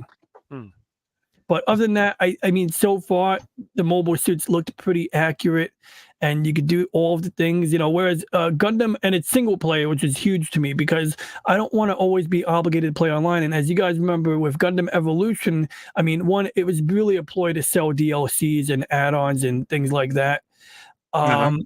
But the only single player mode that the stupid game had was like a training mode, and none of the enemy mobile suits actually fired back. Like in training mode, the enemy mobile suits would walk around in the same pattern, and you could like basically, practice shooting at a moving target, which is nice. But other than that, it was just no fun. Like, it was like really like if you wanted to have any real combat, you had to play against other people, and some of these other people might have spent money on upgrades or got a good loot crate or something like that, and I did not enjoy that aspect at all about Evolution. Then the other Gundam game was for PlayStation 3. You guys remember Gundam Crossfire? I remember seeing it in the stores.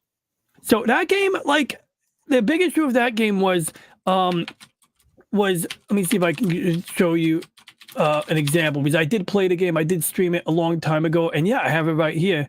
So basically, the big issue of Gundam Crossfire was that the PlayStation 3, it wasn't really well optimized on the PlayStation 3. So if you look at the frame rate, that's not my streaming quality. Like, that might be partially like the blurriness is my fault, but the actual like frame rate, that's actually the game. And so sometimes when you go to issue a command, like use the jump jet or shoot the bazooka or whack your beam saber, it just sometimes feels a little sluggish. Like, it feels like there's a delay from the time you hit the button to the time you're firing. Other times, the guns will fire exactly on time, and you could use the auto targeting. Auto targeting, like I'm using here, is essential. But And like, like the beam saber lets you get up close and get the kill very quickly, but it also makes you vulnerable because you're getting really close. So this game I really liked, but it had a lot of flaws that were mostly in the technical realm. Like the missions, I love the mission style. Like the missions were very straightforward. It was like secure the base, destroy enemy units, protect the ammunition depot.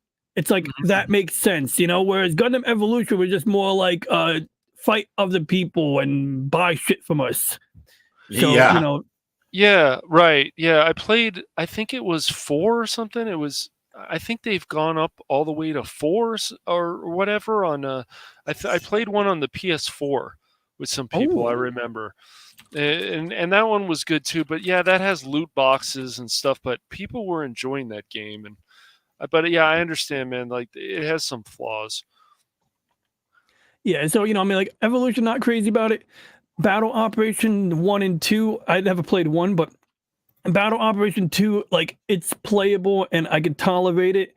But Gundam Crossfire by far was my favorite style of gameplay. And I don't know, maybe I'm overlooking, I got to ask around, but I'm not aware of any of the games that come close. The closest thing was Battle Operation, Okay. So, definitely would like to see more mobile suit. Oh, it's a good game though. Recently there was a new Macross game that came out, and if I want to get it, I have to get a Japanese Nintendo account. Of course. But the thing is that game isn't what I want because it's mostly like a one-dimensional, like flying, almost like Arkanoid or whatever. You're flying a thing and you're shooting things. It's kind of cool. Like like the mobile, the mechs can transform from fighter jet mode to mech mode, but it's a one-dimensional or two-dimensional thing. However, a game that what happened was I was on the Reddit page or I was on some forum, I think it was a forum, and somebody mentioned a game called Strike Suit Zero, and they said that Strike Suit Zero is basically the Macross game that they never made. Basically, like it's not really Macross at all, but you have a fighter jet or a space supremacy fighter, and you can transform it, or you can, vary the, you could transform into a mech basically. And so like this game has smooth graphics, it plays at a high frame rate, and so I mean, like maybe that's the best I'll get for quite a while, and it doesn't have anything that I don't like in it. I mean, other than being challenging, but tough shit. I'll just play on easy like Paul, I'm kidding, but I mean, I'm not kidding. I would play on easy, and I'm not knocking Paul because I respect his policy because sometimes you can't get rap. Man plays guitar. That's a skill right there. I can't play guitar. And no, he does. I he can. does. And I would say, he's got a good voice and he keeps improving. Yes, he's doing some good stuff with that. And if he plays games on hard, he might not have the ability. If he plays games on hard, he might not have the resources to sing. That's quite a mental gymnastics there, DJRonnieG. Well, wait until he starts that hair metal band. Well, the thing is that however Paul wants to do his streams and play his games, like he has played games on harder difficulties, so I know he can do it. Yeah, the Batman game, right? Mm-hmm. He's done the Batman. Yeah, the Arkham series. Mm-hmm. Mm-hmm. Yep. Yeah. I'm Batman. Batman. But even like Vermintide, you got to go. That game does not. It's like, this is on easier mode, right? Oh, no. The rats and the chaos are still coming to kill you. Especially when one of your teammates is 10 level higher than the rest of the group. The game's going to punish us for that too. So yeah, just. It's not going to mention any names, but you know who you are. Yes. Yeah, I know who. It was Mike, Baron. I remember. Mike? Is Mike? Okay. Yeah, that's who it is. That's who it is. Yeah. Mm-hmm. But no, even stuff. This whole thing about pushing yourself in a game, like a lot of people, for example, I'll say Cuphead. They don't want to take on Cuphead because Cuphead is brutal. But Cuphead is supposed to be brutal. Dark Souls is brutal, but it's also rewarding. Cuphead is rewarding when you finish these missions. Dark Souls is brutal, but Dark Souls is rewarding when you finish this stuff. Now you can be insane like some of us, like Mike and I, where we punish ourselves like, oh, what difficulty is this? Oh, hard, super hard. Okay, we'll go with super hard. Oh fuck. This is too much. But let's do it anyways. Let's go through it. Let's see how many times we die in this game. Yes. Without throwing our controller or what are you trying Controllers to are too say? expensive now. I don't want to throw. No. What are you trying to say, Cash? Are you saying this? I don't want my pain taken away. I need my pain. Yes. That's my motto. Yep. It is.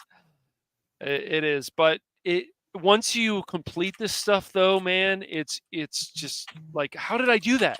How did I beat this on like the hardest difficult? Like a lot of people can't do this, but let's try it again and get it accomplished. But no, it really, as much as jokes as people want to make, like it doesn't really matter what you play your games on. But I will say this, you can always push yourself. You can always push yourself to play on a hard difficulty. It's not going to hurt anything. Yeah. My ego. Yeah. Yeah. Oh, nice. Oh, DJ, thank you. Else? Good job, Anonymous. You've been working hard, bro. Is there anything else you guys would like to talk about with DJ before we wrap this up? Well, briefly, I just wanted to show one of the props I bought, and I don't I don't have a lot of props. I basically like I went through. I was trying to find a DVD disc. So I found like some old DVDs. I have a disc that's labeled. Well, I shouldn't tell you what's labeled, but that one's not on screen. But we're not gonna put this in because I was thinking about putting in the disc and seeing what was on it. But now the cool thing I want to show you was I found this on my shelf. So a while back, my father got like a mail from a senator or something to donate money or whatever, and this particular senator, I'm not here to promote a senator, but what I thought was cool was as part of the material for promoting their own campaign was this card with a pop-out A10 Warthog. How freaking cool is that? I like that. That's too cool. Yeah, right? That's nice too cool. Promotion. That's That nice. is very nice, dude. Yeah, so I just thought it was fire. Look at that Freedom design fought. too. Better designs than some of these ships in Star Trek. Yeah. I mean, it's pretty accurate too. You got like the two engines top mounted. You got your vertical stabilizers. You got your wings. Got some detail for the flaps. I mean, this is just like, look, there's even a picture here to compare it to. So I just wanted to share that with you guys because I just thought this is like the coolest freaking piece of I don't know what you call it, campaign material or what, but I think it's freaking cool. Yeah. I like that. Is man. cool. Wow. It is. Very cool. That is really nice. I don't care what party it is. Yeah, but outside of that, I don't really have anything to add. I just wanted to show that to you guys because I think it's so cool. Mm-hmm. All right. Well, DJ, I want to thank you for joining us tonight here on Pop Talk as our special guest. I appreciate it. It was an honor. Yes, the stream was very informative, very fun. It flew by. Mm-hmm. And he talked a lot, so I didn't have to do any work. That's right. He talked. Yeah. Well, that's what we want from our guests. Yeah, that's anyone true. who that's exactly what we is want. a special guest on Pop Talk. We want you to have the chance to talk.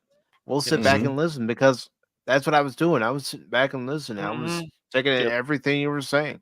Exactly. That was the best part of having you guys on my Monday show. I had the opportunity to talk less. That's the nice thing about guests. If you get the right guest. Yes, it is. Yep. Yeah, and so far I've been pretty lucky with most of my guests. Like I didn't have any situation where I had to overrun for an extended period of time. But like that was always my biggest fear before having a guest on was that I'd put myself in a situation like that. But no, it's been pretty good. Luckily, I've been picking decent guests that don't, keep me on for 6 hours, on my own show. I mean, on a Monday when I have work at 5 a.m. This is different. This is like a good 4 hours that went by faster than an hour. Mm-hmm. Yeah. But before we do go, since you are our special guest, please promote yourself. Yeah, I'd like to promote myself. I'm going to promote myself to Fleet Admiral, and commensurate with that is a raise. I should be getting 6 figures going forward. So I need somebody to enact that somehow. But now, jokes aside, so literally promoting myself as opposed to a promotion. Basically, same thing every Monday at 10:45 p.m. Eastern time. I do a Monday show, and I plan to continue to do that until I change my mind to a different day. And I doubt I will change it. Otherwise, I may do an occasional stream. On Tuesdays, I do sometimes appear on Snacks and Friends, where we basically build Gundams, and he does a show on Monday called does he even call it something? Well, basically we build Nip and Nag. He calls it Nip and Nag. And so yeah, you might catch me on Tuesdays on Snacks and Friends building mobile suits like this Gundam here using my patented technique. And my patented technique involves taking 2 pieces of plastic and melting them together so that you don't even see the panel line. Sweet. Wow. And I got to do the same thing over here. So this one has a line on it. I'm going to put some glue on it today. Same thing here. I'm going to put the cement here, melt it, sand it, and I'm going to hide that line. But that's what I do on Tuesdays, sometimes whenever Snacks is available. But mainly it's the Monday show at 10:45. And maybe on occasion in the middle of the week or late in the week, I'll do a gaming stream or I'll cover some astronomical crap. Or if it's a late night and the weather permits, I'll do astronomy live streams. Going forward, I'm going to be using my community tab more to promote stuff.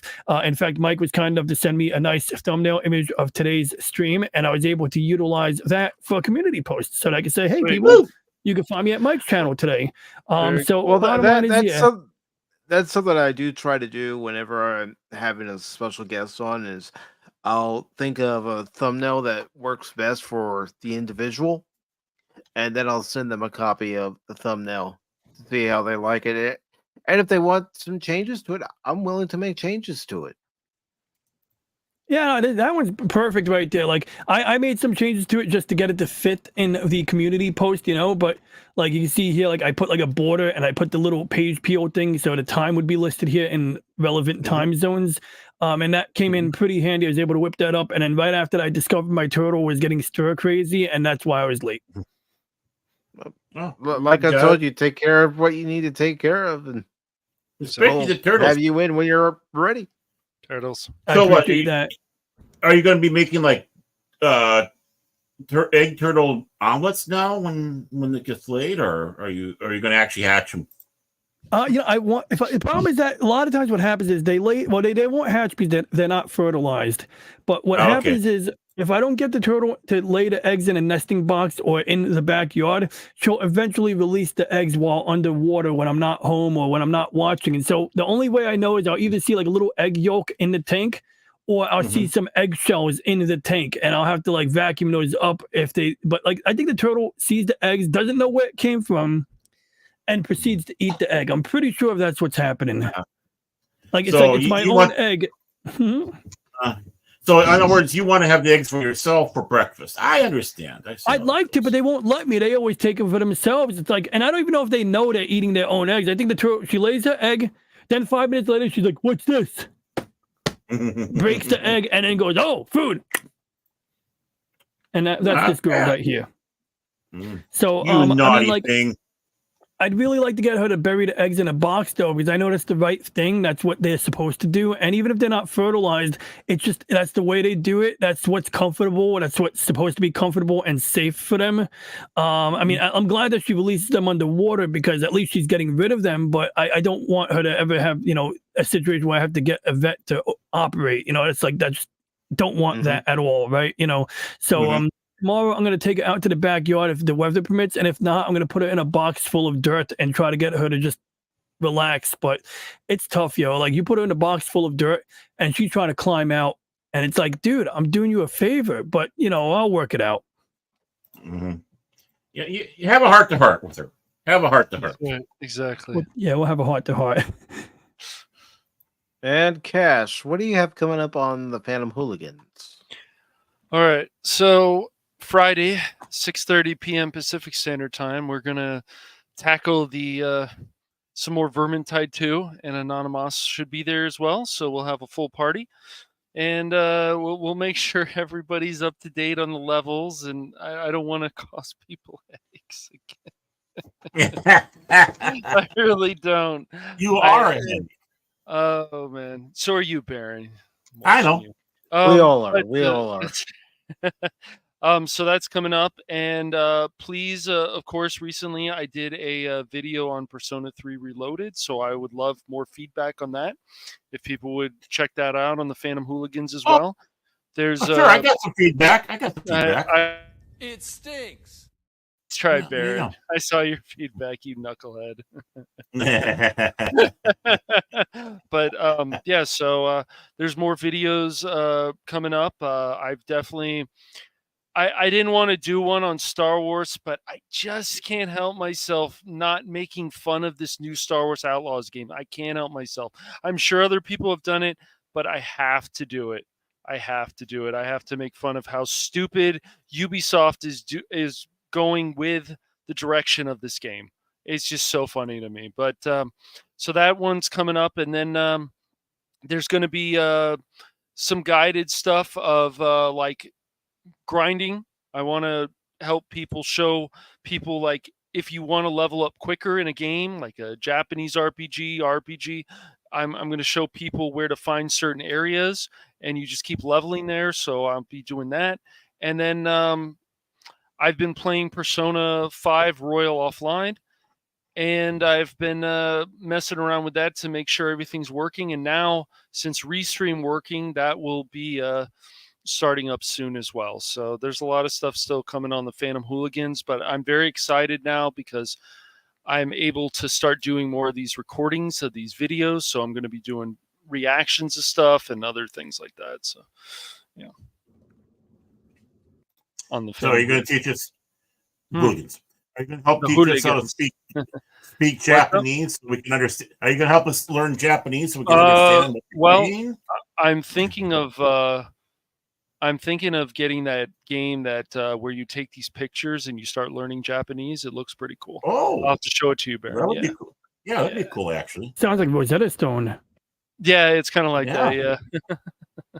I can watch some of those language shows they have on NHK. I like watching NHK a lot. But you know, when I'm not when I'm not on my own show, then I'll be helping Baron with Babylon 5, and then of course I'll be on Pop Talk and on Sunday, and yeah, always crazy stuff going on. I love how we rotate our channels. It's very cool. So.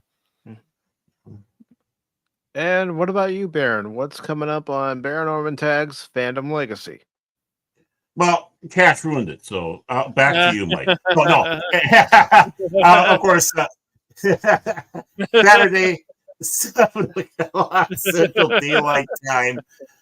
It'll be the Babylon 5, the beginning of Season 5 of Babylon 5. So we're going to be discussing that particular season, how Byron is one of the greatest characters they ever added to the show. Oh, boy. And of course, that'll be It's not as bad as some people make him out to be. I know. Could be a lot worse. I'll give you. Yeah. That. Could be a lot worse. Hey, just sit down and watch some STD and then get back to me. Oh boy. But yeah, we're going to be doing that. Of course, Mike will be there. Cash will be there. Hopefully, Phil McCracken of Release McCracken and a Lord Crit of Everest Production. Well, hopefully he'll swim in, and we'll hopefully have a nice discussion on that one. So hopefully doing 4 episodes, so not trying to keep it too long. That is, of course, depends on if we get history lesson from Phil, Dr. Phil. Yes. Professor Phil. There we go. Professor Phil. Don't want to be Dr. Phil. Professor Phil. So, and that's about it. Other than that, I'll be hanging out with these other knuckleheads. So the 3 knuckleheads somewhere's, where's one, it seems to be the others. So that's right. We're attached by the hip. Say, huh, Baron?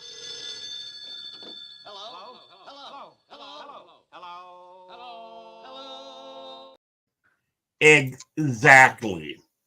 Mm-hmm. Well, as far as what the lead knucklehead has planned on the channel for tomorrow on the Rumble, YouTube, and Twitch channels at 6 p.m. Eastern, I'll be playing more of Mad Max. Now, the goal for tomorrow is to finish up all the story missions. Any side missions, I'll just complete them offline, but I mainly want to get through the game's main story on stream.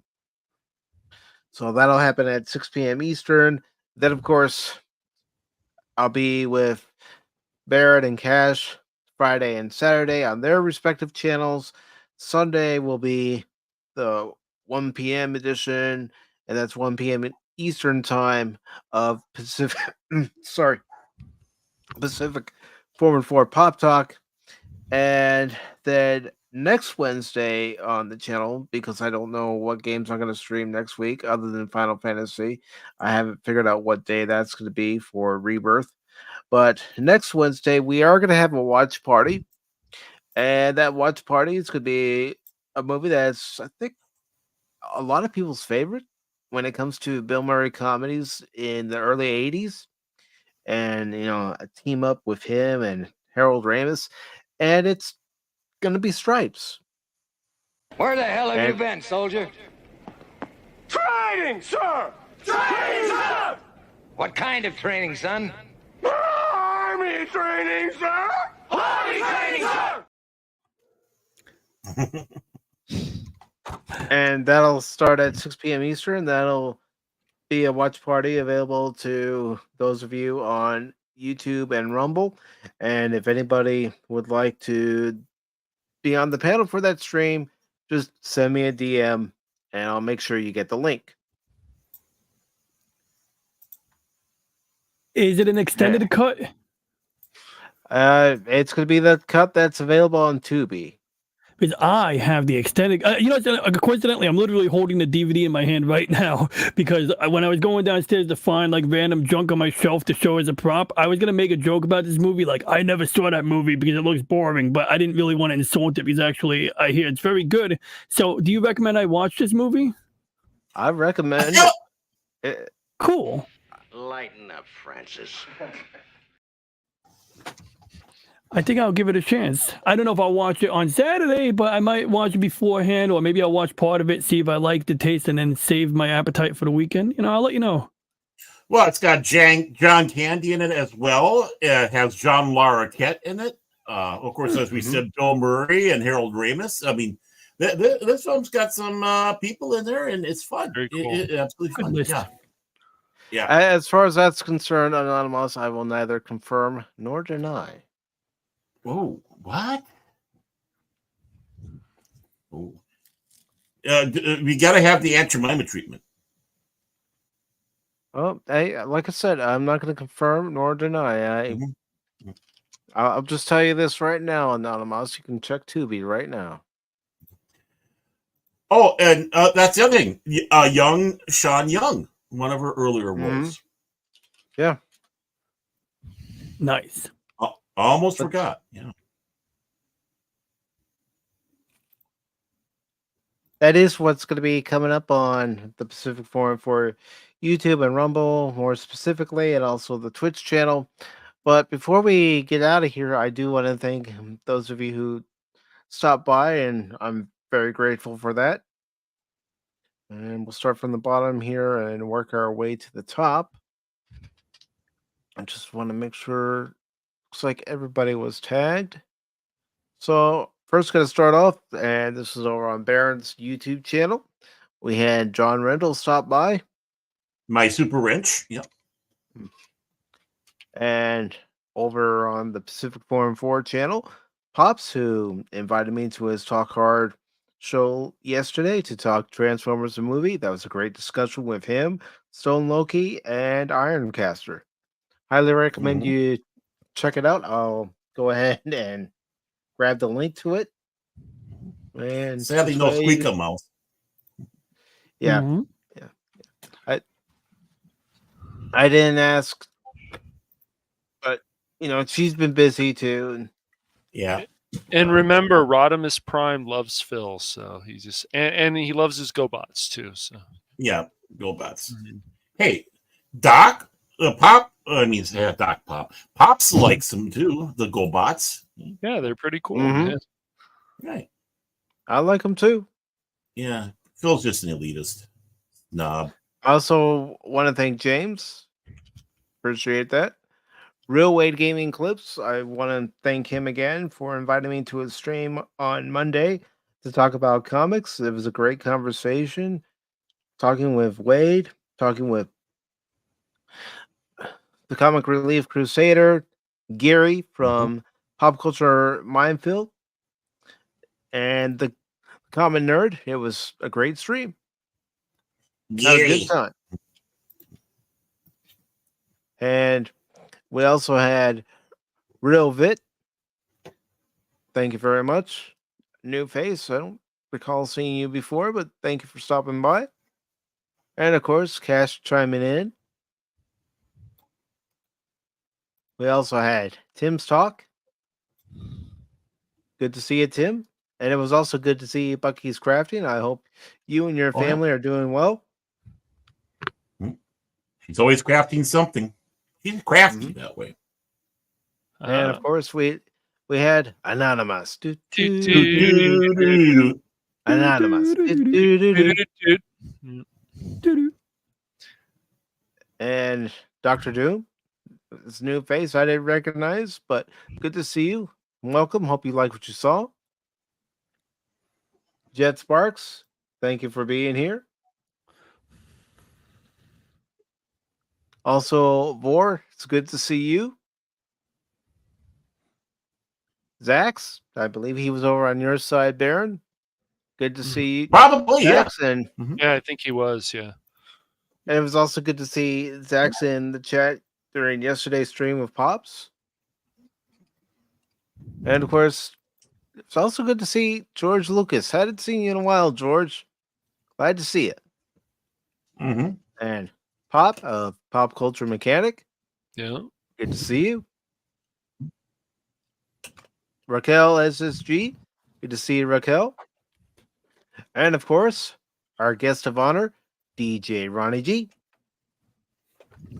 DJ Nerd. Tommy and the Guinea Pig Collective was here. Good to see you, Tommy. Tommy. And the Nerporeal Lifeform. Good to see you, Brian. Michael Chiklis Jr. Hope you're doing well, brother. And of course, Phil McCracken was here with his Phil McCrackenisms. Yes, I like that. Yeah. Agent Smith finally came back from the Matrix again. We got to put him back in there and leave him there. And Dempsey, good to see you, brother. Thank you for the member chat and really appreciate it. Hope you're doing well. Hope everyone's doing well. I mean, here it is spring. You know, the weather's getting warmer. And yeah, things are looking up. Salty Traveling Sea, good to see you, Salty. Oh. Yeah. Been a while. Good to see you, my friend. Pat Wannabe, good to see you, brother. And of course, he's logical. He's Vulcan. He's Spock. Spock's Fridays night. Good to see you, brother. I know the school year is almost up. And Ensign, excuse me, Ensign Rusher.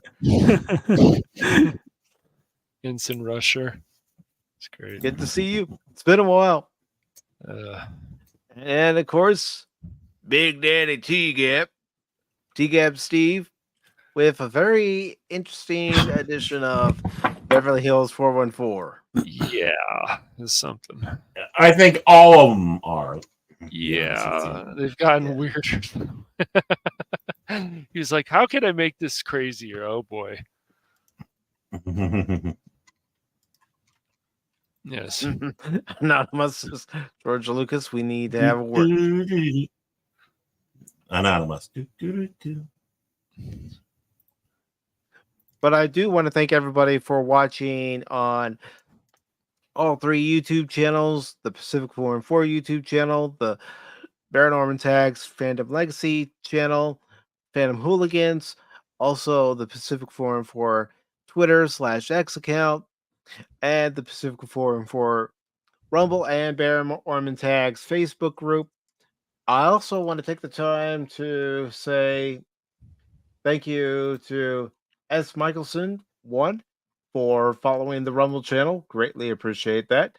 Sweet. And welcome to the Madhouse. That's right. If you all can do us a favor, subscribe to everybody here on the panel, everybody in the chat, and follow our respective channels. And until then, remember this. Don't ever give up on me in a game, because just when you do, you might miss something. Autobots, transform and roll out. Especially when the Cubs have a lead. Super lead. But we have to find out about the corn. Baron the corn. I don't even talk about that stuff anymore on the channel, Baron. I know. You know, you're still a baseball guy. You don't talk about it, but you still like baseball. By the way, have you done showing up there with the Dodger games? Cash? No. Have a good night, everybody. Guns never showed up. Yeah, take care, everybody. That was only that one time, man. Only one time. Yeah. Nerds!